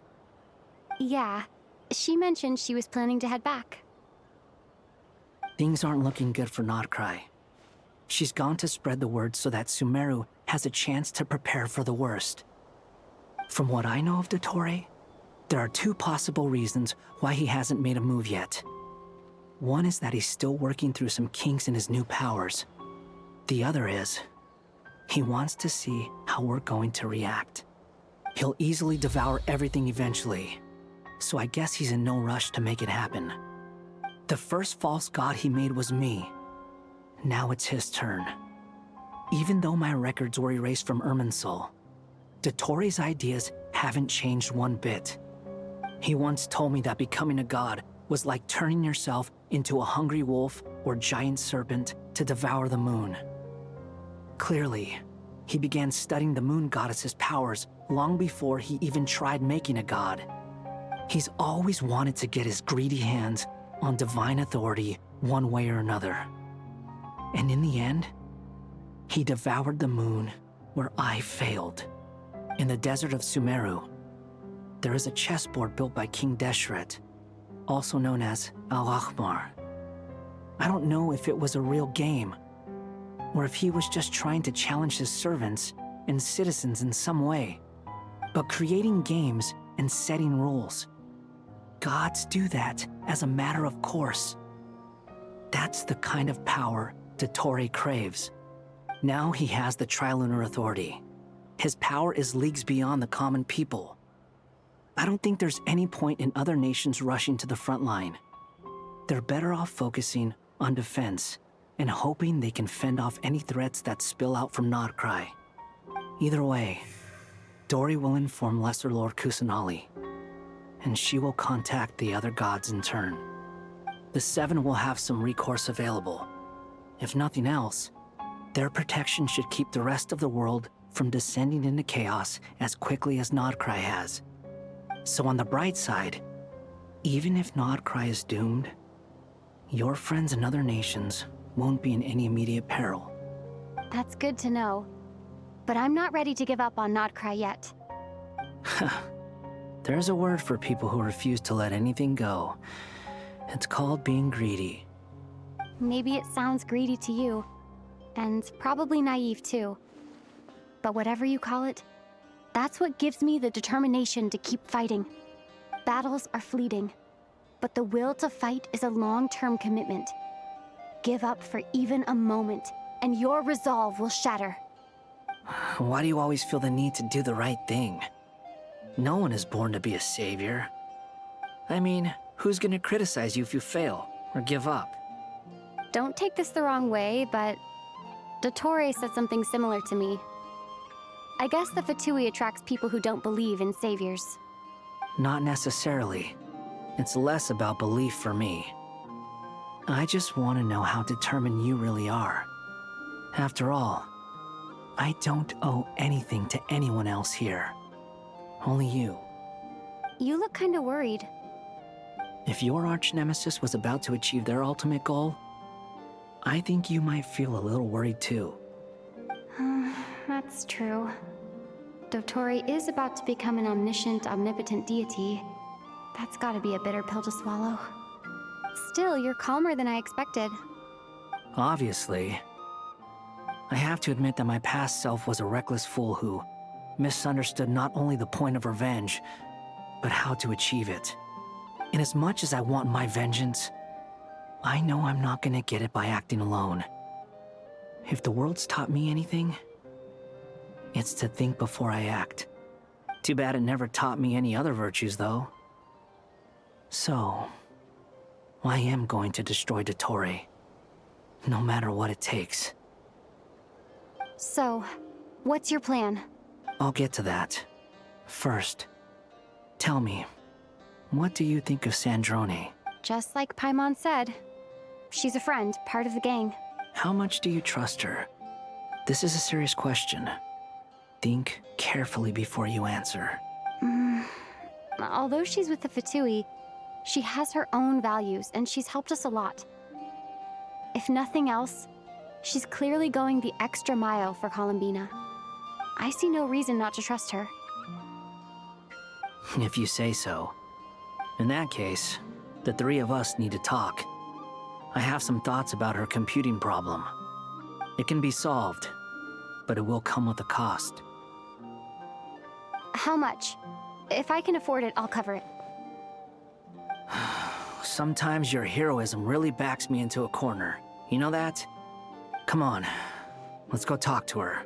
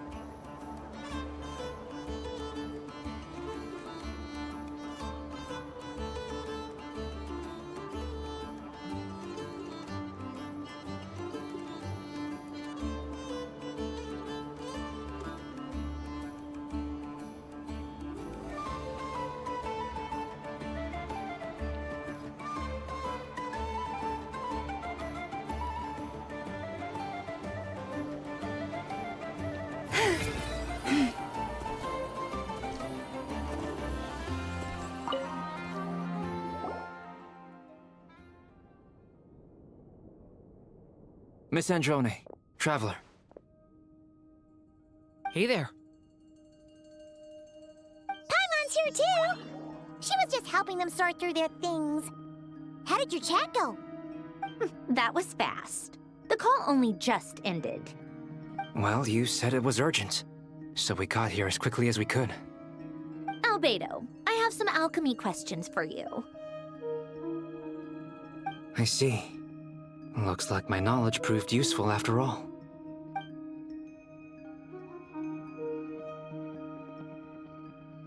If I might ask, what is the end goal for the modified formula you'll be using? I needed to predict the future of the entire world. But I've run into some teething issues since trying to implement Renee's theory of the 4 Orthants. I see. I'll have a look at it. Still, computing power is the real issue here. How do you plan to solve it? About that, it's been sorted. Oh, with the Traveler's help?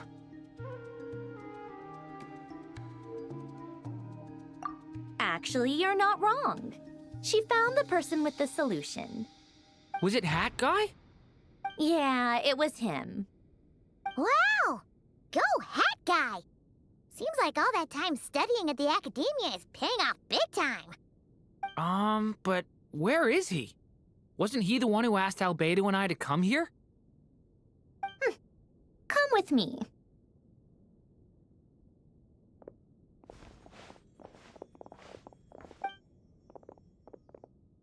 Hat Guy? What's happened to him? Hat Guy! Can you hear us?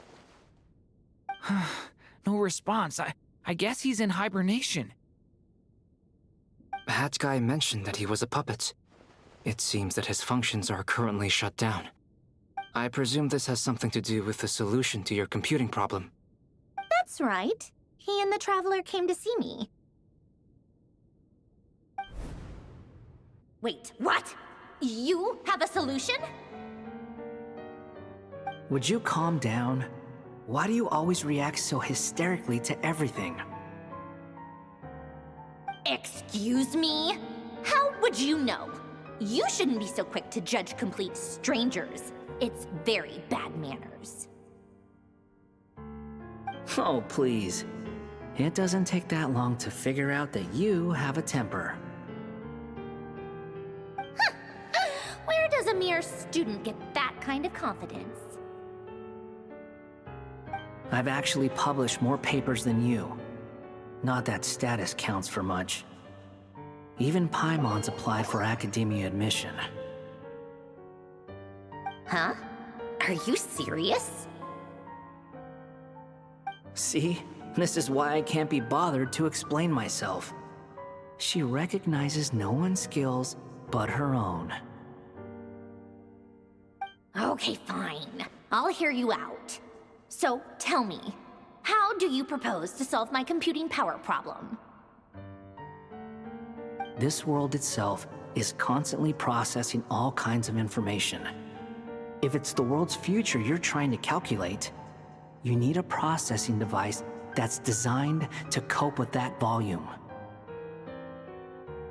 Easier said than done. Only Irminsul can handle that kind of...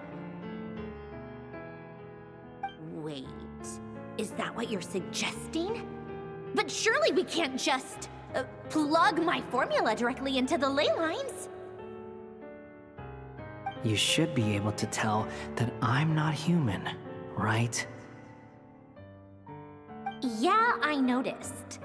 The technology, though, seems pretty ancient. Very different from Pontaine's. It's a completely different system. Conrian, to be precise. I'm what they would have called a puppet. Puppets need an energy source and processing power. The artisans who built them sought out the materials most suited for that purpose. You? Do you mean... The Traveler and I have talked it over. She's willing to vouch for you. So, I'll allow you to borrow my core for your calculations. It was built using wood from a silver-white tree, which makes it a small part of Irminsul. Conrian technology and Irminsul wood. Who in the world could have built you?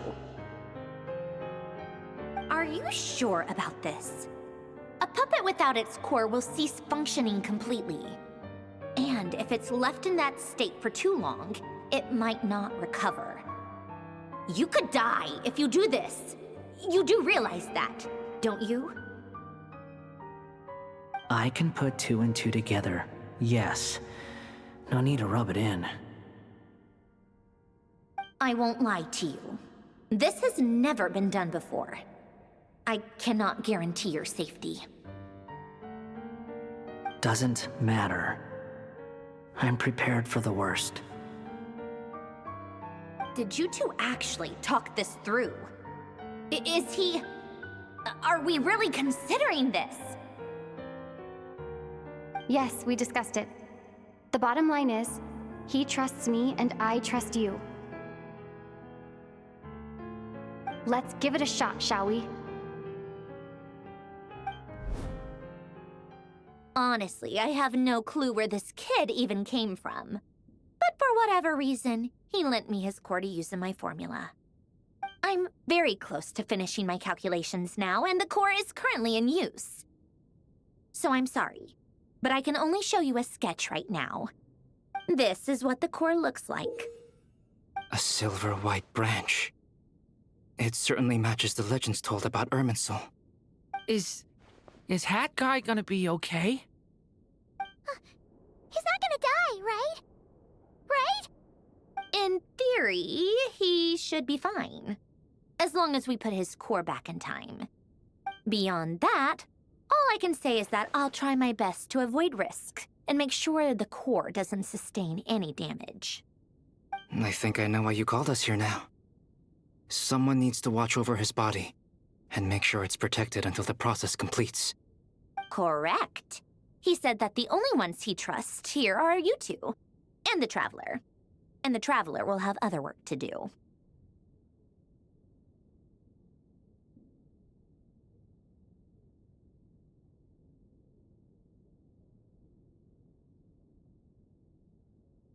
He will have our undivided attention. Aw, that guy.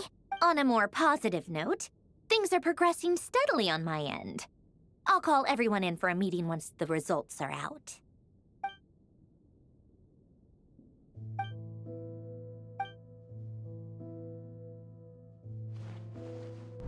The worst case scenario with the core removal is either a system reset or a total loss of function. But I'm not afraid. A quiet death should have been my fate long ago. A core is completely different from a heart.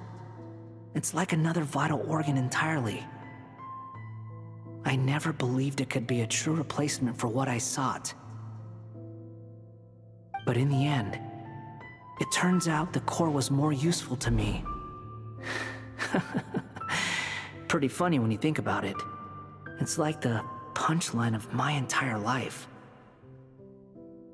Do you think there's any difference between a puppet and a human? If not, then this would just be another samsara.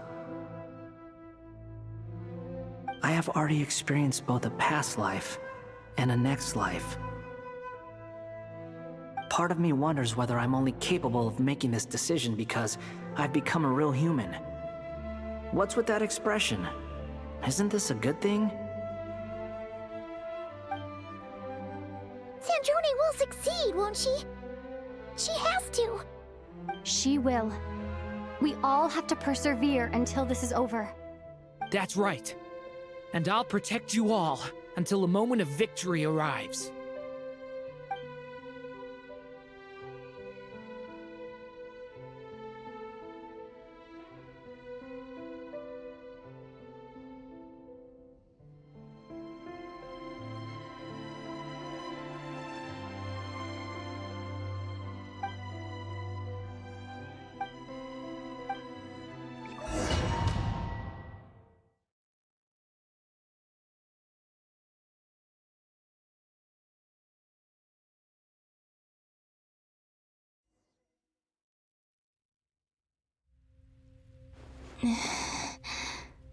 Who are you? Call me Sonnet. You have the same power as Canon. Sonnet. So, you're the goddess of the iridescent moon? Oh, goodness. You recognize me? Well then, what's your name? Columbina. Columbina Hyposelenia. Hyposelenia? What a lovely name. Did you choose it yourself? It was a joint effort between me and my friends. Friends? You mean your friends in the heavens? Huh? Oh, sorry. You must be exhausted. I apologize. Hang in there. Let me introduce you to my older sisters. Do you mean the other two moon goddesses? Arya and Canon? Wow, you sure know a lot. Hey, does that mean that our story goes on into the future? Oh, I guess that wasn't the best question to ask. It's all right. We were prepared for that possibility. You could say we were too prepared. I can't even remember how long my sisters and I have been here by this point. When did you get here? How long has it been? I can't say for sure, but it feels like it's been forever. I see. Are you feeling all right? You look a little unwell. I can hold out a while longer.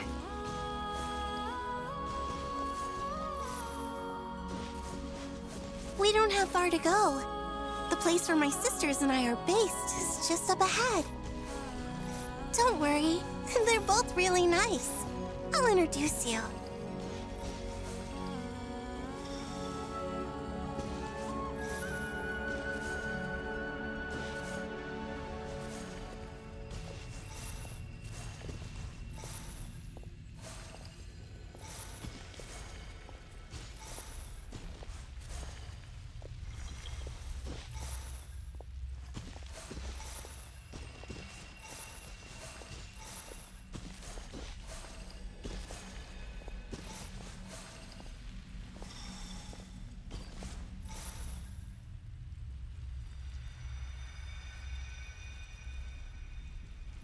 Sisters! I'm back! And look who I've brought with me!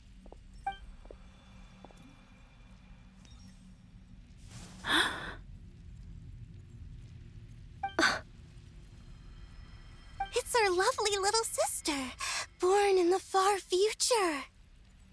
The pleasure is all mine.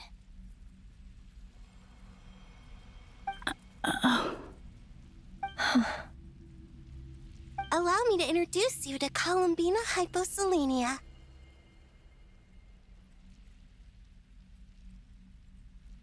This is Arya, the goddess of the eternal moon. And this is Canon, goddess of the frost moon. Canon, don't you think Hyposelenia's power is similar to yours? Hello, Columbina. I apologize for our startled reaction just now. And please, forgive our little sister if she's been annoying you. She tends to talk a lot. It's fine. You seem shy. Don't worry, Columbina Hyposelenia. No one can hurt you here. Could you tell me where here is? Please. I must know.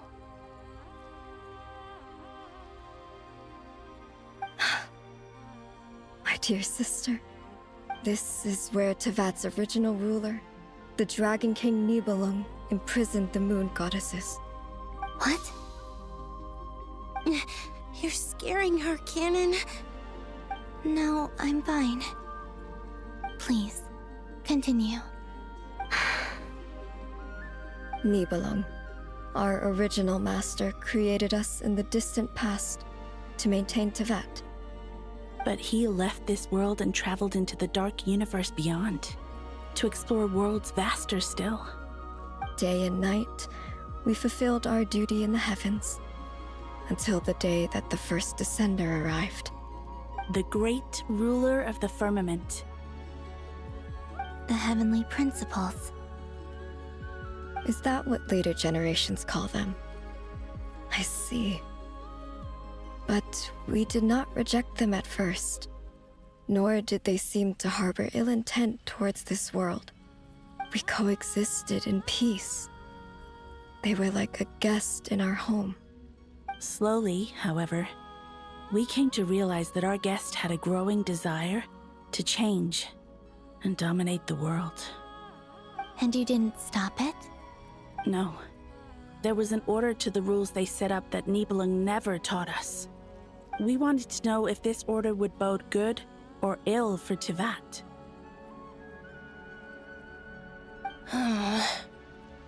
All right. Canon and I wanted to know. Sonnet was against it from the outset. Later, we discovered that this great ruler of the firmament bore an almost paranoid hostility toward the desire of certain life forms to seek power. Or perhaps they feared them. They would even cast down celestial nails as manifestations of their power, to punish the civilizations of the world below. Only this was far beyond mere punishment.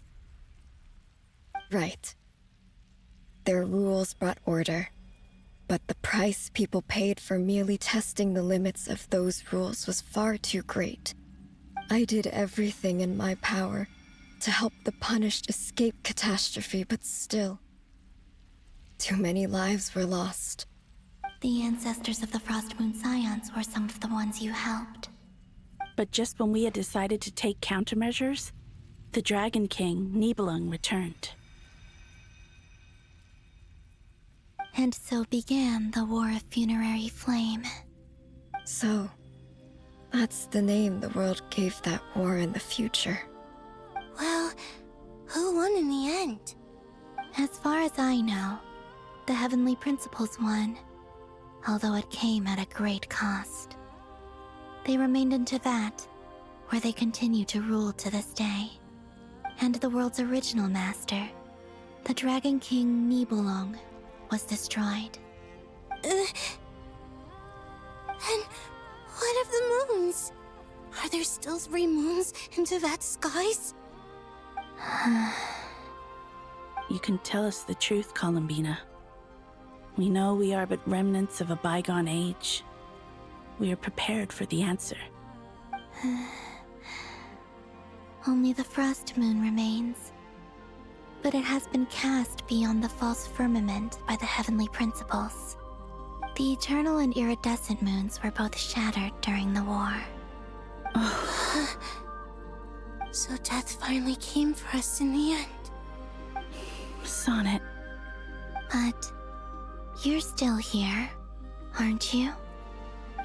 A moon goddess cannot live without her moon, Columbina.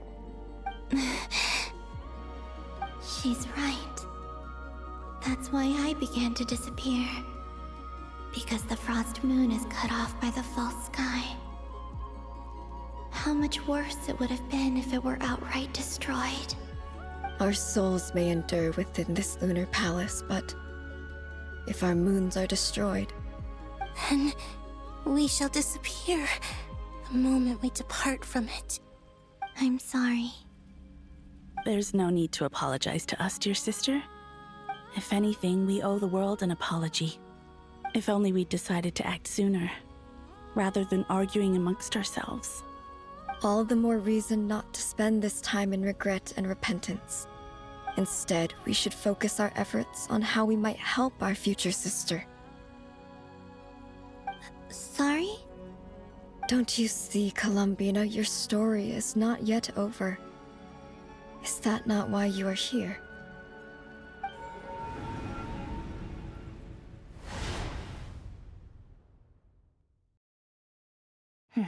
It's done. Initiate numerological array. Continue running primary process. Calculate the world's fate through extrapolation. And identify nodes of potential change. Secondary process, scan for moons. Still 4. The number of moon marrows hasn't changed. Wait, let me think. Is it possible that there's something I've been misunderstanding about the moons all along? Variables. Variables in the world. I know where potential variables within the world come from. So what about the moons? Are there any variables there? Like their life or death, for instance. What if being alive or dead makes no difference to a moon? But that's so strange. Even immortal gods can die. Why would the moons alone be... Wait! I've got it! If alive or dead is considered a variable, we might have had this wrong the whole time. No one ever said that a moon marrow equals a living moon. We just made that assumption ourselves. Initiate secondary process. Scan again. This time filtering out interfering perimeter, moon marrow. I don't care if they're natural or artificial. Get them out of my search results! Why? It says 3 moons still exist in Teyvat, even after excluding the moon marrows. But we know for a fact that 2 of them are dead. Redo the scan.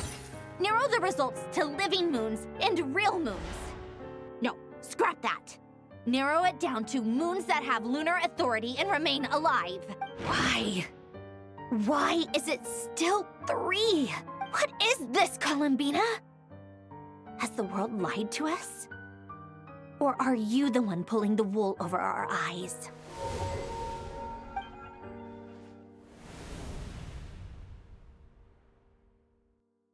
So, you think that the moon's reflection might be where Nibelung imprisoned the three moon sisters?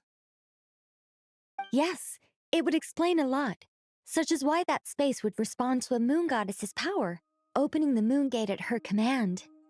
It would also explain why Miss Columbina has been unable to leave, and why time flows in reverse there. In the messages she sent, Columbina promised us she'd find a way to return, but we have no way of knowing how, when, or where this might happen. The fact that she still has yet to reappear in this world indicates that returning from that place is no easy feat. We cannot afford to simply wait for her. So you're saying, if she could return by her own power alone, she would have done so long ago? Yes, she certainly wouldn't leave it to this late stage when it's so touch and go. I've been giving this some thought, and I've come to believe that Luanatar might be an anchor that she left behind, as a sort of future waypoint. This could also explain why Luanatar is always by the traveler's side. Sounds like a plausible theory. If that's the case, there must be some criteria we need to fulfill to allow Columbina to return to the present. The question is, what could they be?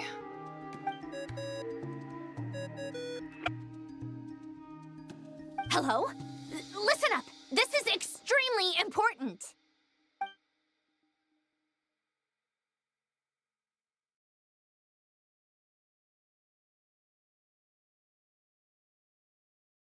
Not only is Columbina alive, but she may well exist in a form unimaginable to us. I'm still unclear on the details, but she's done something truly inconceivable in the past.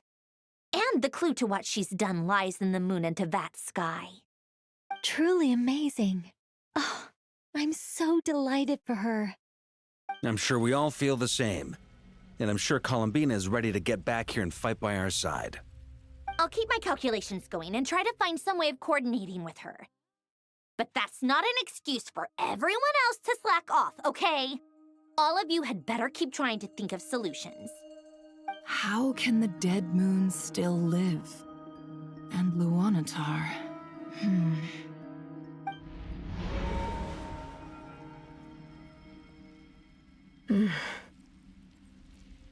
It's hard to believe that's what will happen in the distant future.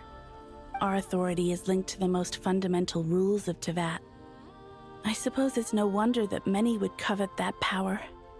I didn't realize that when you said friends, you meant people who live down in Tevat. That's so lovely. I always wanted to go down there and have some fun. Have you ever tried leaving this prison? Of course. Between us, we've tried everything. But no matter where we go, this space will eventually bring us back here.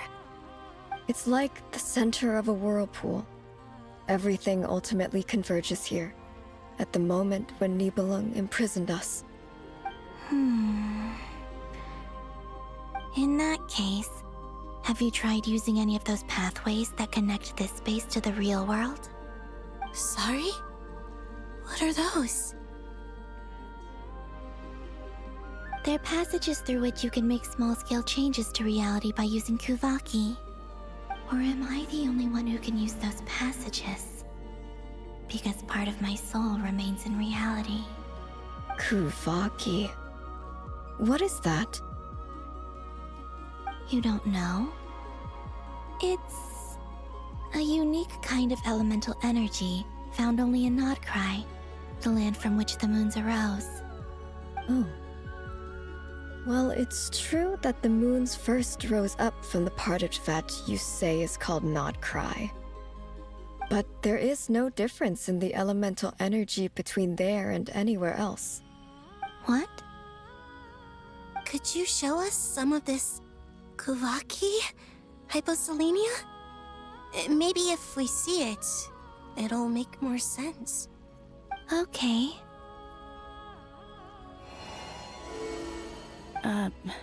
Isn't that just your power? What? But it's everywhere in Nodcry. In the air, in the land. Even the creatures who live there have adapted to its influence. How curious. This Kuvaki certainly did not exist anywhere in the world before we were imprisoned. Let alone influence living creatures. So, how exactly does it affect them anyway? Can they float in the air like us? This is so strange. Why would their reality differ so much from mine? Columbina, you're looking for more than just a way out of here, aren't you? Yes. If I am to help my friends, I will need trilunar authority on par with that of our foe.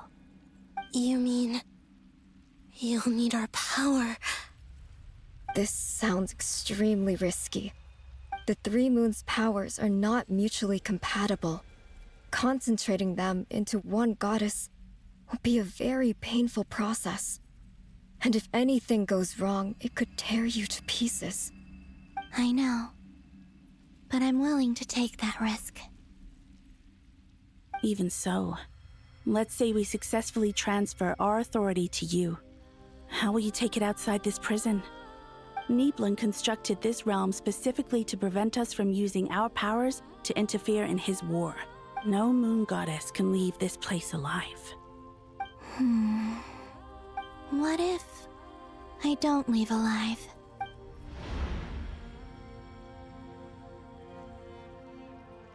Where do we even start? How are we supposed to figure out what we're meant to do to help Columbina?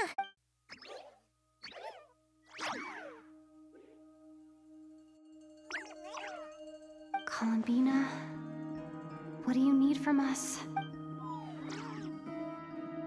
If she really got to the beginning of time in there, how do you think she'd leave us a message? You don't think she'd write it down on a stone tablet somewhere in the hopes that we'd find it, do you? Seems unlikely. Columbina may not talk a lot, but she thinks deeply about issues like this. Let's review what we know. This is the Columbina who fought alongside us against the Reykir of Solnari, and with whom we celebrated Moon Prayer Night. She knows our personalities, our ways of doing things, even our unique strengths and abilities. So, if she wanted to tell us something from a long, long time ago, what would she do? Oh.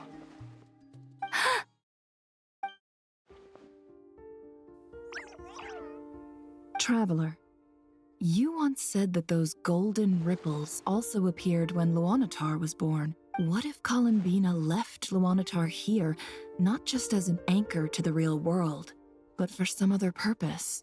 If she is part of Columbina, and Columbina knows that I can see past events through her.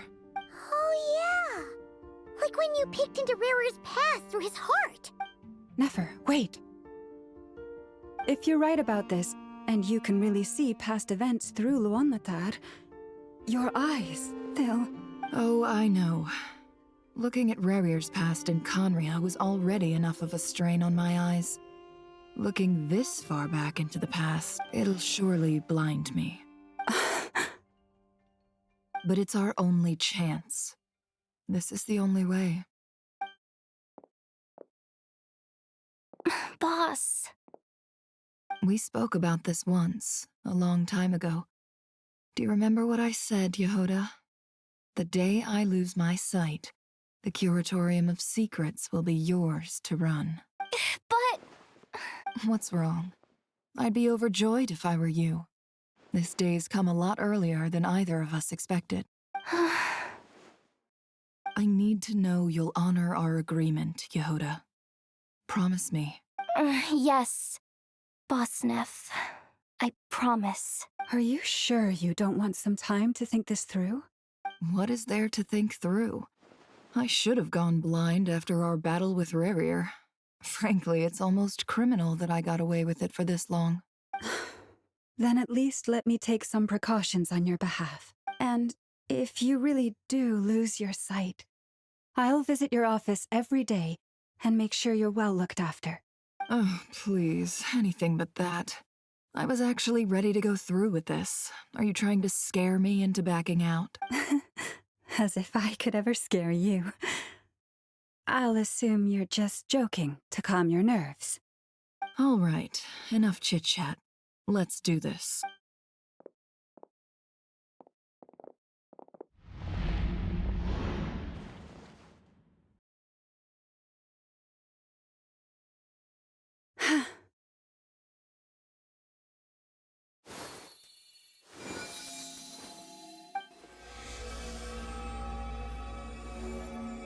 All done.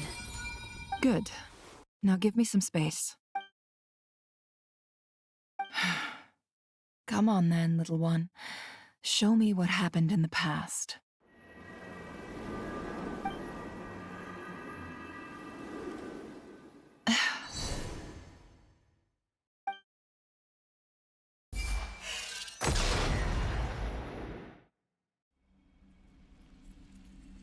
Between the Trilunar Authority, Kuvaki, and the soul-surviving moon, the Frost Moon, I think I might know how to get back.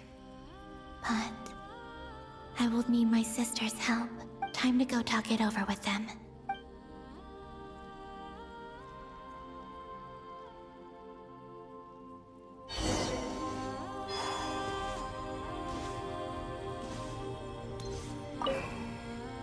It seems you have reached a decision.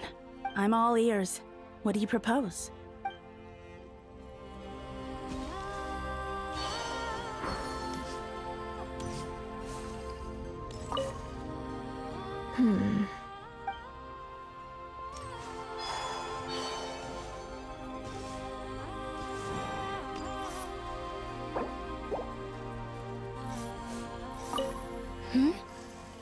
Have you decided what to do? I hope it's not too dangerous. You really scared me when you said that thing about not leaving here alive. Come on, let's go find the other two.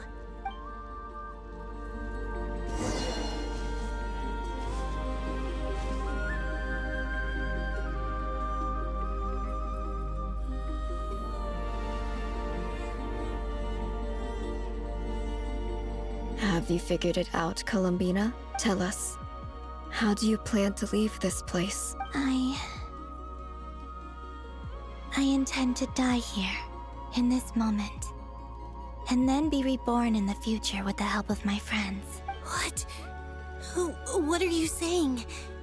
How can the dead be reborn? And how will you inform these future friends of your plans? You can't exactly leave oracles. Nothing can escape this place. Not a single ray of moonlight. And even if you found a way, what if they never find the message you left for them? You'll... No, that won't happen. Come again? They will find my message. I'm sure of it. I'm not following. How exactly will you achieve this? It's quite simple, really. First, I will leave my soul here.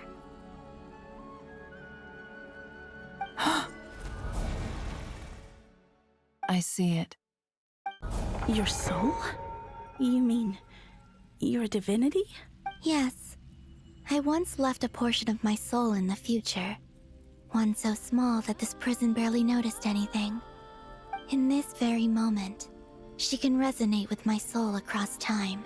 When the time comes, I believe that she can serve as an anchor to pull my soul from here back to the future reality. Just as gravity connects the world to the moon. Exactly. In the future, where I came from, the moon has been cast beyond the false sky, but I can still feel that it is there. In a similar way, I can feel a connection to the soul fragment I left behind even now. My friends can use it to detect my presence.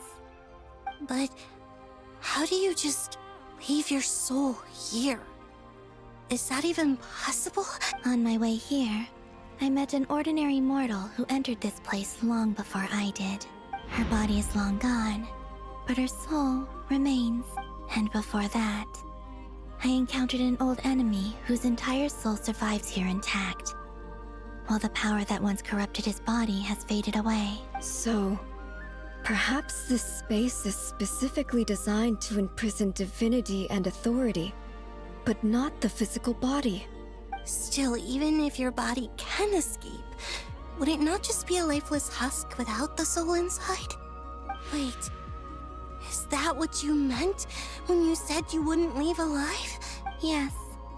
I shall turn my body into moonlight and pour it over Nodcry. That power shall protect the land and quietly blend into it, awaiting my soul's return in the future. However, I cannot do this on my strength alone. I would need your help to do this. So I'm humbly asking for your assistance. Oh, dear sister, you need not be so formal. As I said before, we are but remnants of a bygone age. You, on the other hand, were born alone in that distant future, and you have walked a long and lonesome road since then. How could I bear to let your story end here in this dungeon? Don't forget, we are your sisters, your family.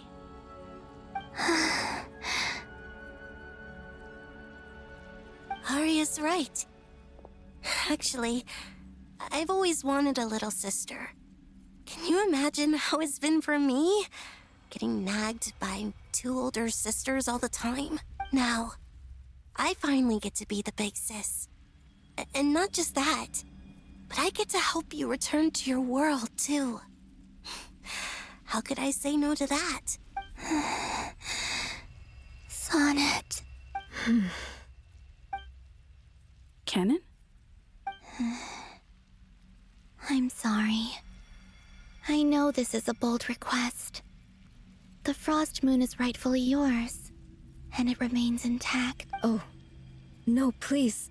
Don't misunderstand me, Columbina. I was just thinking back on the years that the 3 of us once spent together.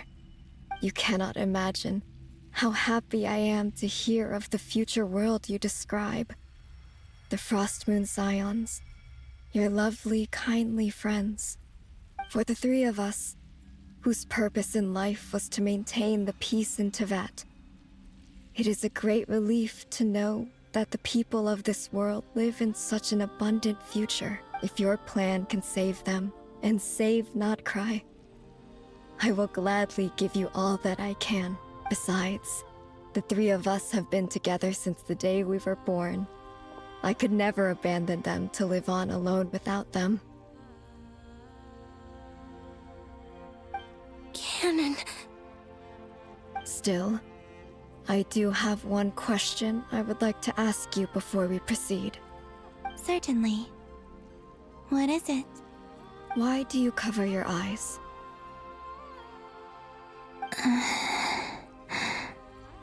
Yeah, I was curious about that too.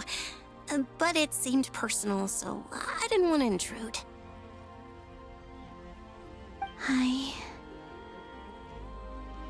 There was a time when I refused to look upon the world. I believed it was full of nothing but lies and falsehoods. I wished to hide my feelings, seal my heart, until I could return to my true home. I see. Perhaps that decision saved you from ever having to see the false sky again. But at the same time, you likely missed out on many true and precious things, like the smiles on your friends' faces. Promise me this, Columbina. When you return to the future, open your eyes, take a look at the world around you, and see your friends. I'm sure that you know this already, given that you long to return. But that is your true home. Give me your hand, Columbina. Arya, Sonnet, you too. Okay. All right.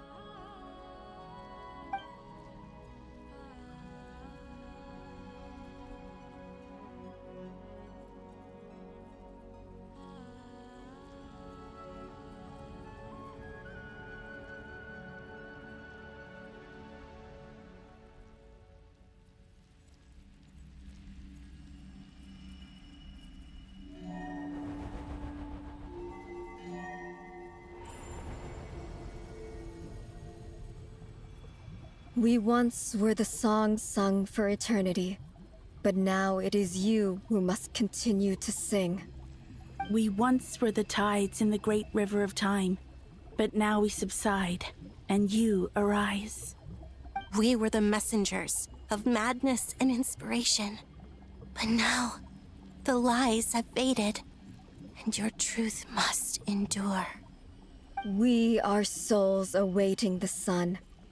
You must return to be with those who smile when they see your face.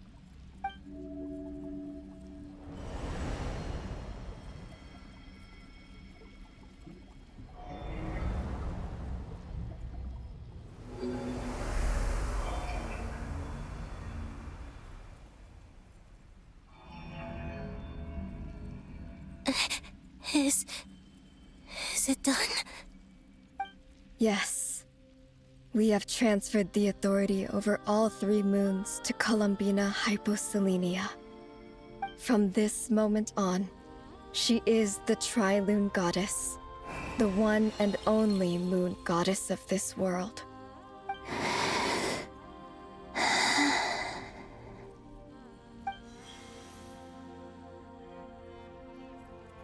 Thank you.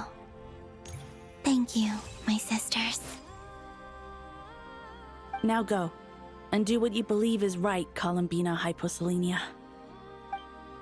Be aware that we cannot grant you the power of the 3 moons beyond these prison walls. The conflict that arose over their remains following our disappearance will still take place. I understand. Sisters, oh, my body. It feels... Now that we have given up our power and authority, our bodies are merely mortal shells. This prison is dissolving them as we speak. It's okay, Sonnet. The end must come for every god, just as it does for every human. That's all this is. The final destination of our lives. Canon and I will be by your side the whole way. We have one final request, Columbina. Could you use the 3 moons' power to send us back into the real world? Now that we have lost our powers, I doubt this space will seek to hold us further. It's just... we would like to spend our final moments together in the only place we ever called home. Of course. Gladly.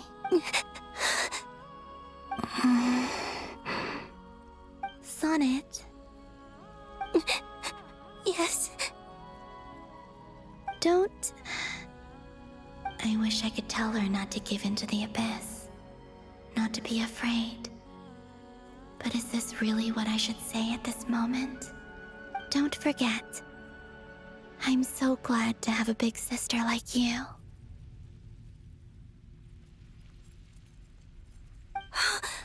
No, Hypo. Thank you. I'm okay. I'm not afraid.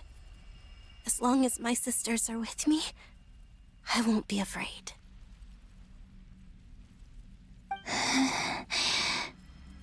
It looks like this is goodbye, sisters. Goodbye, Columbina. Take care of this world in our stead. I will.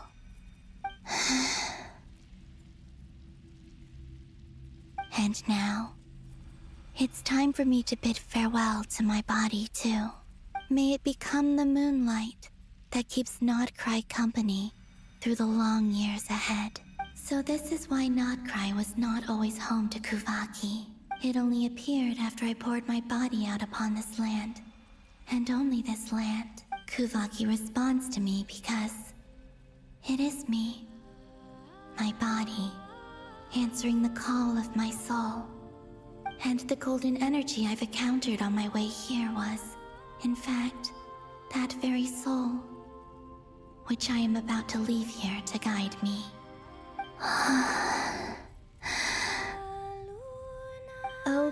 Triloon, eternal moonlight. I, Columbina hyposelenia, lay aside my body. Let it be cast into the dark night to illuminate the future. May it be a companion to all who dwell beneath the moon.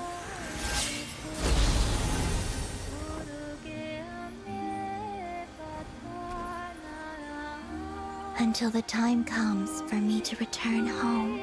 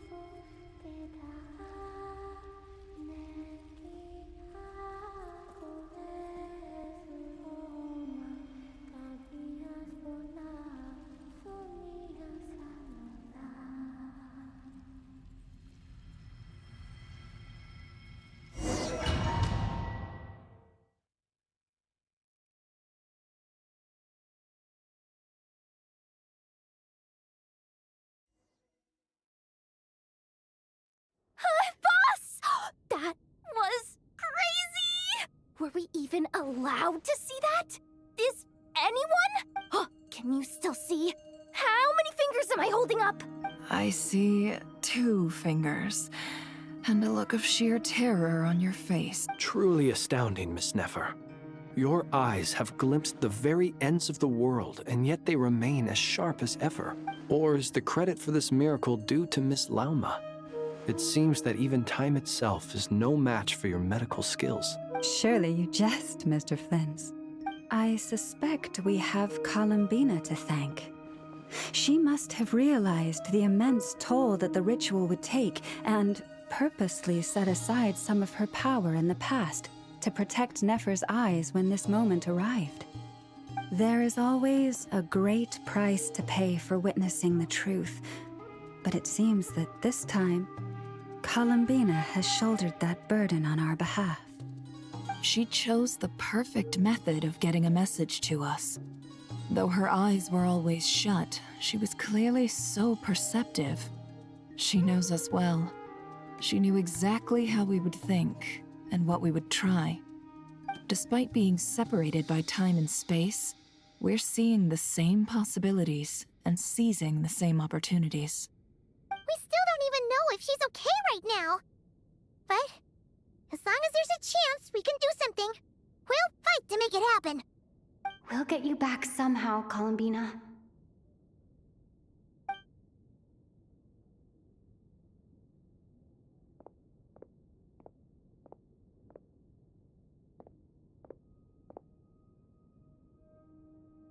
Well, based on the information we now have, let's figure out our next moves. Thanks to these gentlemen, we have a much clearer picture of the situation with Dottore. The civilian population has been moved to safety, so we no longer need to hold back.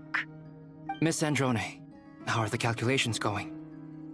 So far, so good. I'll keep seeing how far I can push the system, though. Can't have Hatman being powered down for nothing. There's still a long road ahead. Where should we begin?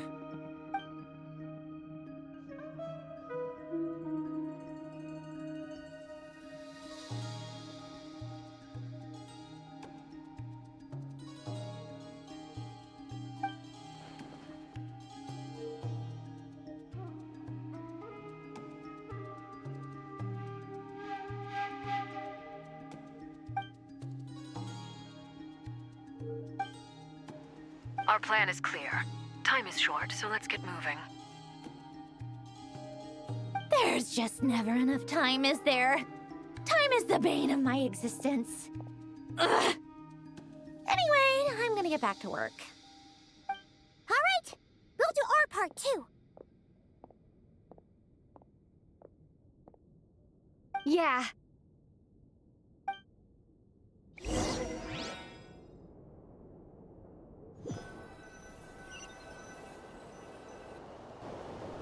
Albedo's theory says that elemental energy can dilute the light realm's power, but I'm no expert in building elemental defenses. Sounds like something out of the advanced elemental theory section of the library. Whew.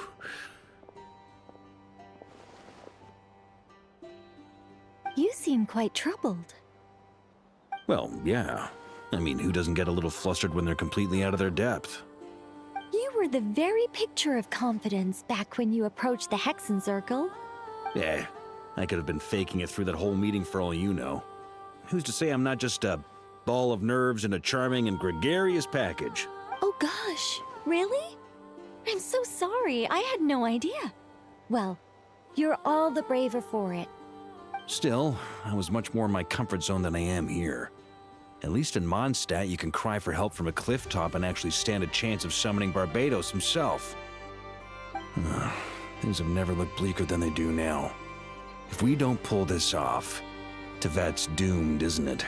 Oh, you think so? Actually, yes. Yes, it probably is. It's a shame.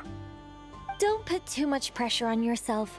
Tevat has faced annihilation many times in the past, but it also gave us you, didn't it? Hey, don't give me that. It's not like I'm anyone special. I disagree. Every human born in this world is special. We angels have always believed that. In that case, this humble human being has a big favor to ask of you. I thought you might say that. I'm sure Alice, in her great wisdom, sent you here precisely to help us in this difficult time, yes? Well, that has less to do with her wisdom and more to do with my power. Of course, of course. Well, the thing is, these elemental defenses we're about to build, I don't think it's a question of if they'll fail, but when. Durin's findings from his patrols make it clear that Dottore is constantly expanding his territory. First it was his lab, then the design bureau, and now this.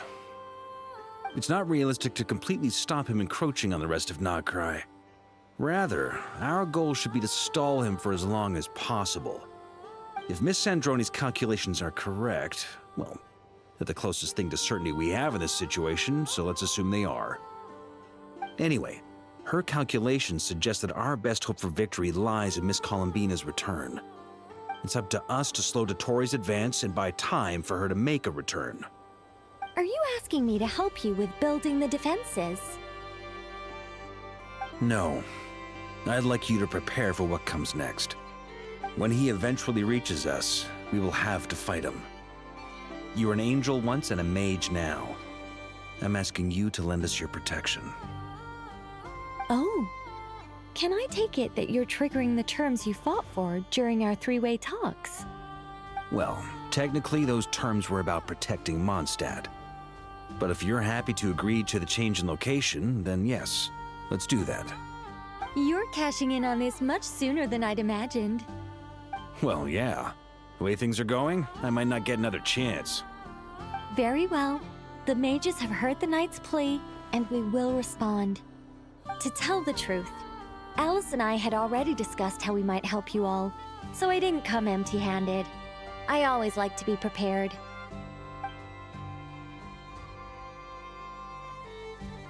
This is... wow. Yeah. This is great. Seriously, thank you. It's been many long years since I had a chance to dazzle humanity with a little divine intervention. To humbly serve as a reliable and responsible guide. Anyway, Knight of Boreas, please accept this gift in recognition of your great virtue. Go now. May the angel's blessing deliver you safely to your destination.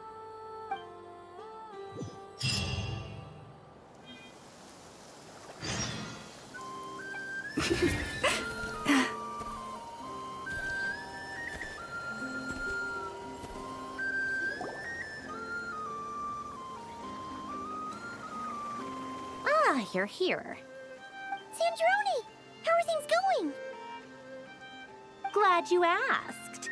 You two are about to become the first people to lay eyes upon my masterpiece.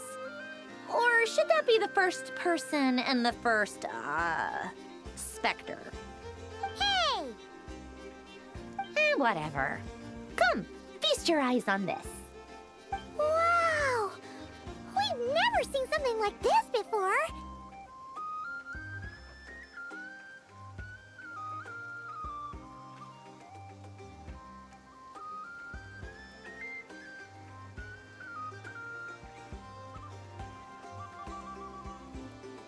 This meter displays the progress of my formula.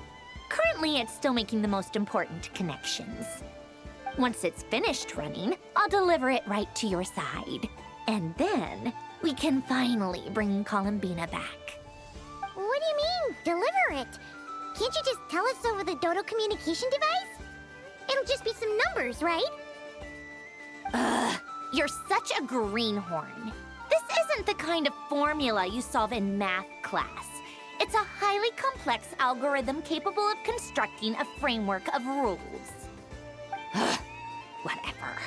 We'll be here all day if I start trying to explain it. All you need to know is the formula must be completed before we can bring Columbina back.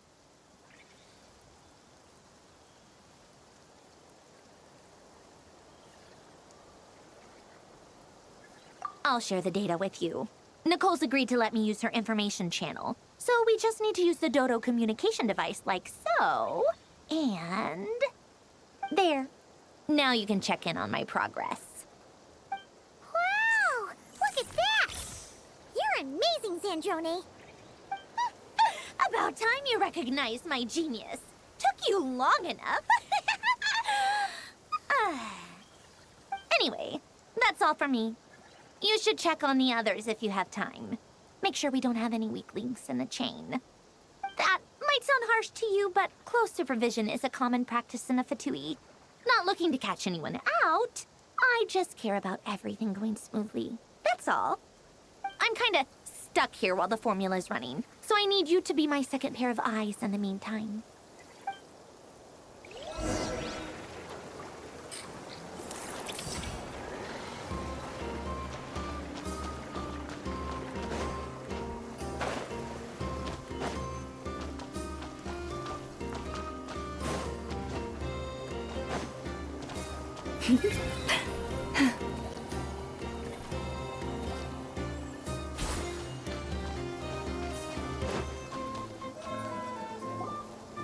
Thankfully, Miss Nicole has come to our aid. Nasha Town is now looking very well defended. Golden Flame. Yes, that's Nicole's power, all right. Based on the latest message from Grandmaster Varka, it sounds like they've reached an agreement. The situation should be more stable with her assistance. Everyone will have at least some degree of protection. Albedo! Durin! Hello there, you two. Are you well rested?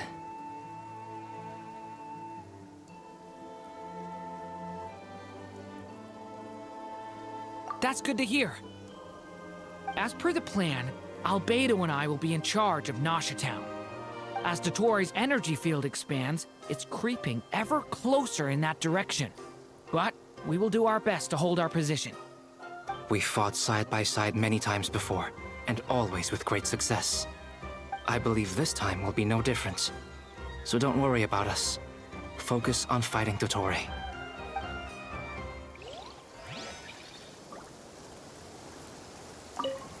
As Dotori's... We fought side... I believe this...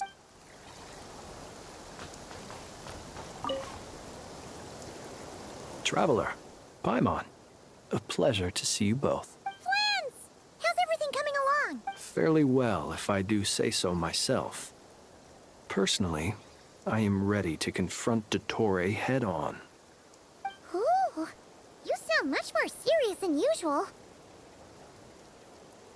To be honest, I am not usually fond of exercising my full strength.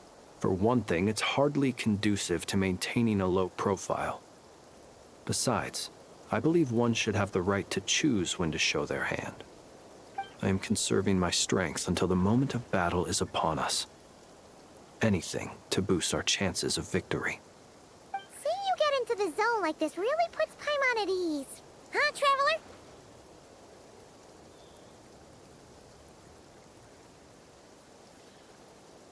I consider it an honor to have your trust. Rest well. I look forward to seeing you both in your element during the battle.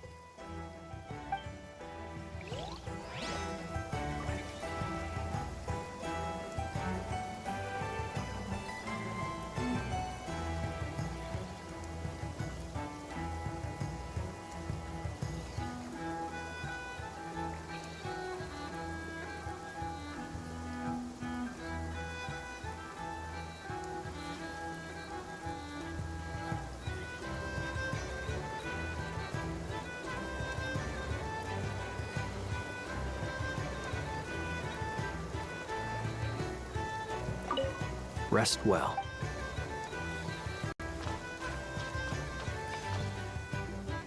Yes, Miss Moonchanter? What are you staring at? You always address me in the strangest ways. Lady Moonchanter 1 minute, Miss Moonchanter the next. Yes, and? Are either of those incorrect? Not as such. It's just that I simply call you Nefer nowadays. Uh-huh. That's my name. What's your point? The point is I don't add any honorifics or titles. Meaning what? That maybe we're on friendlier terms now than we used to be. Is that how you see it? And I thought I was the one with eye damage. Never! Wilma! Paimon, Traveler.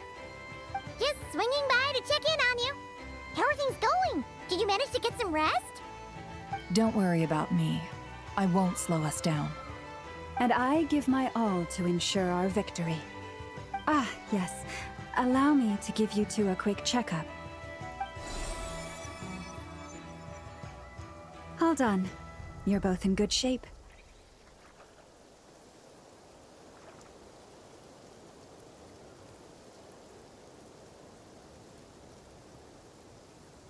You're welcome. You'll have your work cut out for you in this battle against Dottore, so make sure to get some rest in first. Paimon will keep an eye on her. Don't you worry. I'm glad to hear it. Take good care of yourself, too, Paimon. Sure thing.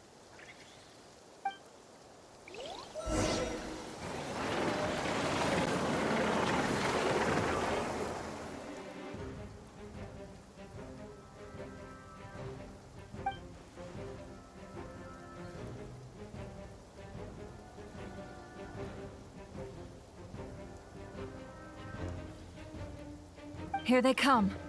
That's quite a horde. As we expected. Get ready, everyone. Take your positions. And let's begin. I'm at the ready.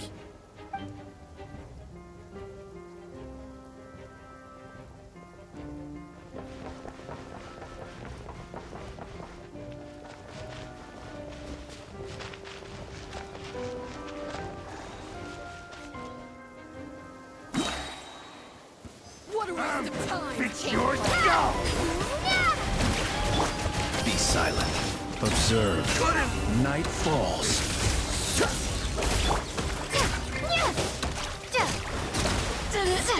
Take too long. Another one. Hi. Be silent.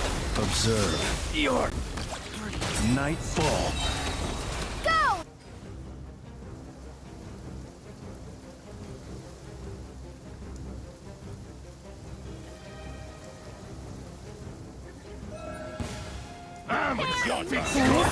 No more lies.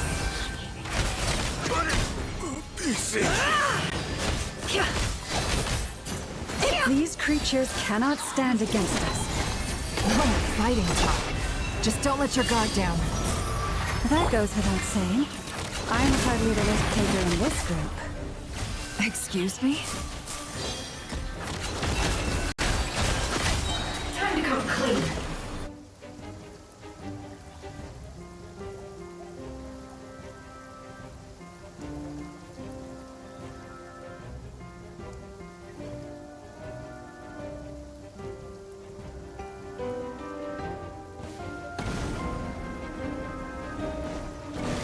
Burst forth! Moment of birth!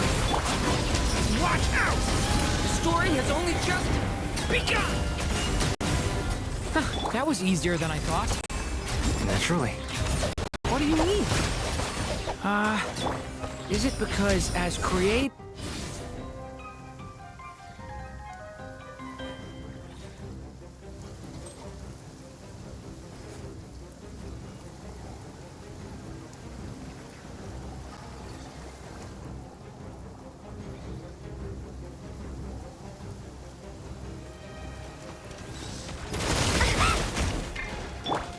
You poor lost lamb. By the frost. Seek within. Beware the creatures of the night. Did it take too long? Night falls. People have always used fire to drive away wild beasts. Wouldn't a lantern work just as well? You read my mind, my dear friend. I was just about to say that. All right then, dear friend. Bring the light.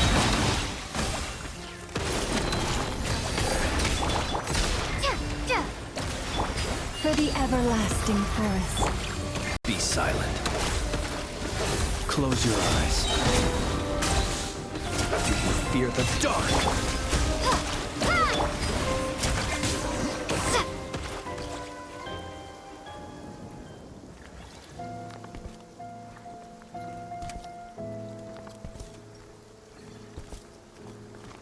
You're looking well. I trust you've had a good couple of days. Dottore. It's actually a good thing, in my view. If the subjects of my experiment were to die prematurely, it would throw quite a wrench in the works. And so, I must thank you all for your resilience. We are no longer on the same level, but you are nonetheless worthy of my respect. A creator god should be merciful and gracious after all. And in any case, it is only right that before I end your lives, the world is informed of the arrival of their new god.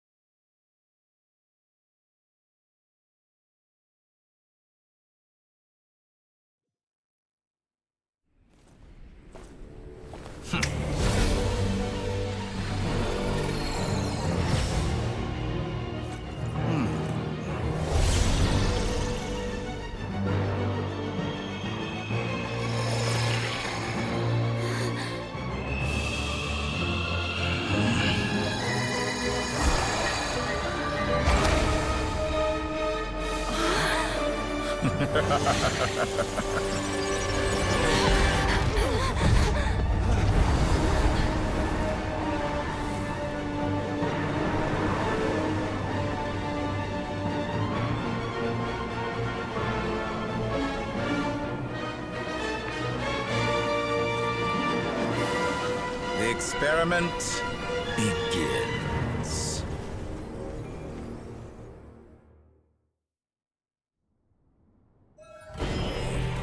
With the marrow of the three moons in my hand, behold the false moons fall! It all adds up. Forest, protect us. You'll sorely Did you regret honestly that. think that would hit me?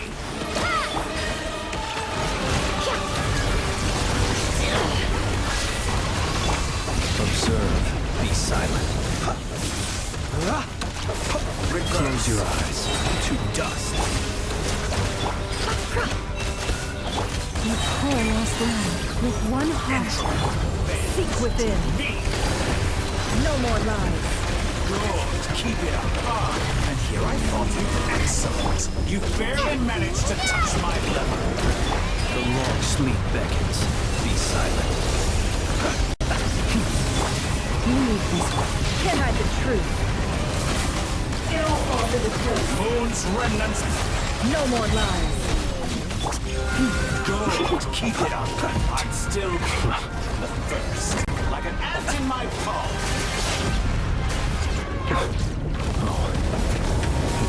Inside another space. And it's sealed off. Looking at the structure of it, it seems like Dottore intends to trap us here. There's no exit. Our endurance is about to be put to the test. Entry bends to me. Forrest, protect us. Can't hide the truth. Leaving openings on purpose. By the frost moon of old.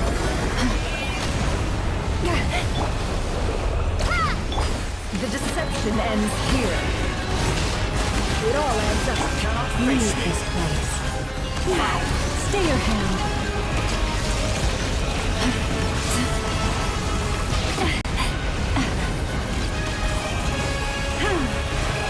Leaving open. Moon's remnants fall. Can't hide the truth.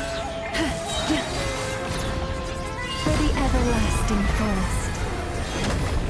With the marrow of the 3 moons in my hand, behold the false moons fall!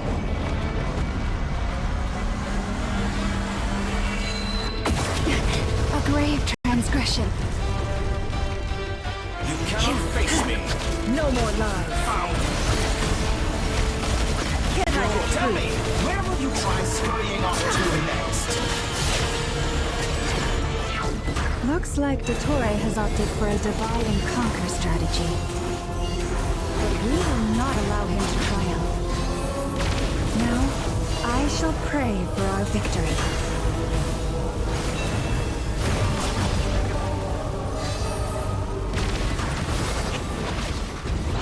How dull! No more lies. Can't hide the truth. Moon's remnants. No more lies. Excellent. You barely managed to touch my level. Can't hide the absurd.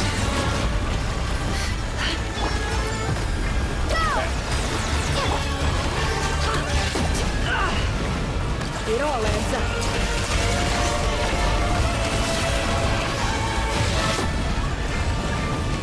Can't hide the truth.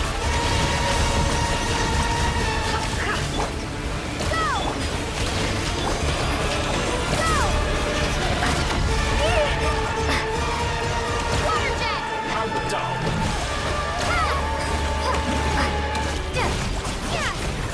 Entropy bends to me.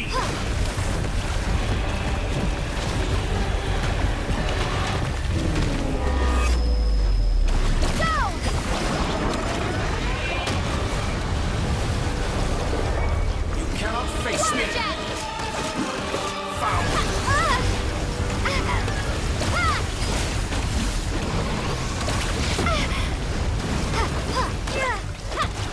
Be annihilated, that which cannot stand against me. What's this supposed to be? A knockoff version of the space Columbina got trapped in? There really is no way out. We'll see about that, Dottore.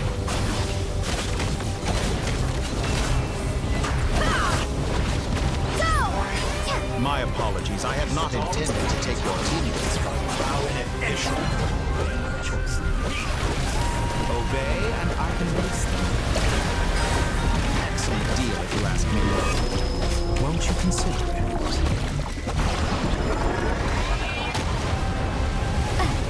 Pathetic.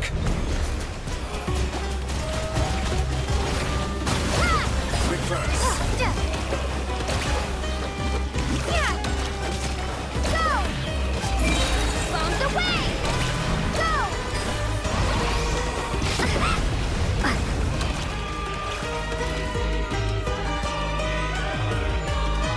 I'm aware you've been working on some little tricks to surprise me with, but it appears that none of them have come to fruition. My guess would be that you're trying to bring Columbina back. But then, where is Sandrone? Or are you trying to buy time for her?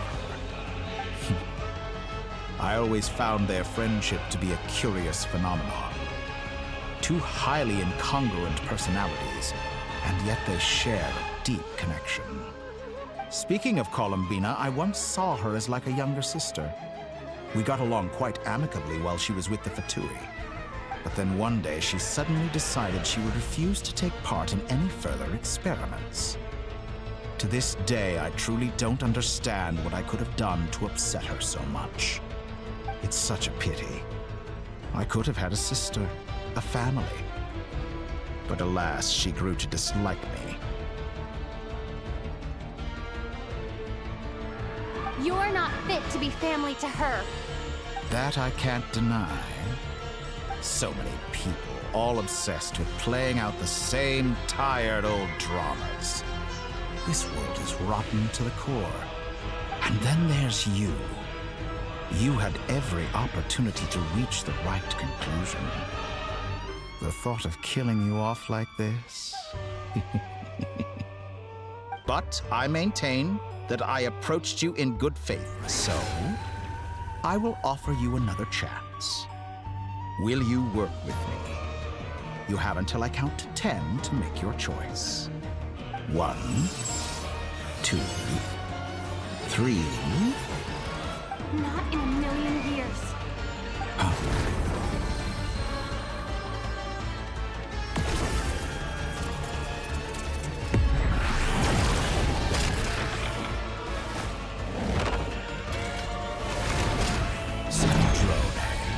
What a pleasant surprise. I didn't think you'd join us all the way up here. You're as sick and twisted as ever. Don't fool yourself into thinking anyone's grateful for the chances you're offering them. Sandrone, the formula hasn't finished running yet. Funnily enough, I was just discussing a collaboration opportunity with the Traveler, and then I see you, who I must say is a good example of an opportunity gone to waste. Gone to waste? I said that everyone would get one chance, and you've used yours to march right back into the lion's den. So yes, it's an utterly wasted opportunity. And what makes you think I believe a word that comes out of your mouth? I was planning on disposing of your little formula after wrapping up more urgent business here. But since you've taken the trouble of serving it to me on a silver platter, I can simply bring it forward in the schedule.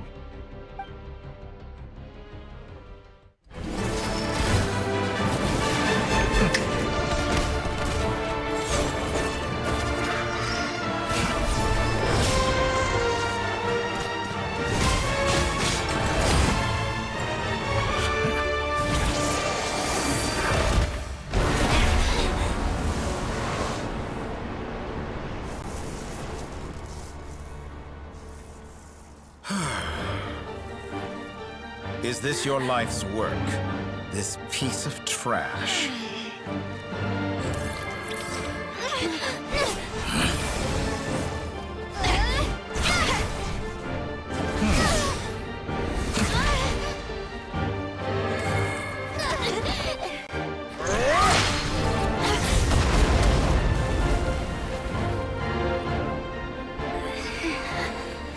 Your formula runs too slowly, Sandrone.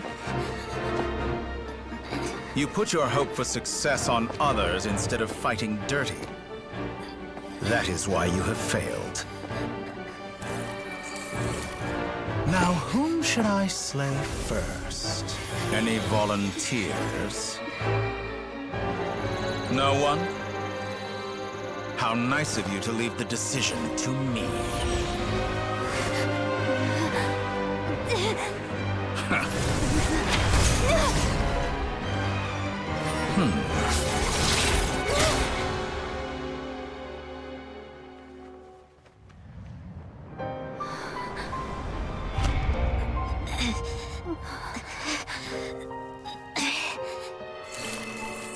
Oh, how unexpected.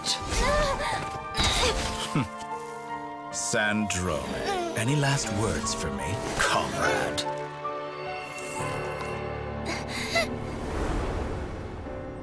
Is there anything you wish for? Not really. But I've always known what I don't want. Go to hell, Dottore.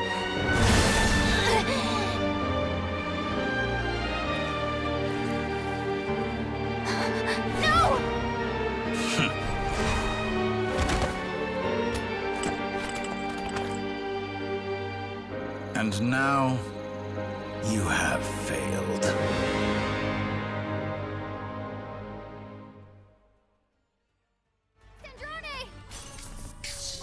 Now you see how fragile mechanical contraptions are. Just a gentle tap, and they fall to pieces. However keen of an inventor Sandrone may have been, her death spells the end of the formula that was running inside her body. Of course, I have to commend her for making it this far. As her colleague, I have to admire her stubborn tenacity. Now, it is time for you to take your place by my side. My count was interrupted, but the second chance I extended to you still stands. Once again, you are welcome to join me. By now, I'm sure you have gained a greater appreciation for the power and authority I wield. What is stopping you from embracing a new world of endless possibilities? Not in the mood to talk? As you wish. You seem less talkative than usual today. I'll change the topic to something more apropos. Sandrone was always like this, never trusting anyone, always so reluctant to share her research with them. Objectively speaking, she had her strengths. It is remarkable how she extracted and even optimized the world formula from so much data. But her inability to trust was her undoing. Had she allowed someone else to monitor or run the formula for her, you might still have a chance at victory even now. But regrettably, she was a stubborn fool. As much as it pains me, she had to go. Dottore. Maybe this is news to you, but people can change. Columbina surprised you when she escaped, and I think Sandrone would surprise you too. Change? You can twist the truth however you want, but I see it clear as day. You're the one who can't trust other people. Is that how you see me? By this point, what can you hope to do about it?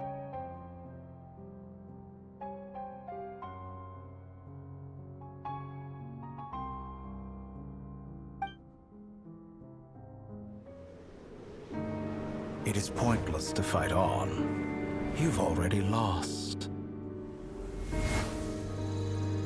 Wrong. You can't win this, Dottore.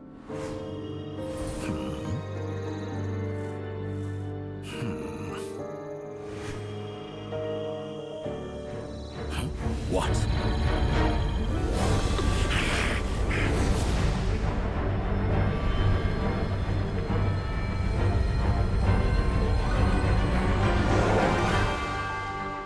My formula can get us 90% of the way. It will connect you to Columbina. Then, I will bring the formula's output to the Traveler's side. For the last 10%, do whatever it takes. Just bring the moon down.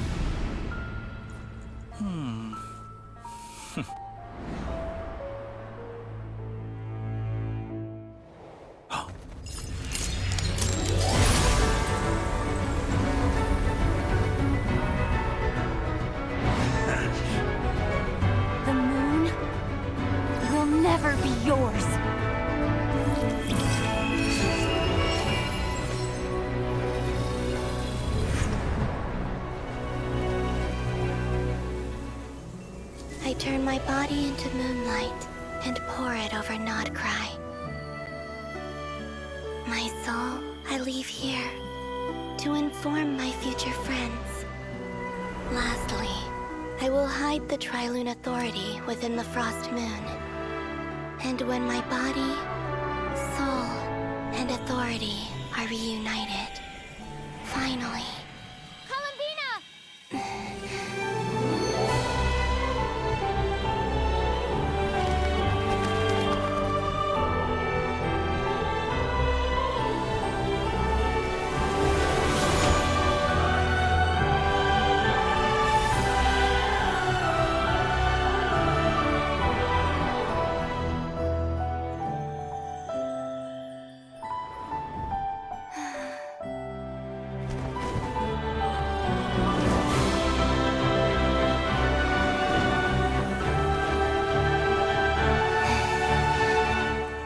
It's been too long.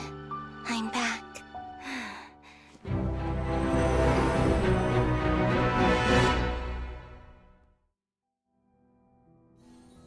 Stay focused on the battle, Traveler. What a touching reunion. Though I personally find myself repulsed by the sight of weaklings huddled together for war. Now, quite finished patting yourselves on the back. Show me how long you can struggle before you drown. Watch out, Columbina! He can manipulate space itself! I know. Wait for the right moment. We'll strike together. Water jet! Surge! Pathetic. Entro bends to me.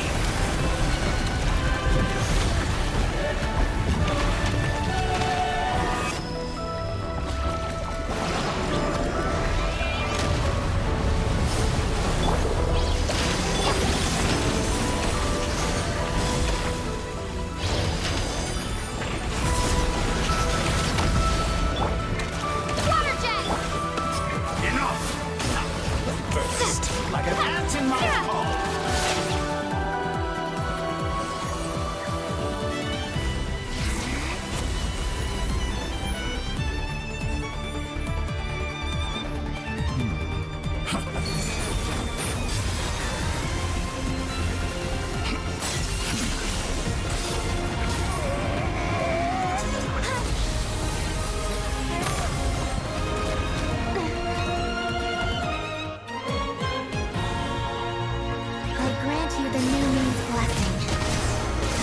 The new moon shines upon you.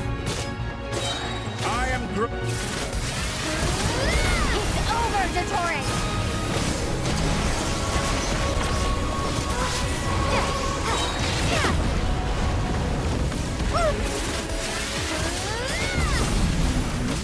No longer must the world cower in the cold night. so close to the world. The moonlight dispels the darkness. So you run along this rotten, decaying world. Everlasting as the moon. So you run along this rotten, decaying world.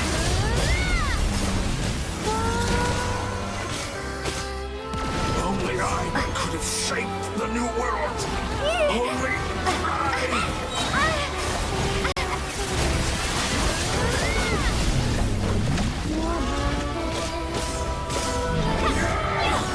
so close. I was so close to the new world.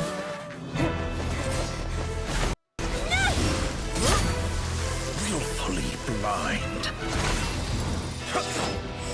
How can you be so satisfied with your fate?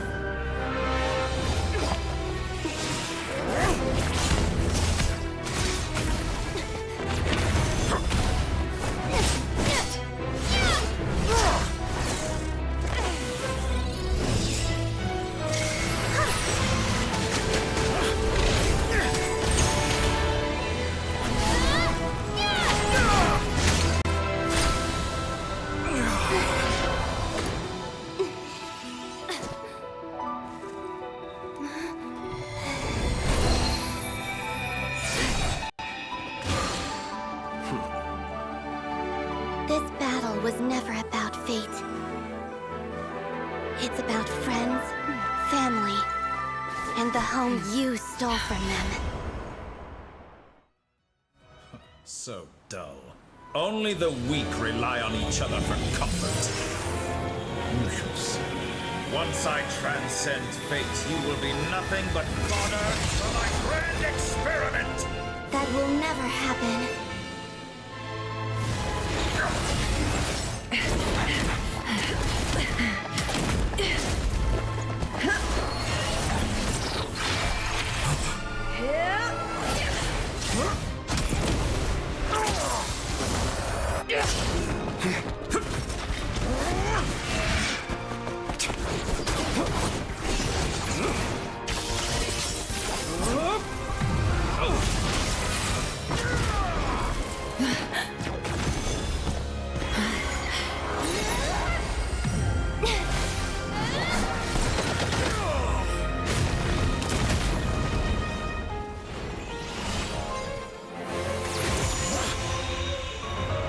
Today, the moon lights up this world once more.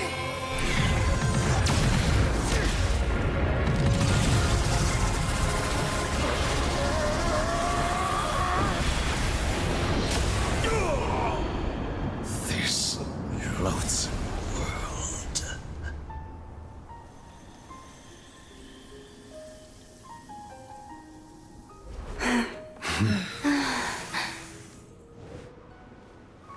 No, this world is our home.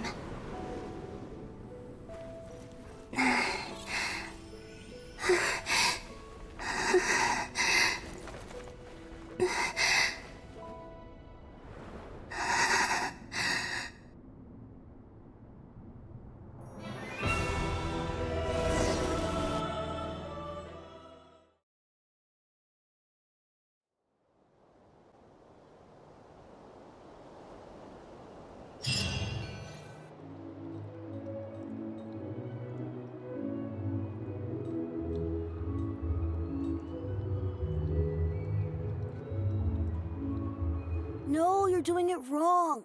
The moon looks like this now. What are you trying, children? The new moon, Mom. It looks different than before, doesn't it?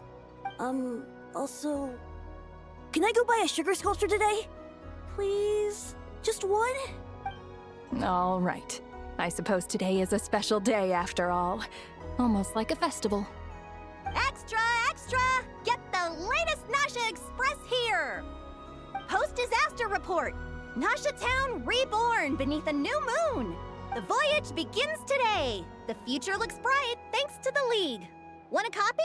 I knew things would be different.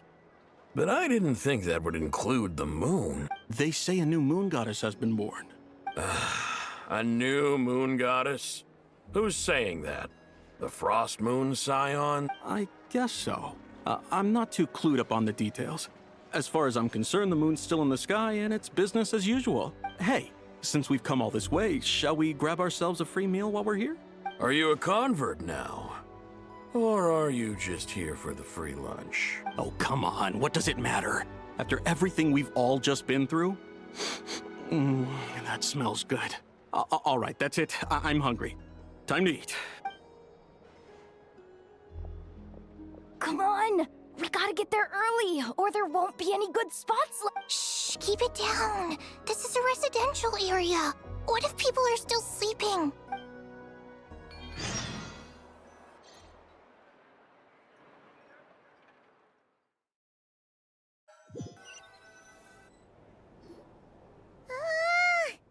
Why is it so noisy outside? It's okay. Paimon was pretty much awake anyway. It's been so long since we last had a chance to relax, huh? Feels like time is moving slower than usual. What about you? Did you rest well? Still winding down from everything that's happened? Or are you wondering how our friends are doing? Or is it about what Dotori said to you? Okay, if you say so. But don't push yourself, alright?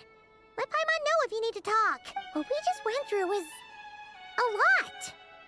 It's totally normal if you need some time to get back in your groove. Luanatar disappeared after Columbina came back. Apparently, she was part of Columbina's soul or something. Still, Paimon kind of misses Luanatar somehow. But anyway, you did great. So did Paimon. We all worked our butts off to contain this disaster, and in the end, we made it. So, chin up, Traveler. You should be proud of yourself. Hey, don't poke fun. You should be glad that Paimon's growing as a person.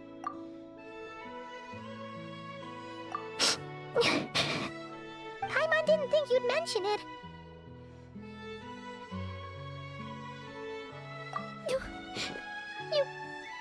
You have no idea how anxious Paimon was.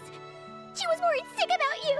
Well, if you really want to show Paimon you're sorry, you're gonna need to make it up to her. You better be ready to splash out on a lavish meal.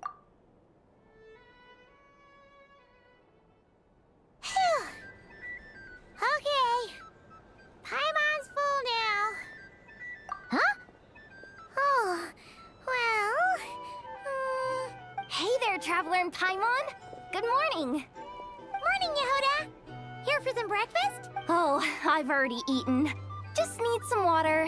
I was mostly worried you might forget what day it was today. So, I came over to remind you. Careful there, Paimon. Too much food will make you drowsy. Don't let anyone catch you hiding at the back and nodding off during the league meeting. Yeah, she'd probably be saying that to Aino. She's the baby of the group, if anyone. True. You know, I'm surprised that all these competing groups are actually coming together to try to solve things together. Definitely a first for Nodcry. Well, nothing like a region-wide calamity to bring people together. After that, surely even the most self-interested people have to realize that going it alone isn't worth the risk, right? Try telling Boss Neff that. She's not exactly convinced that people are gonna get with the program. Really? But if she's so pessimistic about it, why'd she agree to be the Curatorium's representative in the league? Probably 'cause even though unity sounds like a pretty far-fetched idea, the benefits it would bring make it worth a shot. I think things will work out, though. I swear, Nodcry feels like one big family now with everything that's happened. More than it used to, anyway. Paimon's with you on that one. And it seems like plenty of other people agree, too. Just listen to the bustling streets. All right. Everyone's been rebuilding these last 2 weeks, and the evacuees have been coming back in droves. Life's slowly returning back to normal. Which means my workload's probably gonna shoot back up. Were you about to head out? There's still some time before the ceremony begins, you know. Yeah, we were gonna take a stroll around the square and say hi to some friends first. Sounds good. See you later then.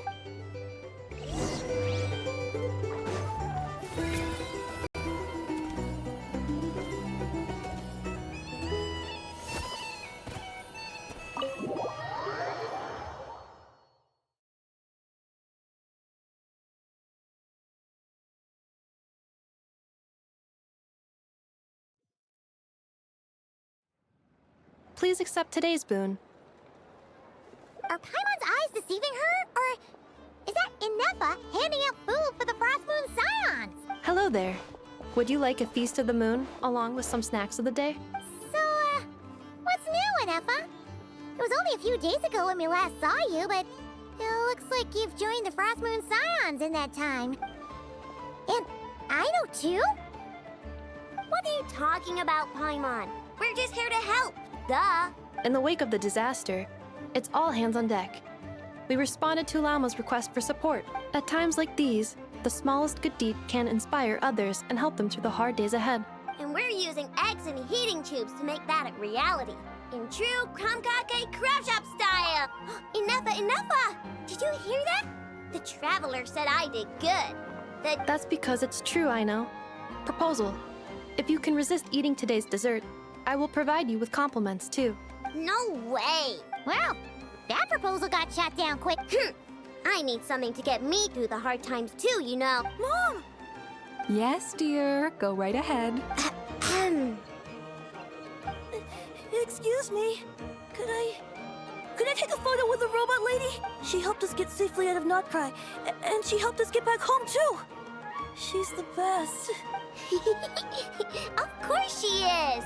And since I'm the whiz kid who built her, that makes me even better than best, right? But you stole my snacks though. Oops. Shall we move to the open space near the center? The view there is better. Thank you. Aren't you the better pick for this job, Flint? You underestimate yourself yet again, Master Ilua. Not at all. I rarely come by Nashi Town. I don't know any of the big shots here. All in good time. Socializing is a step-by-step journey. But you're much further ahead on that road, aren't you? You're not seeing the full picture. You know the truth now. My friends do not understand my habits. There is no question about it. The Lightkeepers need a representative in the League. Someone who is upright, cares about other people, and can realize their self-worth through group action. You say it like you wouldn't make the cut. I am most flattered that you think I would. Sigh a little less, Master Ilua, and have more faith in yourself. All the Lightkeepers agree that you're a very promising young man. That is precisely why Starshina and Nikita felt safe delegating such important work to you. I'm sure we all also agree that we would sooner die of dehydration than manage to wrangle anything out of you in a discussion. My apologies. I am not in the habit of bringing water with me when I go out. Whatever. I'll take the job. By the way, who else is part of this? Oh, it's quite the who's who of Notcry. There's the Moon Chanter of the Frostmoon Scions, the boss of the Curatorium of Secrets, a representative of the Voynich Guild, and even someone from the adorable Krumkake craft shop. I'm sure you will find speaking with them to be a genuine pleasure. If you say so. I've never done this work before, so I'm honestly a little scared of making mistakes. But I'll do it. Not only is it our duty as Lightkeepers, but because I want to make Notcry a more welcoming place. An admirable attitude to take. The beacons are lit, Ilua.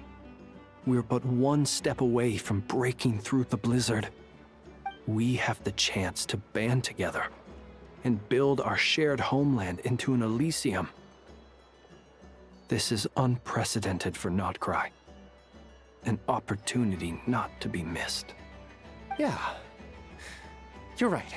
I'll do my best. Quite a few familiar faces have arrived. Let's go, shall we?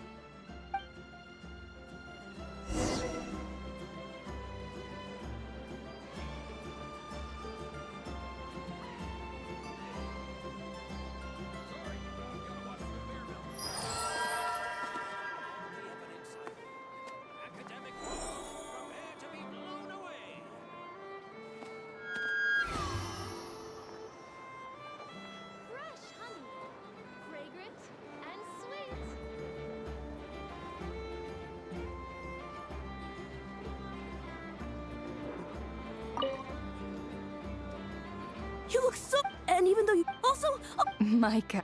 1 second! Please take this, share them with your...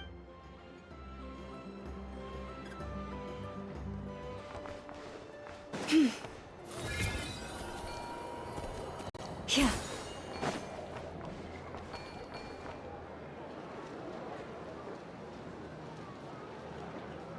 Wow! Everyone's here! You seem well rested. I know no one's asked, but I'm sure you all want to know, so let me just say, we're doing great. Thanks. Well, great, but not perfect. Starting to lose my mind from boredom. Can't drink a drop of alcohol while I'm waiting for my wounds to heal. I'm sure you had a sneaky swig or two. Wait, how'd you find out? I'm sure you must be missing Mondstadt after all these years away, Grandmaster. Yeah, you could say that again. Every time I get news from Mondstadt, it makes me want to go back and see the place for myself. Honestly, once things are wrapped up here, I think it'll be time to head back home. Hey, looks like someone's taking the stage. Can everyone see okay? Anyone need a boost? I'll just listen from the back. It's fine. You're taking this pretty seriously, huh, Durin? Well, it's not every day that I get the chance to see how people speak in official settings. Soak it up like a sponge. I'll make sure you get a chance to practice for yourself later down the line. Actually, I know just the thing. You can debrief the Knights of Favonius for me. Mr. Varka, are you forgetting that I'm not a Knight of Favonius? I can knight you. Any particular title you'd like? Is he joking? I really can't tell. You'll have to figure this one out for yourself. It'll be a good learning experience. It is my honor to host the opening ceremony for the League, and to have this opportunity to speak to you all in my capacity as Voynich Guild representative. Could this person also have been pushed onto the big stage by the real big shots? Guess I'm not the only one then. We come here today, having weathered the trials and hardships of yesterday, and having learned from them the importance of unity and cooperation. All right, here we go. Uh-oh, looks like Aino's off in dreamland already. Wait, Boss is looking kinda drowsy too. What's up with her? Come on, get the speech over with already. Nodcry is our home, the land we rely on for survival. And as we chart a course for the future, may we persevere through the storms ahead as we sail towards a new era of prosperity, freedom, and hope.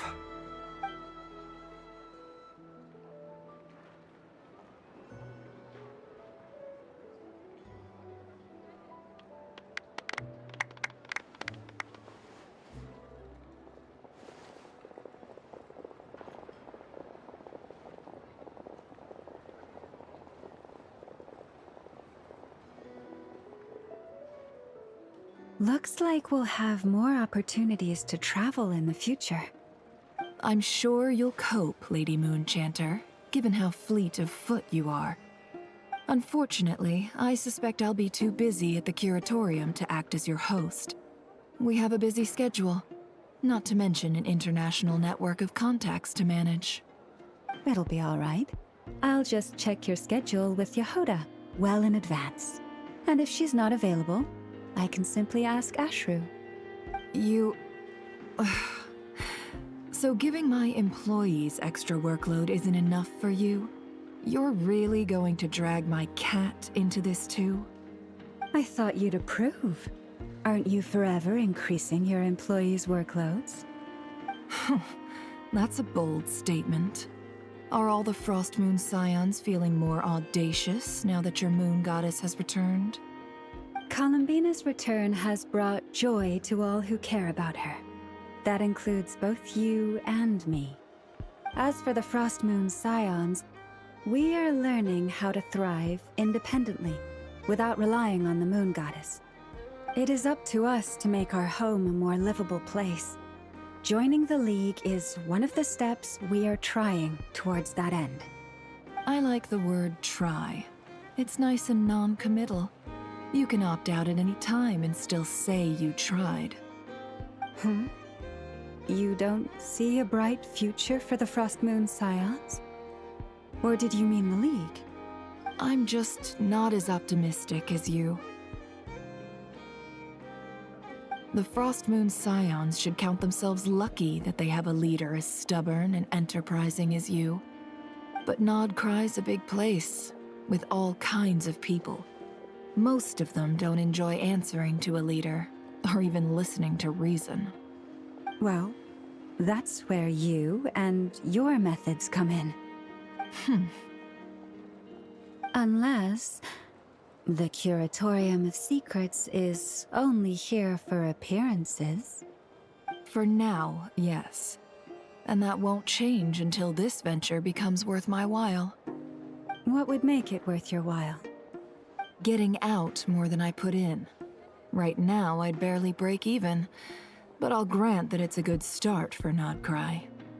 Then maybe it's worth a try. All right, you can stop now. Or do I have to join the Frostmoon Scions before you'll get off my back?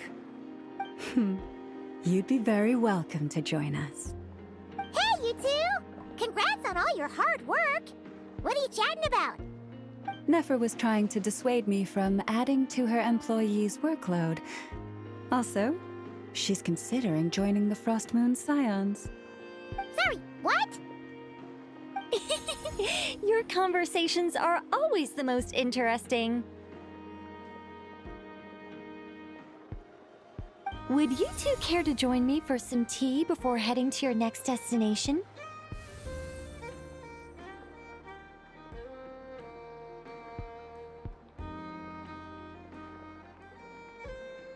Nicole?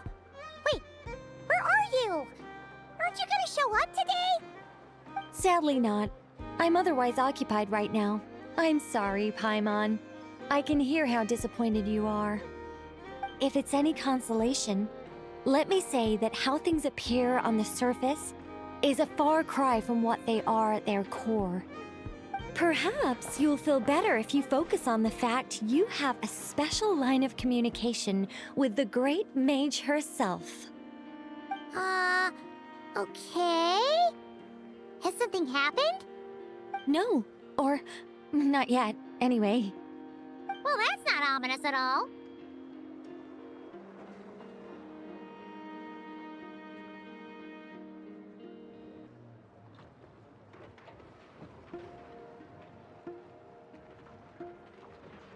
Not for the time being.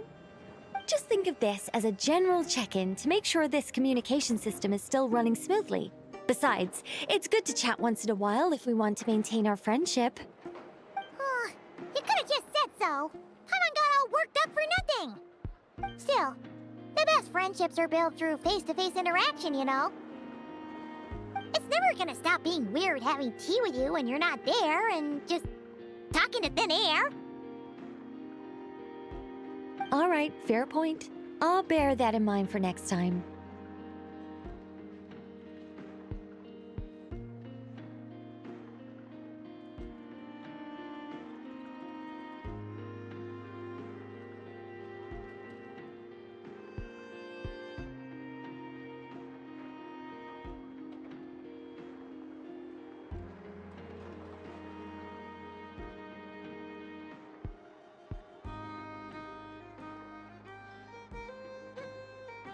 Yeah.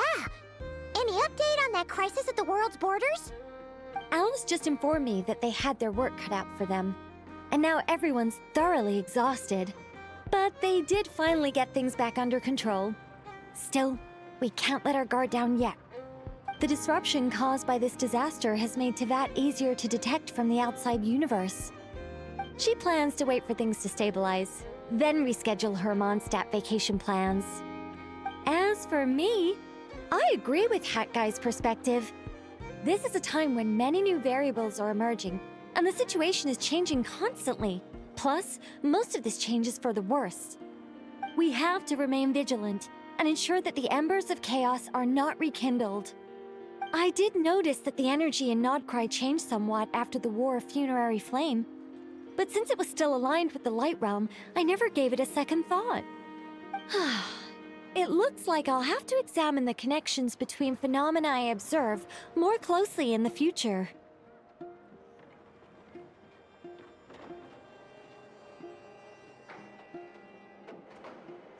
Just doing my duty. It's more or less second nature by now. Of course. To give you the full picture, I'd have to start with the substance from which angels were formed. Never mind. Paimon's right. Showing off my knowledge would be much more satisfying in person. By the way, you did receive the gifts from the Hexen Circle, yes? I'm not trying to claim credit or anything, but my pride demands that I at least mention it.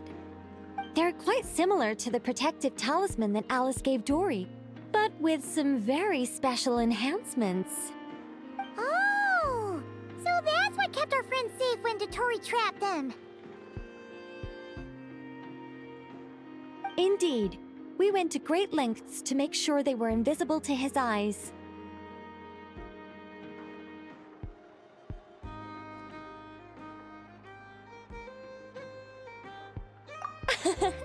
I'm so happy they came in handy. Still, not fishing for gratitude, by the way. I just want you to be aware that sometimes your friends may be protecting you in ways you cannot perceive. Anyway, I'll contact you if anything else crops up. If not, you know what they say, no news is good news. Oh, my angelic instincts are tingling. They say you should head to the docks next. Your friends are about to board their ship home.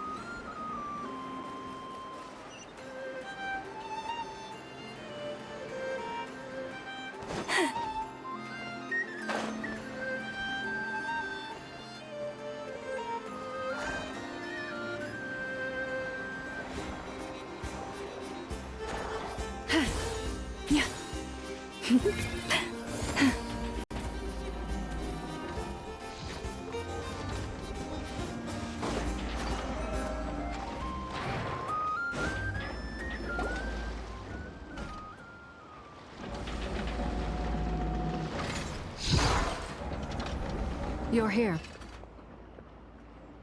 You're here too, Hat Guy! Are you heading back together? No. I'm bound for Sumeru, and she for Fontaine. We just happened to cross paths at the harbor.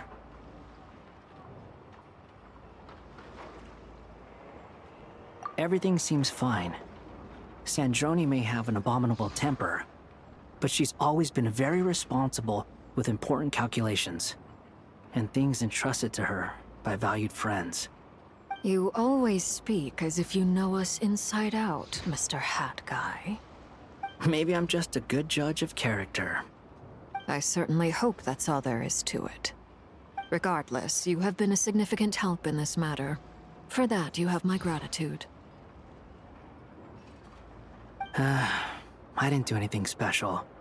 Sandrone's the one who completed a seemingly impossible formula and turned the tide of the entire battle, even giving her life in the process.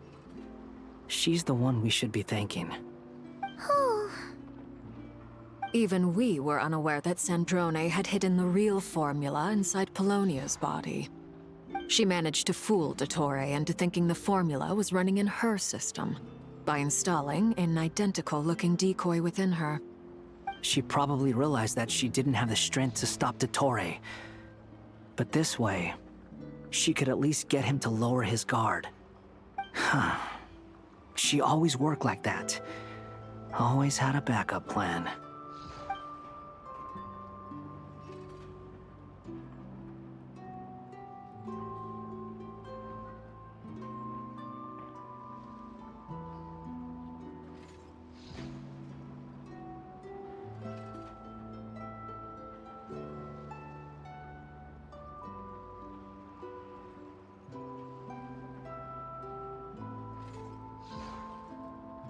Well, that's why I'm traveling to Fontaine.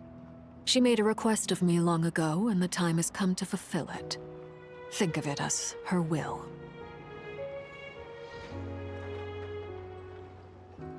She said that should she ever fail in a mission, she'd like me to deliver her core and Polonia's to the Fontaine Research Institute. She also mentioned that she had made arrangements for people there to set her affairs in order. Some of her personal effects, such as her notes, were left to me. I've decided to take them back to the House of the Hearth, for safekeeping primarily, but also as mementos, I suppose. However, there is one book among them that I'd like to leave in your care. I'll have someone deliver it to your residence at the flagship at a later date.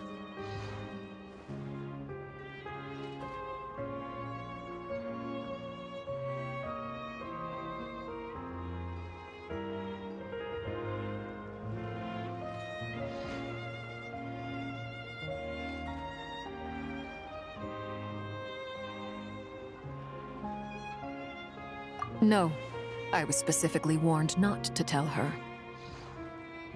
This is her last wish, and I will abide by it.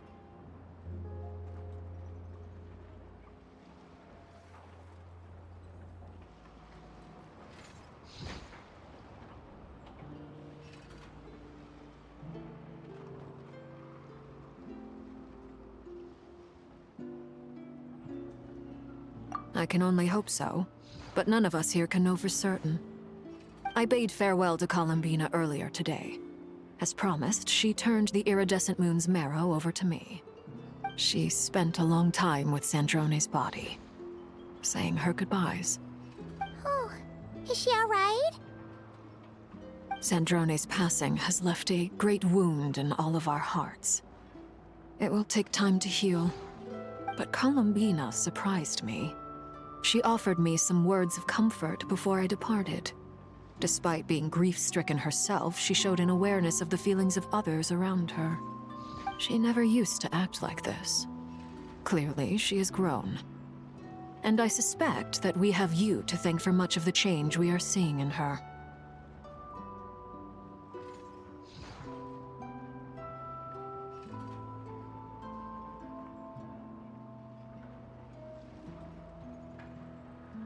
Huh.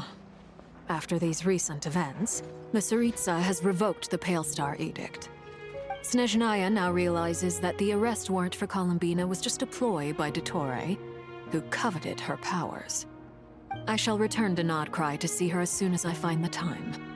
I hope that from now on, she too will explore more of the world. Columbina Hyposelenia's journey is only beginning.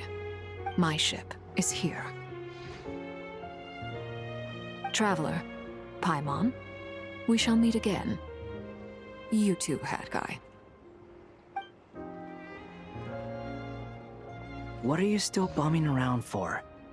Isn't Columbina waiting for you? I thought today was the day you'd agreed with her to go find out the truth about your sibling.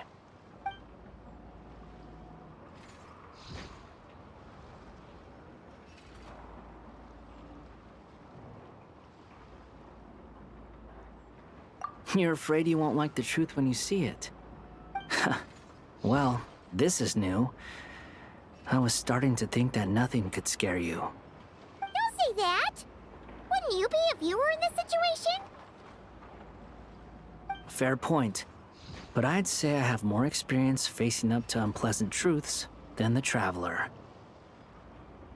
They say blood's thicker than water. I know how much you need your family back. More than you need any of your friends. And I'm sure that all your real friends understand that too. No matter what the truth turns out to be, they will stick by you and support you, whatever decision you make. Finding the truth is important. But more important still is what you choose to do once you've found it.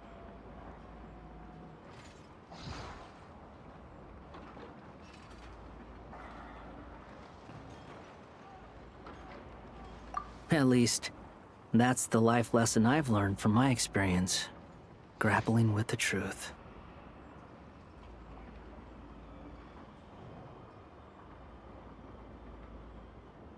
What? Now that Dottore's dead and gone? A little, I guess.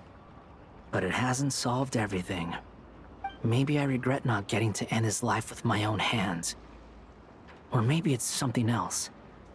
But for whatever reason, I still feel like I have a chip on my shoulder. Either way, I'm going back to Sumeru.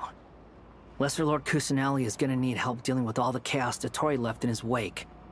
Not just from this incident, but everything he did in the past, too.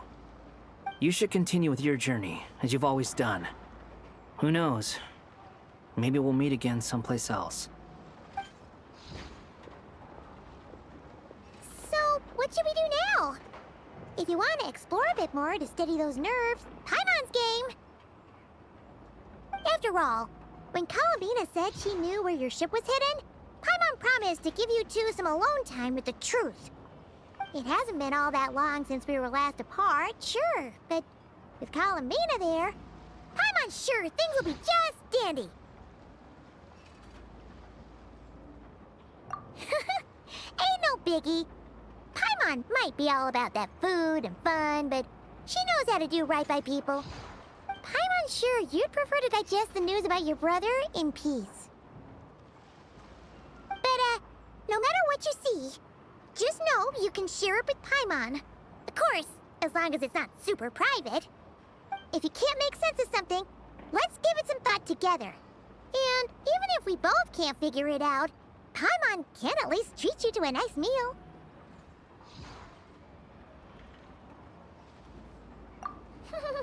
Glad to hear it. Feel better now? Alrighty. Next up, time to meet with Columbina.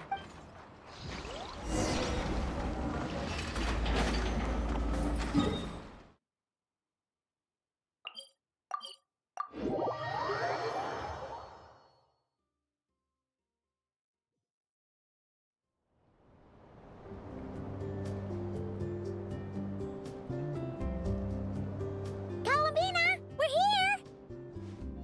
Can't quite believe we're meeting out here. We've gotten used to walking over to Silver Moon Hall whenever we go see you. Well, you're still welcome to go there whenever you want to see me. It's just, now that it's all over, I've decided to make some changes. Try and fit in with the Frost Moon Scions. The older generation are still timid around me. They don't dare get too close, and they bow their heads when I walk by. But things are much better with the children. I see more curiosity in their eyes. Hopefully, by the time the next Moon Prayer night comes around, I can enjoy the festival with them as myself, without having to pretend that I'm only dressed up as the Moon Goddess. You'll do fine, Columbina. Paimon's sure they'll realize you're super nice once they get to know you better. You really think so? When we first met, you thought I was a little up in the clouds. We were just starting out then, come on! So Alma told you, huh? I'm only teasing. I know that I have you to thank for pulling me back down to solid ground. It feels good to finally stand firm on the earth where I was born. Oh, that's great!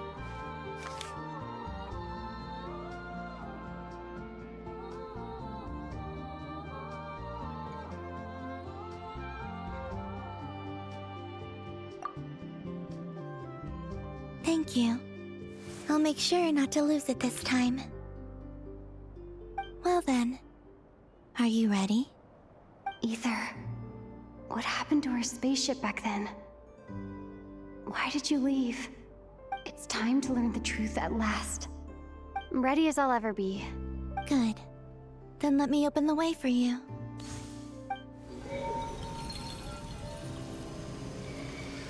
Where does this lead? To our shared destination. Huh? Do you remember me telling you about my missing prologue back when we just met? I said that my story began on the moon. But while I was inside the moon's reflection, I realized that my prologue was really hidden in the future. I just had yet to discover it at that point. The story of the time before I was born was in fact the story of my distant future. It's truly fascinating. But when I obtained the Trilunar Authority and returned to our present reality, I sensed something I hadn't expected. Your prologue. So you mean... Yes, your spaceship. All this time, it has been hidden on the Frost Moon, which lay beyond the sky. The great ruler of the firmament. The heavenly principles. Wait, them? Why would they do that? I don't know. Perhaps your ship contains something that is incompatible with Tevat. Or something that cannot be known. Oh, did I pick a bad time to say this? I know it must have been hard to work up the courage to do this. Maybe I should have waited until you were on the moon, with no chance to back out. That would have been kind of mean, you know. Take me there. Oh? Whatever is hiding in that ship, it belongs to me and Ether. Those memories belong to us. No one else has the right to decide whether I should or shouldn't know about it. Not even the heavenly principles. Very well. Then let's go. You two take care, all right? And don't forget to come back soon! Rest assured, Paimon. We will. Traveler, after you. Thinking about the story that we'll find hidden on the moon? Yes. And hoping that it has a happy ending. Stories like that don't exist, you know? You don't believe in happy endings? I don't believe in endings.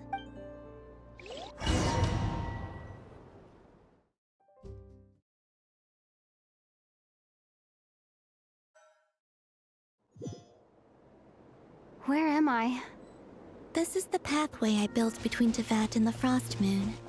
The moon is very far away from us, so it could be a long journey.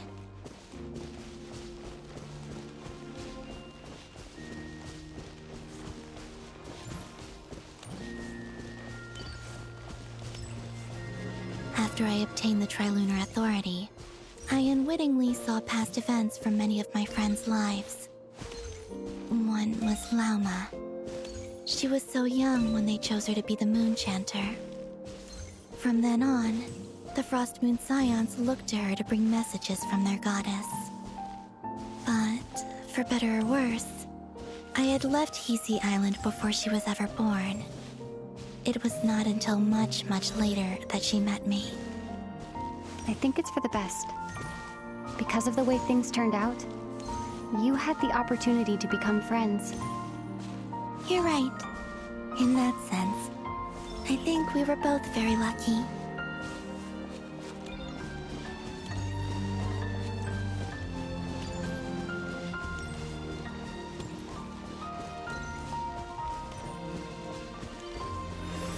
Oh, and about that mage, Nicole. I only recently learned that she has lived in Tevat since the time of the Three Moon Sisters. The Moon Goddesses always had a good relationship with the angels. I suppose our friendship continues that tradition.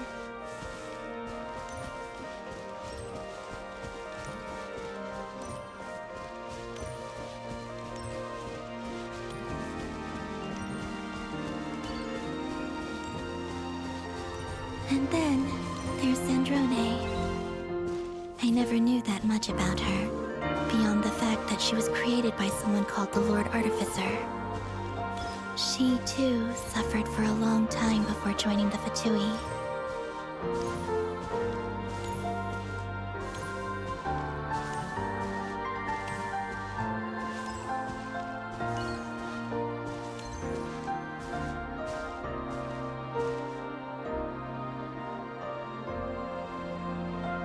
How I wish I could talk to her again, even if only to hear her say nasty things to me.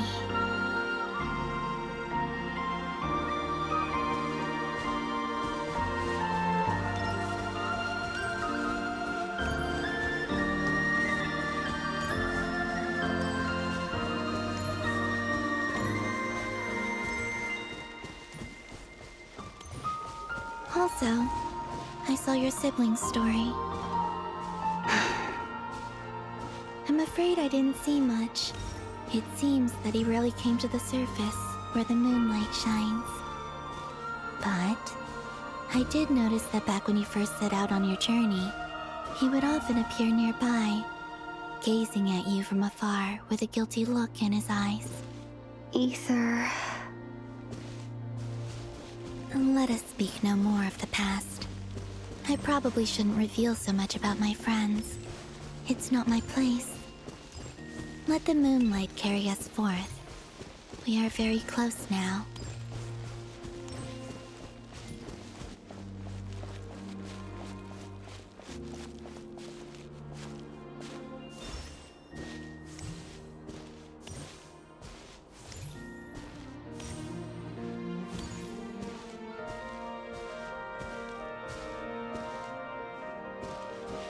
After this, I'd like to bring some Kuhenki to the moon as well. If they're willing, of course. What about your other friends? Will you bring them to visit too? Certainly. But I'll need to tidy the place up first. This home hasn't received any guests in a long, long time.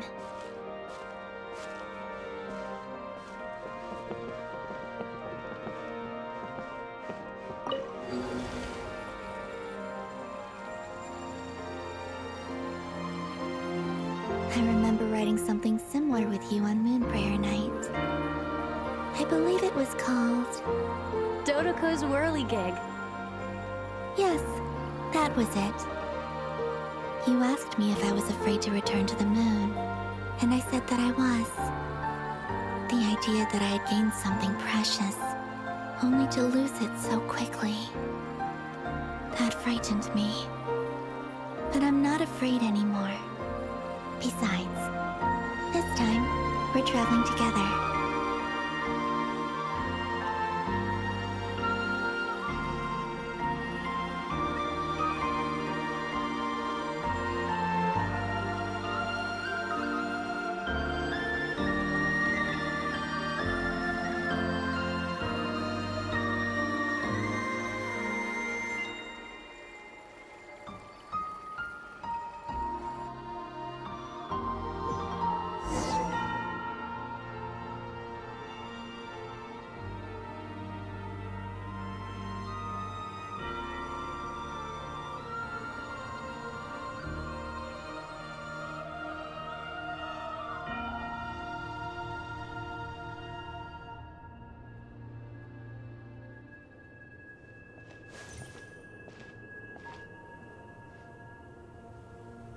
We're here.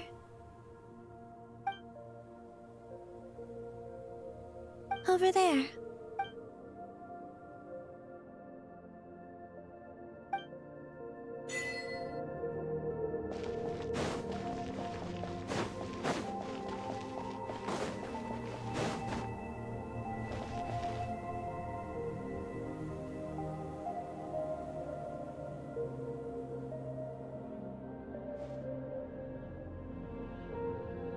Our spaceship.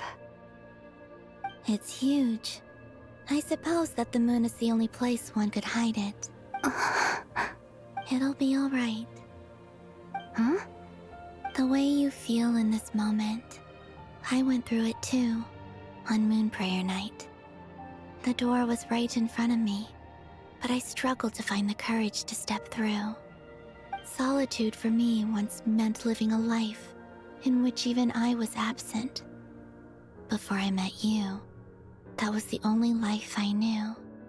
But that night, solitude meant throwing away the life I had gained after meeting all of you. Columbina. Go. Retrieve the part of your life that was once lost. Trust me, you will lose nothing by doing so. Look, Teyvat is right there. All of our friends are down there, waiting for us.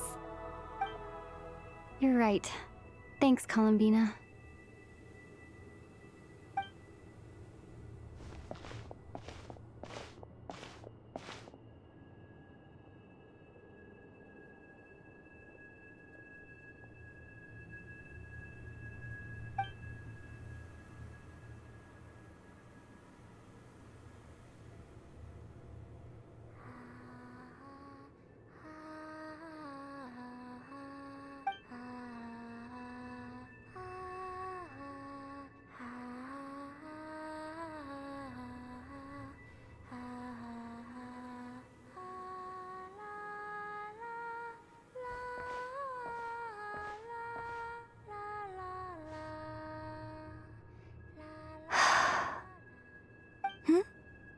Finished?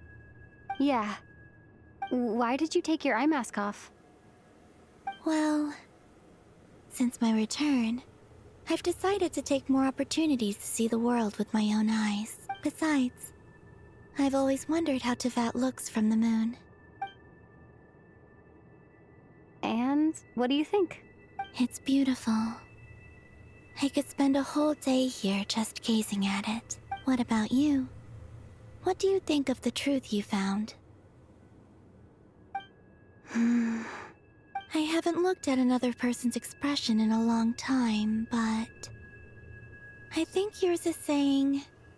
It was neither good nor bad? Keep this up, and it won't be long before you give Nefer a run for her money. Oh, I don't think that's going to happen. I'm much more used to sensing what's going on around me with Kuvaki. I think I'll save my eyes for seeing special moments I really want to remember. I read the spaceship's flight logs. I always assumed that this was my first time in Tevat. I thought that Ether and I must have been hibernating in space for centuries on end. But the logs show that our spaceship flew over the skies of Tevat once before. A long, long time ago. Flew over? So you didn't land? No.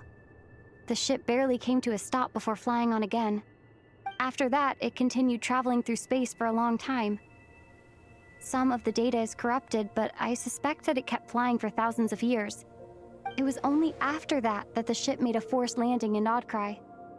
When Ether found me, he came from outside the ship. Could this mean that he left the ship long before I did? Maybe even during our first pass over Tevat? Are you alright? Yes. I can feel that the truth is coming together, one small piece at a time. I remember Ether telling me that when he first arrived in Conria, he could not recall the past. So this might be something that even he doesn't know. Here, I made some space for you. Your mind must be racing, and this seems like the perfect place to relax and clear your head. Oh, wait, there's one more thing. What is it? Wait here a moment.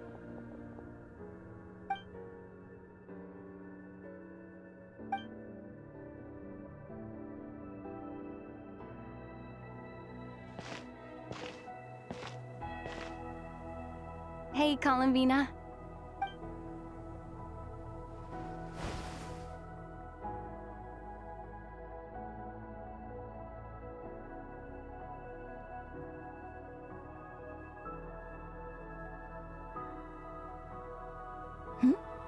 Is that a new outfit? An old one, technically. It's been in a cabinet inside the ship this whole time. It's a matching pair with Ether's. He always liked this set more. Huh. I don't think there's a huge difference. Really? Yes. It's still the same you. You're the same person, no matter what clothes you wear. Only Columbina would make an observation like that. Traveler, do you consider Tevat your home? Home is wherever Ether is. But then, after all the time I've spent here and everything I've been through, yes, I'd say it's my home. Would you change your answer if Tevat changed appearance? I mean, if the truth about Tevat turned out to be different than what you thought. I don't know. But I don't think so. The truth is not what matters most to me about Tevat.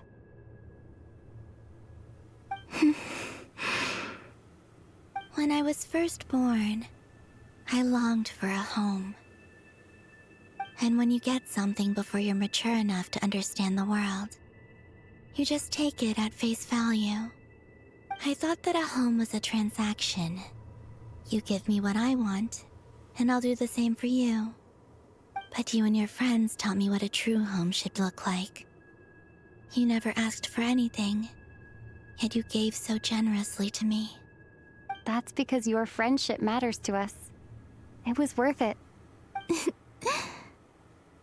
In the past, I thought that my birth in Nodcry must have been a mistake. But after journeying to the distant past where the story began, I realized that it was I who chose Nodcry to be my future home. Now, I am glad that I made that choice. I'm sure your friends are just as glad. In fact, I intend to make the same choice today as I did back then. What do you mean? Well, I've given the Eternal Moon's marrow to Lauma, and the Iridescent Moon's marrow to Arlecchino. And now, I shall return my Kuvagi to Nodcry again, that it may continue to protect my chosen home. Wait, but what about your body? Hmm? Oh, are you worried that I'll disappear again? I won't. Not this time. The Frost Moon has now entered the fall sky, and I am the Trilune Goddess. I am only returning to Nodcry the part of me that it needs. I am giving what I can, because my home is worth it. Oh, and I have something for you, too. For me? Yes. Come closer.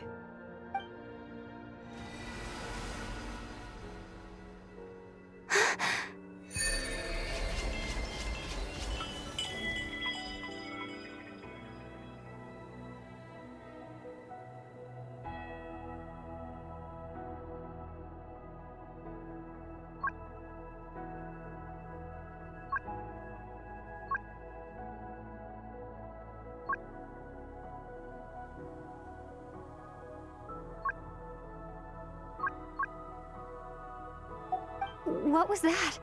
I lifted some of the restrictions this world placed on you. I trust this will help in your future adventures. My power. It feels like it's grown.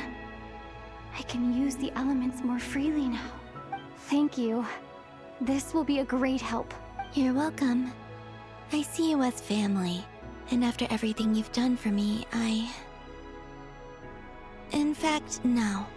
It's not because I owe you. It's because you're worth it. Here. This flower is for you.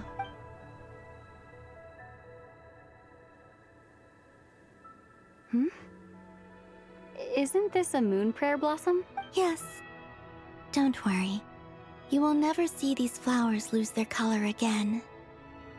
I'm finally discovering the joy of giving. How I wish I'd learned this sooner. Hey, better late than never. What are you thinking about now? Why don't you take a guess? You get... one shot. I don't think I'll get it in one guess. But I'm sure it's a happy thought. That's kind of a sneaky answer. I can't say you got it wrong. Down into that, the moon seems so far away. I felt it might always lie beyond my reach. But on the moon, everything feels so close by. The haze that once enshrouded the skies has finally been dispersed. I feel like a traveler on a winter's night, starting a new chapter in my tale by the warmth of a bonfire. I don't have a lot of luggage, but I do have a lot of hope for the future. Well, what's next? Next?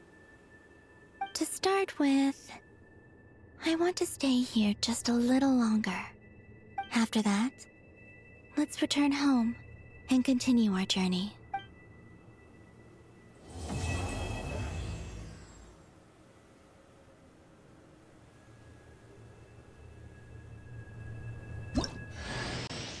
These clothes bring back so many memories.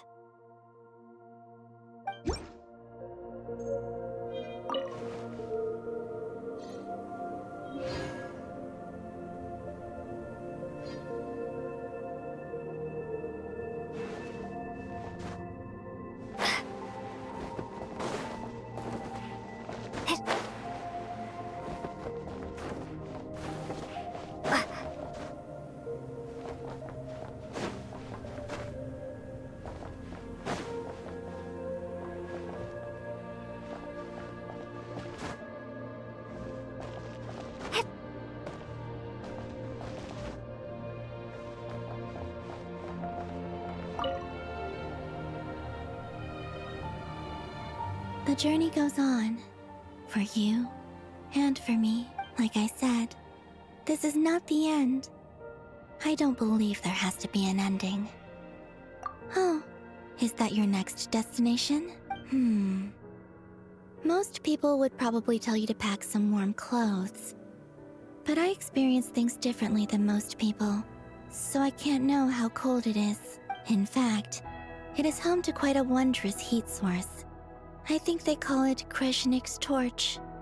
Every city in Snezhnaya is built around one of those. I sensed the energy it gave off as I was passing by on a railway train. It felt grand and distant.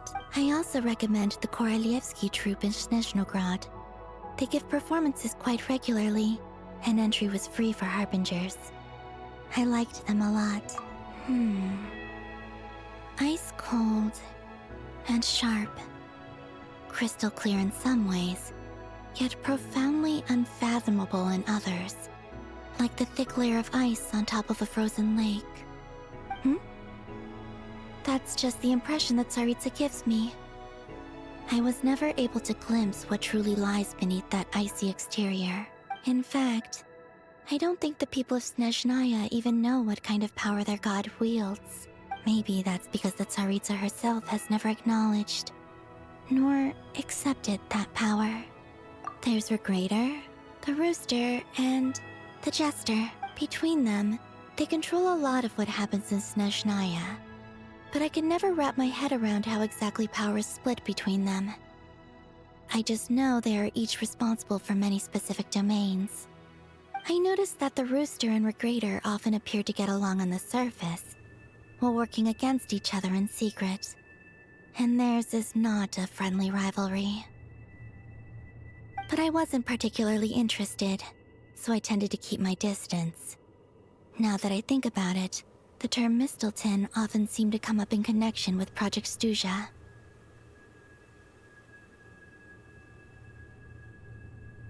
Once things settle down in Notcry, I'd like to explore the world beyond Snezhnaya. You've told me so many stories about the other places you've been to, and all the friends you've made there.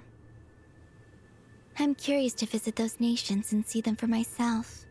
It would also help me learn more about the journey that has made you into the person you are today. Okay. As you continue on your journey, don't forget to gaze up at the moon once in a while. It is, after all, no longer an illusion. It shall cast down its true moonlight, connecting us in truth.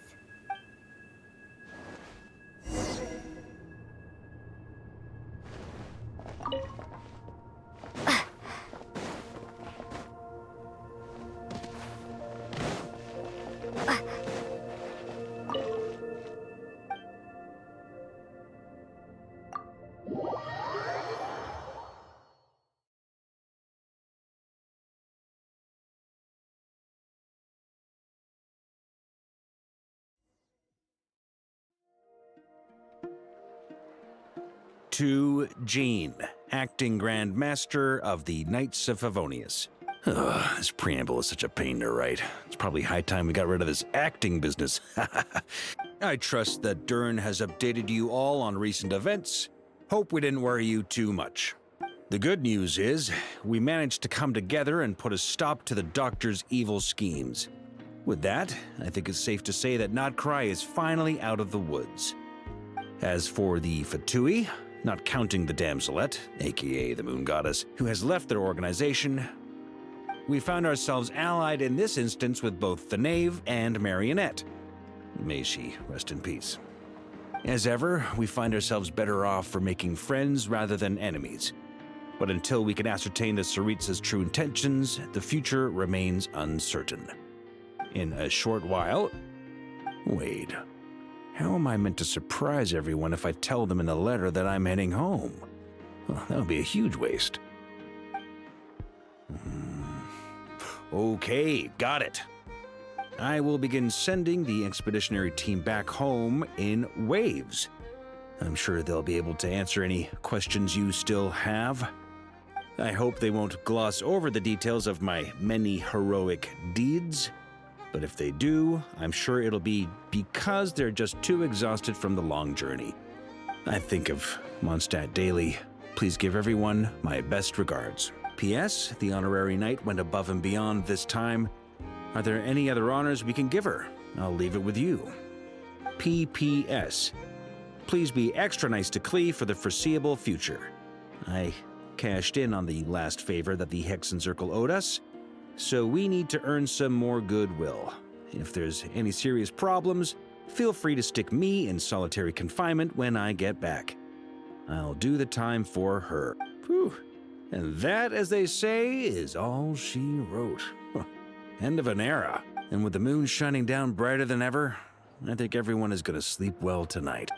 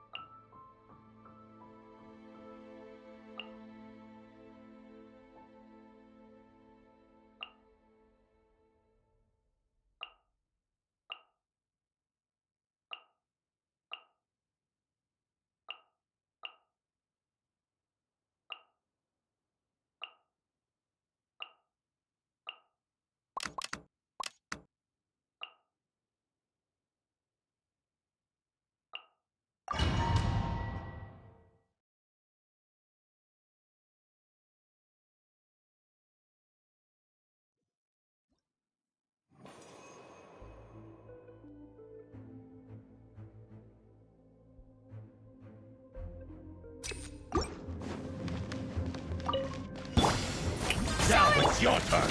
The mystery unravels. Use the force on. Ultimatum protocol. Let the world collide! I swear by my sword.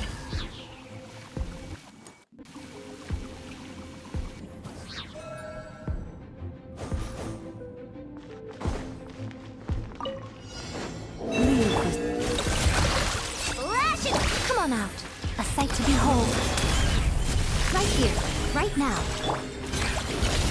Another star goes out. Search. You poor lost land, by the frostman of old. Don't claw! Show them. Come on out. Emerge. Ha!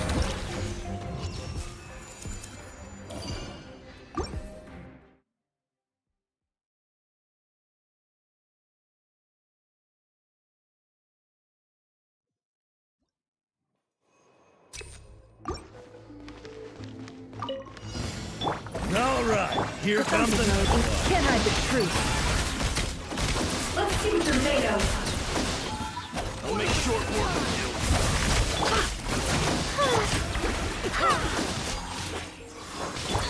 Seek within.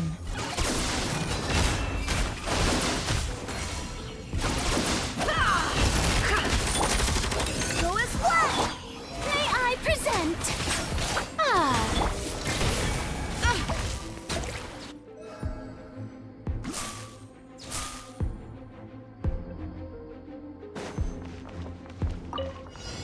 Lush as the moon. Show them. Right now. Come on out. Nothing lasts forever. Extinguish.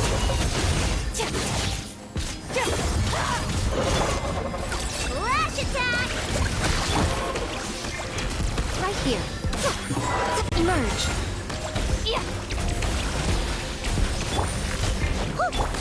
Show them. Surge. Mine to wield.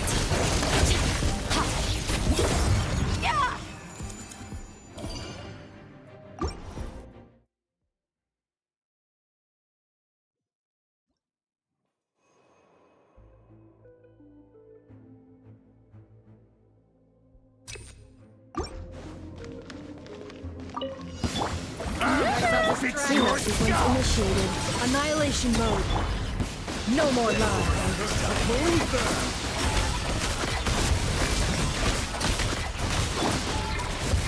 Let mining!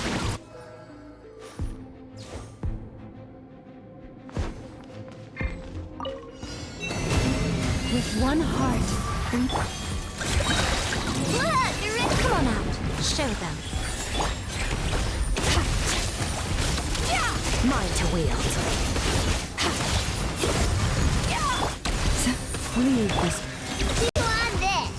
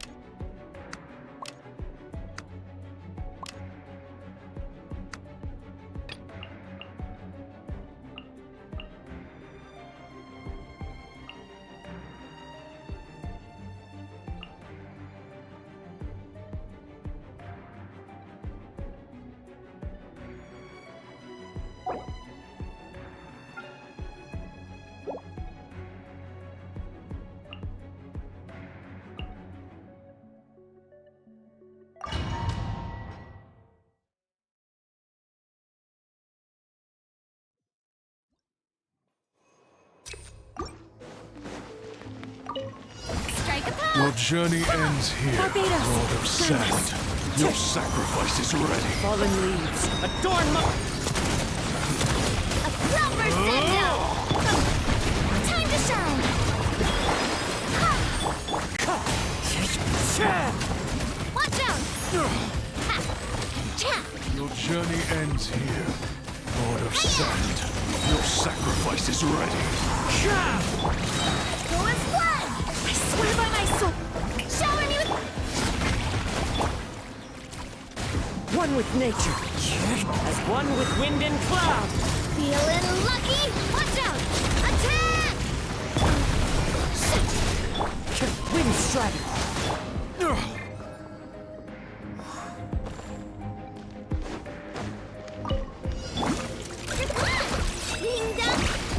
Ultimatum protocol. You poor lost lamb. By the frost moon. It all adds up. The deception ends here. Let's see tomato. Can't hide the truth. For the everlasting forest. We... It all adds up. Time to go clean. Annihilation mode. Chew on this! The mystery unravels. No more lies. Time to go clean. With one heart, Insulation chamber. Can't hide the truth. It all falls into place. It all adds up.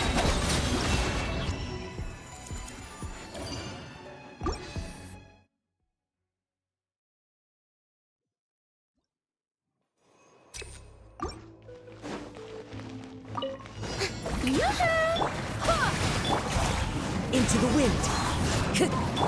Feeling lucky? Let the world come alive! Fallen leaves, adorn... Coming at ya! Wait, hear me.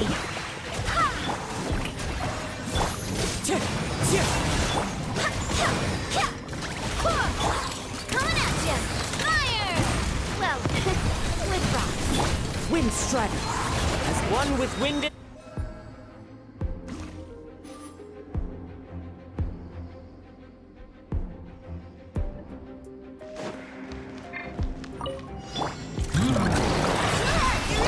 Cleanup sequence initiated. Ultimatum protocol. It all falls into place. It all falls into place. No more lies. Seek within. Forest, protect us. For the everlasting. It all adds up.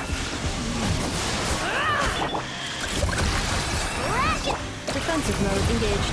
Annihilation mode. No more lies.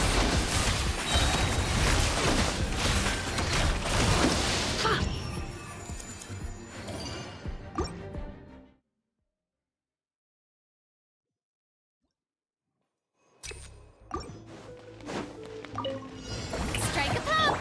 Forward splash! Barbados!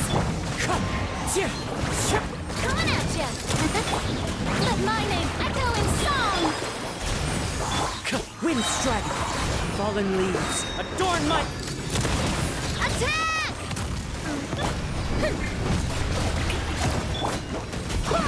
Wind, hear me. Watch out! Hiya! Fire! Well, let the world collide! Forward splash! As one with wind and cloud, wind strider. Hey there! Coming at ya!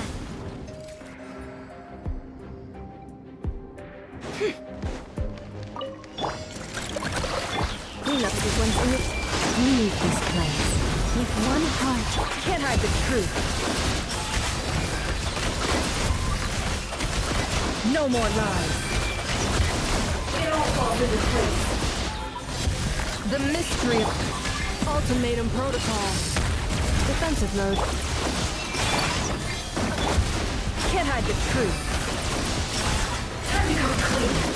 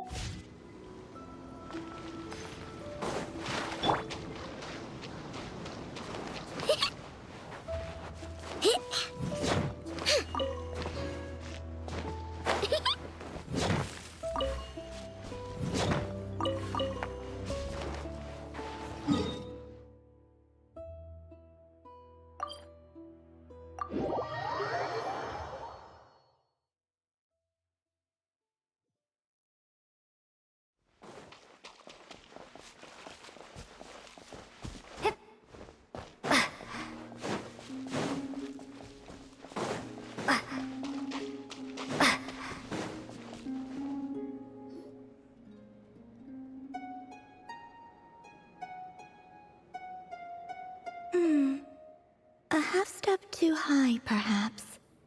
Let's try that again, shall we? Hey there, Columbina!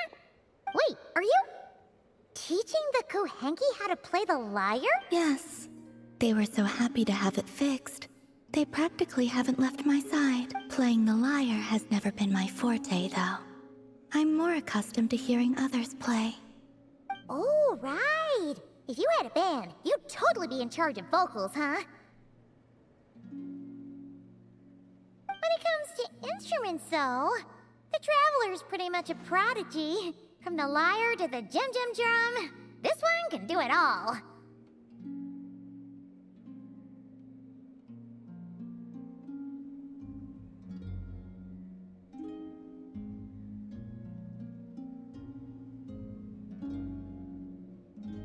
Oh, is that so?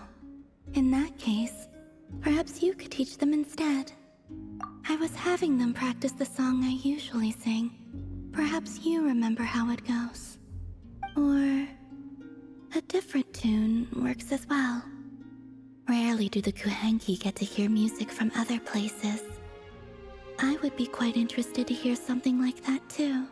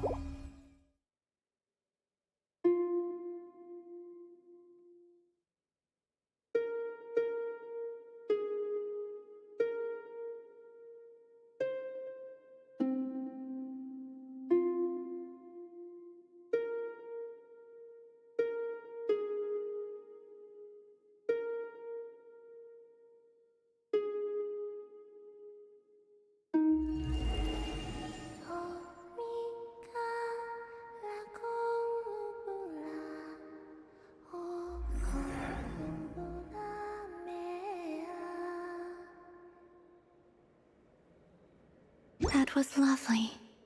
So you really did memorize my tune. Only because you're such a great singer! Whenever we hear your voice, sometimes we stop for a bit just to listen. The Kuhenki seemed quite enraptured with your performance as well. Perhaps they picked up a few things. I might require your educational assistance again in the future. Come, give me your hand. Huh? No! This was a free performance. No tuition fee required. Tuition fee? I only thought the gentle glow of moonlight would make a fitting accompaniment for such a beautiful melody.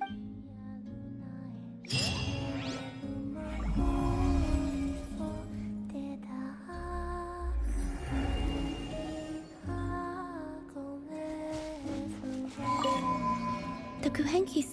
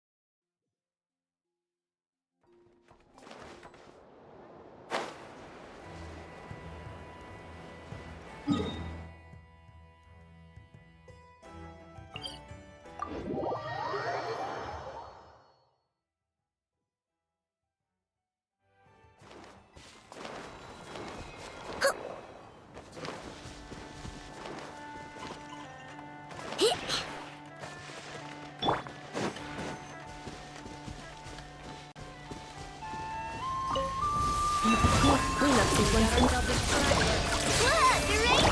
No more lies. I'm going home. I'm going home. It all falls into place. You on this?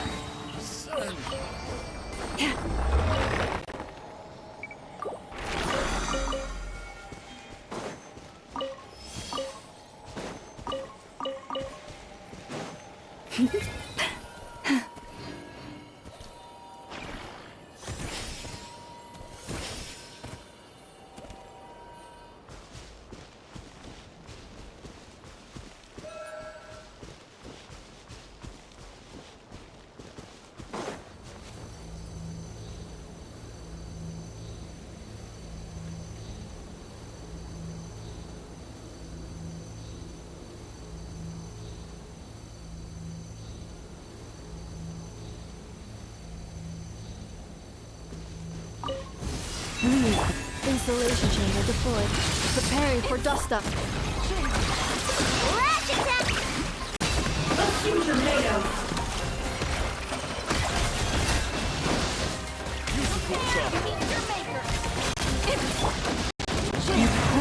Cleanup sequence initiated. You on this? Can't hide the truth. Save yourself. Intel. No more lies.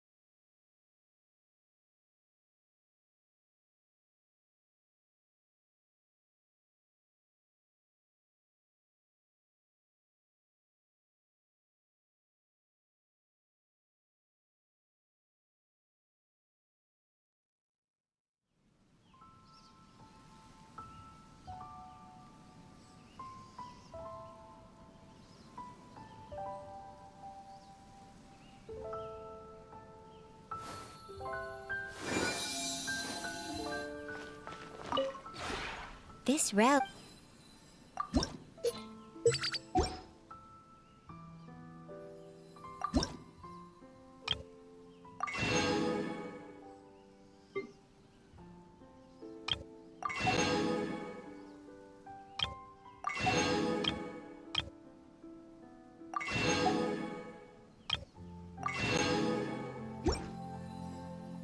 If you ever